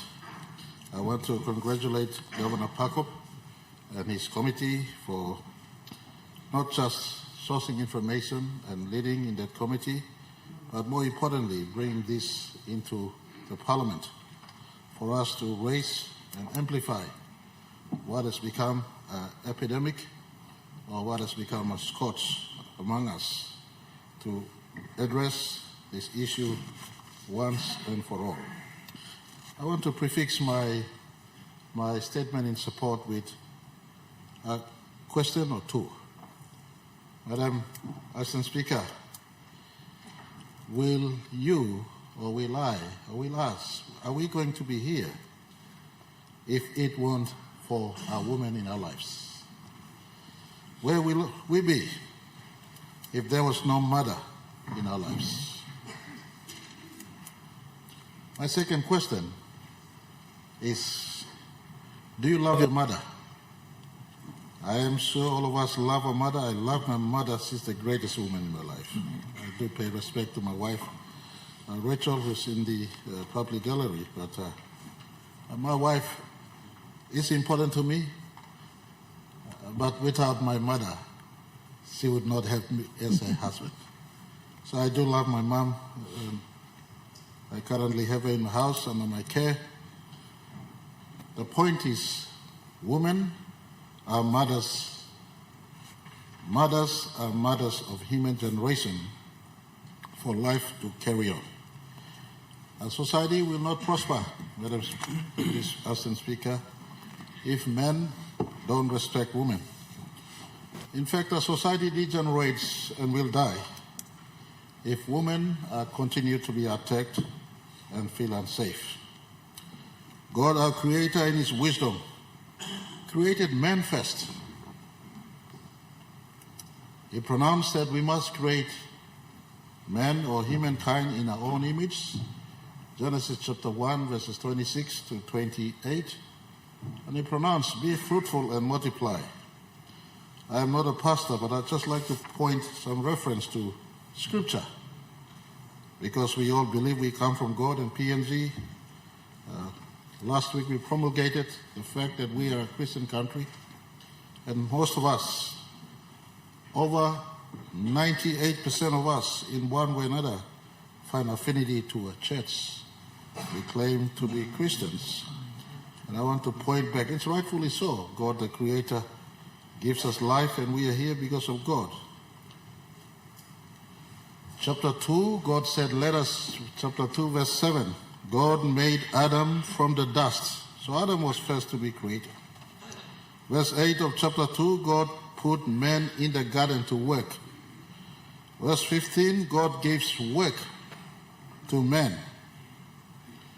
But later in verse 18, God again says, it is not good that man should be alone.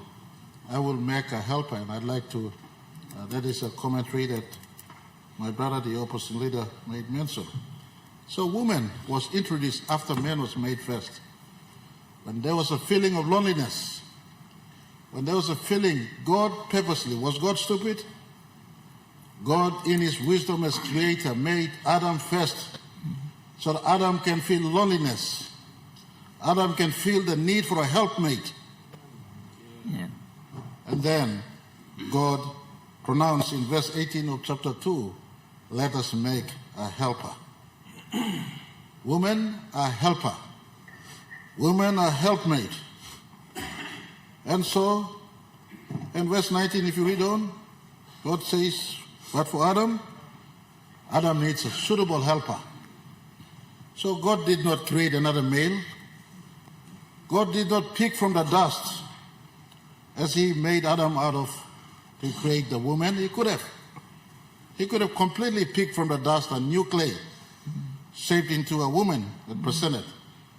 But God, in His deliberate act of creation, rested Adam in verses 21 and 22 from the ribs, sourced the biological material to construct the woman. And verse 23, God became the first wedding celebrant to officiate at the wedding of Adam, presents Eve to Adam and says, Adam, this is your helpmate. And Adam pronounces in verses 23, this is now bone of my bones and flesh of my flesh. She shall be called woman, for she was taken out of me. Papa Nikini, go lotu lo sarare na Sunday na harem displagut. Next verse, we like reading. Verse 24. Verse 24. That is why man leaves his father and mother and is united to his wife, and they become one flesh. Did you get this? I'm not a pastor. Did you get this? Not woman leaving her parents, but man leaving his parents and becomes family to the woman. They become one. Man sets up a new family. Man, the leader, establishes his new community, new family. Today, for how many men out there who feel you are loyal to your tribe over your woman, you are not practicing biblical standard. Women come first, not your tribe. You leave your parents, you leave your tribe, you become one with your flesh. The symbolic one flesh, the asymmetrical of your oneness, that you become one. You're loyal to the woman first. You see, when Eve picked the fruit, I go on to Genesis chapter 3. Again, I qualify. I'm not pastor, but I do read. In Genesis chapter 3, when Eve picked the fruit, Eve committed the first sin Guess who, Madam Assistant Speaker, God came looking for? Did God ask Adam, Eve, where are you? In verse 9 of chapter 3, God says, Adam, where are you? Adam, where are you?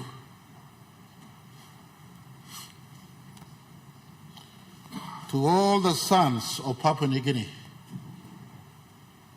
there was wisdom behind that generation who wrote our national anthem over 50 years, this time 50 years ago, that says, "All arise, all his sons of Papua New Guinea." I sometimes wonder before, this is a skewed national anthem. It has no place for girls and daughters. Just talks about a son.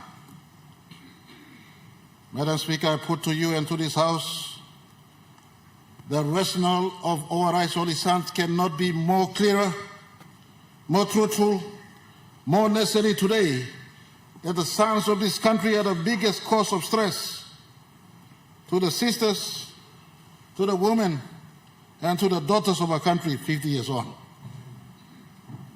The greater propensity in the balance of things, more stress on society is caused by sons than daughters of this country. How true it is that sons of this country must now rise up. All rise, all his sons. Under the shade of our 50th anniversary celebration that is coming on September 16th, it is time, 6 months from today, we will be celebrating September 16th. It is time today that all sons of this country, starting with me, you, us in this House, look within before looking out. Because the society, the first government was a family government.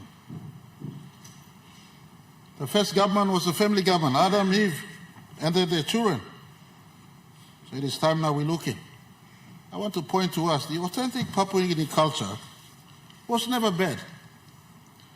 The authentic Papua New Guinea culture was never bad, both in our paternalistic and maternalistic societies that exist.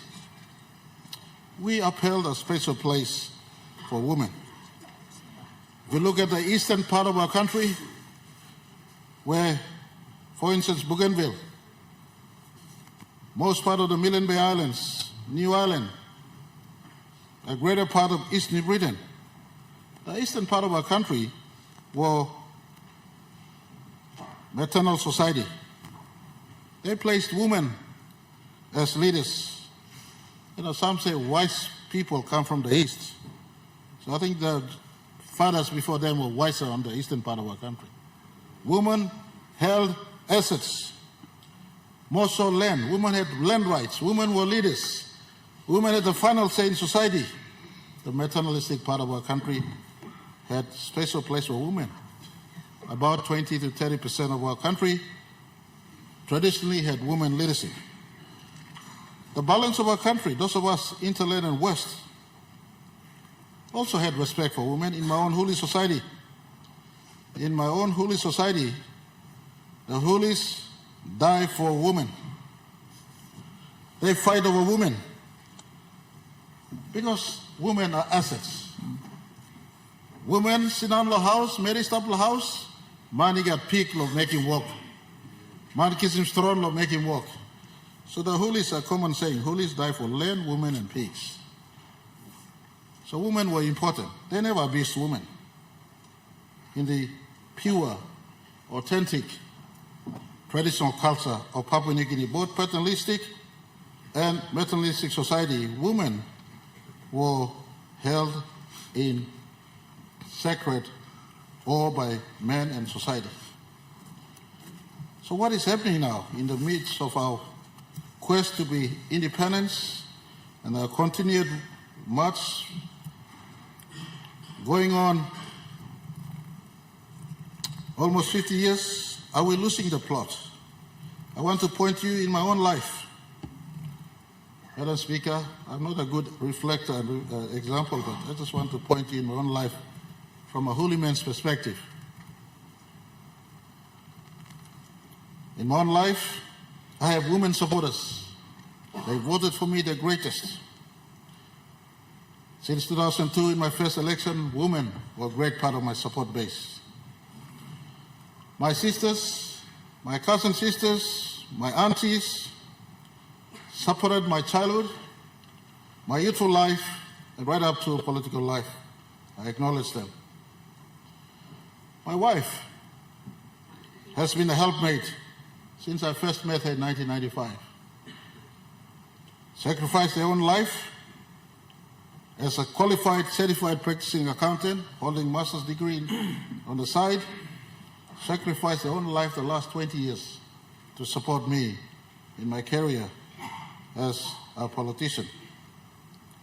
And of course, the greatest woman in my life, my mother, who inputted every ounce of her strength to ensure I become the man I am with the right characters and with the right attributes. Today I am what I am, mostly assisted by women in my life.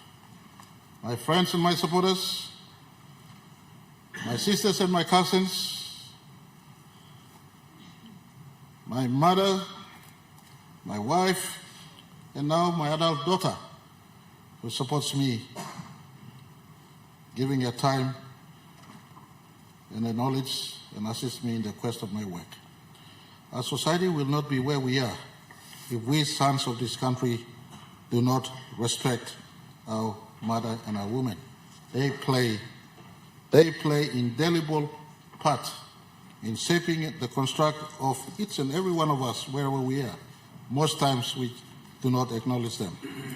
50 years on, the call is no more greater, no more needed, no more timelier, no more urgent than now. We must act now, as this year's theme puts it to us. Yeah. To defer action is to pass on the burden to the next generation, and the snowballing effect is bigger. Today I sat and listened to all sides speaking in a bipartisan approach. Governor Baird spoke very well. Opposition leaders spoke very well. Sepp Hooker spoke very well on the other side, and all of us on this side. Together, we must resolve that in the face of our 58th, we must make concrete step towards a reset that should start September 16 this year, running to September 15 next year. The 50th anniversary of our nationhood must see a reset where men, sons of this country, places women interest first and foremost and secure them from lawlessness and abuse. I propose the following, Madam Assistant Speaker: tougher law against violence of women. Today, Governor Baird did indicate to us that a law we passed 2 years ago is now being exercised by our judiciary.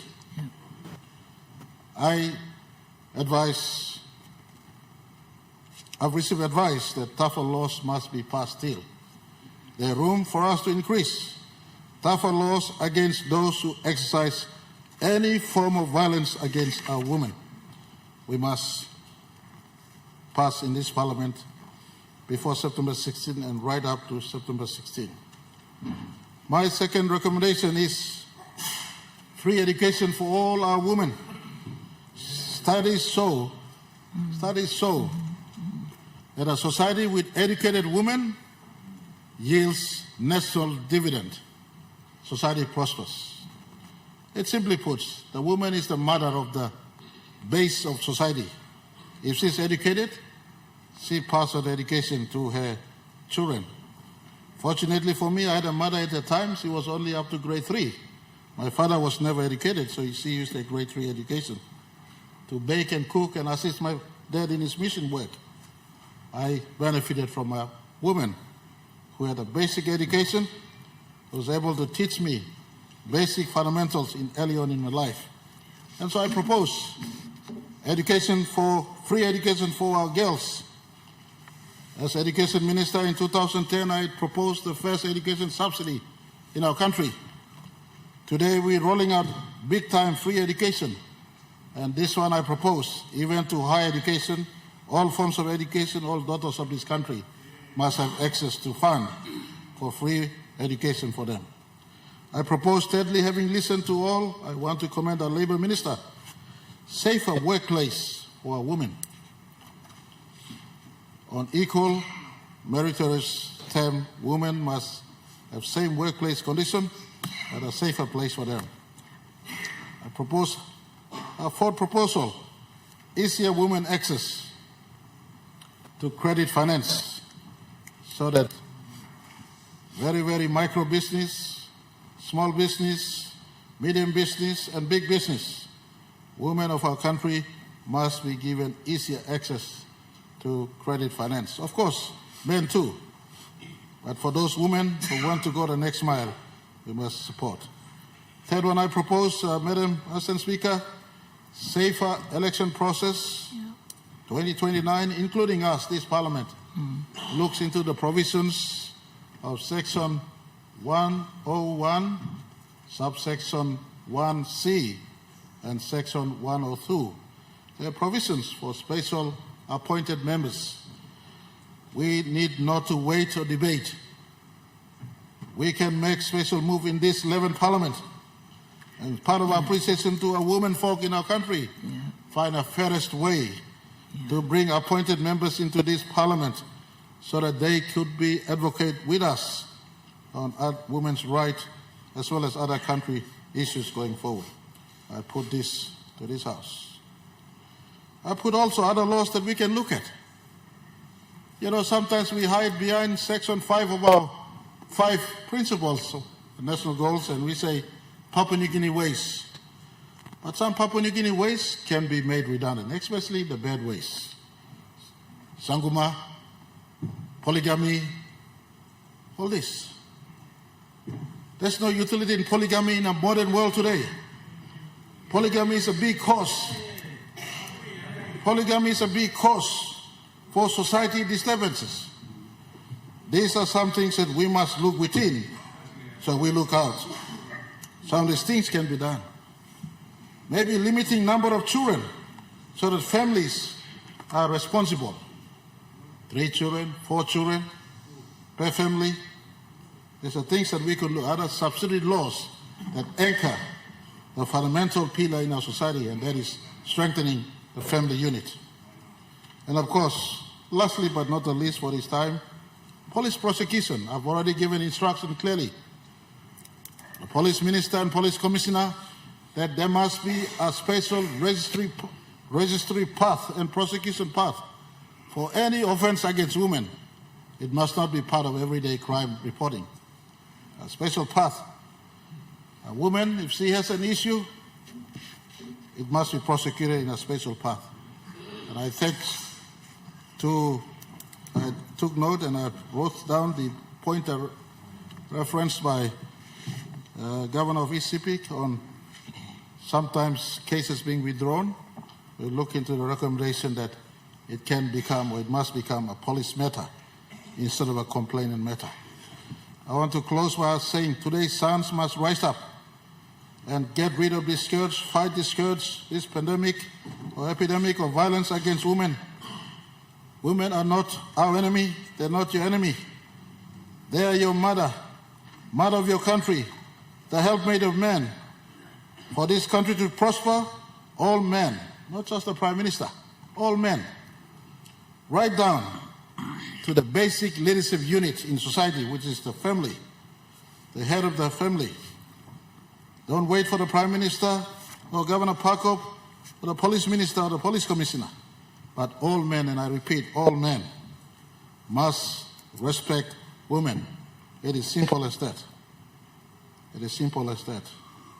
I had the honor of being called by the Grand Chief, Sir Michael Thomas Somare, the great Grand Chief rather, to his house 11 days before he passed. On 14th of February 2021, I received this extraordinary call to go and visit him. I went, and he pronounced his prognosis. The doctors had told him that he was fading. And in that meeting outside his foyer, his 4 older children were with him. We talked. And I was moved, shaken, And after I finished, I said, "Sir, I will have to try and organize your Medivac, etc." He refused. And before I left, he stood up and said, "Prime Minister, before you leave, I'd like to invite you into my room to give respect to Lady Veronica." So he himself opened the door, took me into the inner sanctum of the privacy of his room. Now, my brother Arthur Sumare went with me inside, and he ran behind and sat behind Lady Veronica. And I asked Arthur, then I knew I was speaking to a dying man. I asked Arthur to record that piece of conversation on my phone. He sat behind Lady Veronica, and needless to say what I record of his last conversation with me. But I came out from that meeting, and especially his inner contact with Lady Veronica, because Lady Veronica, God bless her, she's still alive. We wish her a long life. She's our first lady, and I continue to wish her a long life, as well as all the spouses of the former prime ministers that has passed. The lesson I learned was simply this: my brothers who are leaders in this house, and of course sister. But I deliberately keep her out, the sisters out, to my brothers. Foundation of leadership starts in your family. Whilst we talk far and wide, but right from your family, right through. St. Michael, the one who matters most was Lady Veronica. He could have allowed me to leave out after speaking to his own children and allowed me to walk out the porch into my car. Why would he take me into his inner sanctum? He runs behind Lady Veronica, sits behind Lady Veronica, and he spoke to me the last words.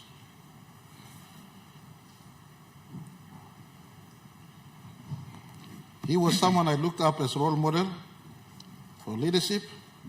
For him, his beloved wife was not just a wife, but partner. Not just a childbearer, but helpmate and soulmate for his life and her life.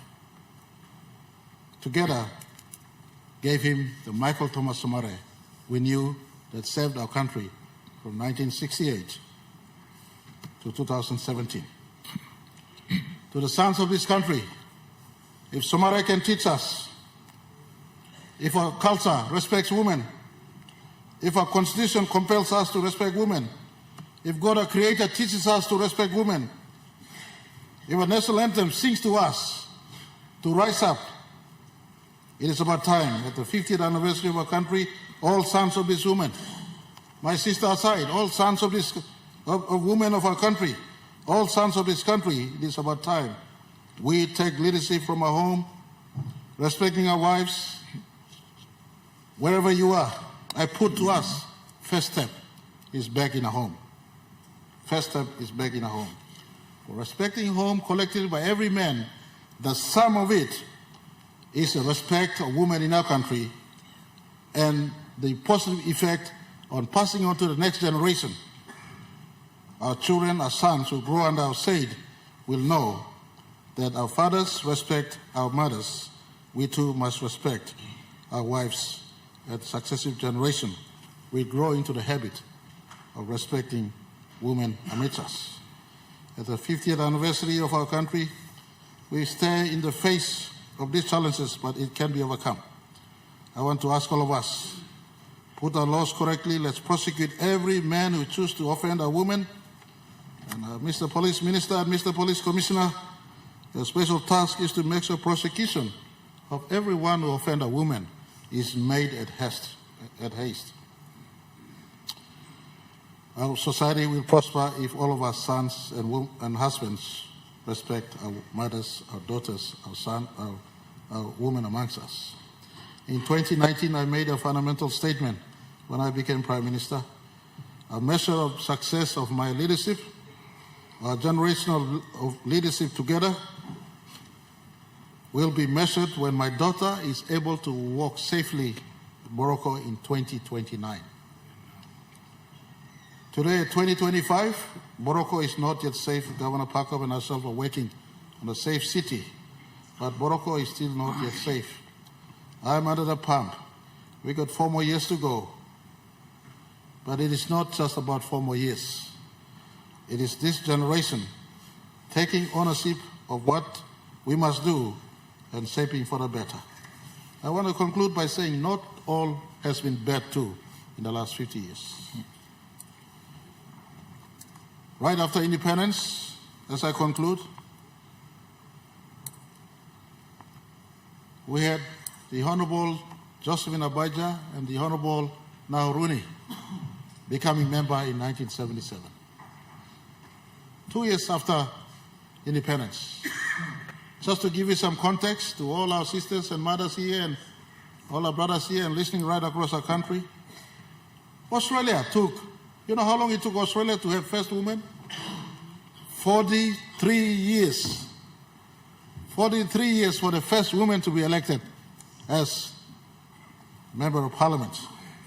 For us, it just took 2 years. And the first woman elected into Australian parliament, two senators. So not bad. For us, just 2 years. We had Nahuruni, who became Somalia's minister, and of course, Dame Abaja. And since then, there are a few parliaments without women, but we've always had a stack of women with us. Today, 3 strong women leaders amidst us. 1 a minister, 1 a governor, 1 currently sitting for the first time in the chair that has been set by men up till today. And so women are qualified leaders. We've had women participating in leadership. We've already had women becoming doctors, becoming pilots, becoming accountants. Recently I flew in a plane that had all women crew, 2 women pilots and 2 flight attendants, all women crew. I was so proud. I was sitting in a plane flown by Papua New Guinea daughters and had women crew. We got Papua New Guinea daughters who also served at the highest internationally. Dame Meg Taylor, one of them. Today, Winnie Kiap serves internationally also in the Commonwealth Organization. Our own daughter today, Mary Fowler, plays international soccer. Our daughter Dika Tau makes me continuously proud all the time when she lifts the weight. She made history by becoming first Olympian to have served 5 successive Olympics in the sport of weightlifting. So, you know, amidst all our ups and downs, we still have moments of joy in between where our ladies have shone light in our society. But I want to close by saying much work remains, and at the 50th anniversary of our nationhood, we must make reset. Policy and legislation and prosecution as fundamental resets that we can do in this house, but in society, you don't need policy, legislations, and prosecution. In society, our Christian ethos and our Melanesian worldview must take precedence and dominance in our life. As a Tari man, let me conclude. If a Tari man like me, and I want to share again, it's the second time I'm sharing it here, but on an important occasion like this, our leader is fully under the spotlight, and so I must say my own experience. I parted way with a woman in my life in 1997 with no qualms. She decided to choose another man. I came down. She wanted to come back to school. I was in Tari. I supported her to come to school. She decided to find another man. I came down. We shook hands at Hola Police Station. You want this man? You can go, and I moved on in my life. Now, if a society that is known by Papua New Guineans that men do cause violence, if a Tari man like me can forgive a woman, she's a daughter of her own parents, she's a sister of her own siblings, She happened to be mother of my son. I said, you like the new man? We part on fair terms. I had to let her go. With no abuse on her. That is my story to all sons of this country. Give respect to the women in your home, in your family, in your neighborhood. This simple thing, when we do together, we create a safer society and our country can prosper. Time all mama belong ground, mama belong society, mama belong place. Only sinau and bel hamamas, country blimba grow. Only no sinau the bel hamamas, by mistake yet na stop layer. Thank you too much. One time this me like Madam Speaker, Madam Assistant Speaker, me clear some planting like Dr. Gate. Me like ask him, so you put him this plan or notice, stop yet. Tomorrow Tok can continue. But because last time me talk this issue for the moment, I just want to say to all our mothers and all our women and all our daughters of Papua New Guinea, we are sorry. We are sorry. If we in any way, shape and form offended you and to the relatives of the deceased, of those daughters who passed on, who are grieved today, I just want to say, we are sorry. We are sorry. And I seek your forgiveness. But having said this, it calls for action now, and I want to commit in this Parliament that stronger legislations and stronger police prosecution and other laws that need to assist the fundamental at the family level in the year of reset from this onward to September 15th, 2026, I propose this Parliament to look into it seriously. May God bless the mothers of our country. May God bless Papua New Guinea. Sorry. I call on the members of the House. The question is that the debate be adjourned. Those in favor say aye. Aye. The ayes have it. There are those against it? No, God. Ayes have it. Leader of Government Business. Madam Assistant Speaker, we like to thank you, Lord, you leading this very important debate today. We like reminding both House after we rise, we will be like to thank you, Lord, Madam Assistant Speaker, Lord, you chairing this important debate. And me like reminding both sides of the House that we will continue with information session after we adjourn. With that, Assistant Madam Speaker, I move that the Parliament do now adjourn until tomorrow, 10 a.m. Honourable House, the question is that the motion be agreed to. Those in favour say aye. Aye.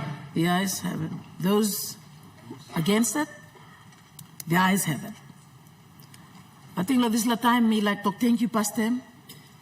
Long all geta, all mama sindan lo here, all geta all pikini. Me to thank you that you come lo here, lo come witness him live. Not all geta mama in up long look him na you feel him me talk lo here. But thank you for coming in today. That was a very special session lo email mama. You had him all geta all bratab lo yumi sindan lo here, all your members of Parliament, all talk one them. Aiwara. To the Prime Minister of Papua New Guinea and to the Deputy Prime Minister, thank you for the first time you play. Come, let me debate him good through. Let me tell him talk good through. Long heavy, and all get a picking ni Mary, all get a mama, you will feel him inside. Long this la country, missing down lo here, me Aiwara. But at the same time, we talk thank you, Long Lady Rachel. Thank you for choosing today to come inside Long Chamber. Now you come sit down one day, me play mama, now Susa blow you, now Bubu Mary blow you inside Long Parliament, Long Papua New Guinea. Honourable members, I adjourn the Parliament until tomorrow at 10 o'clock.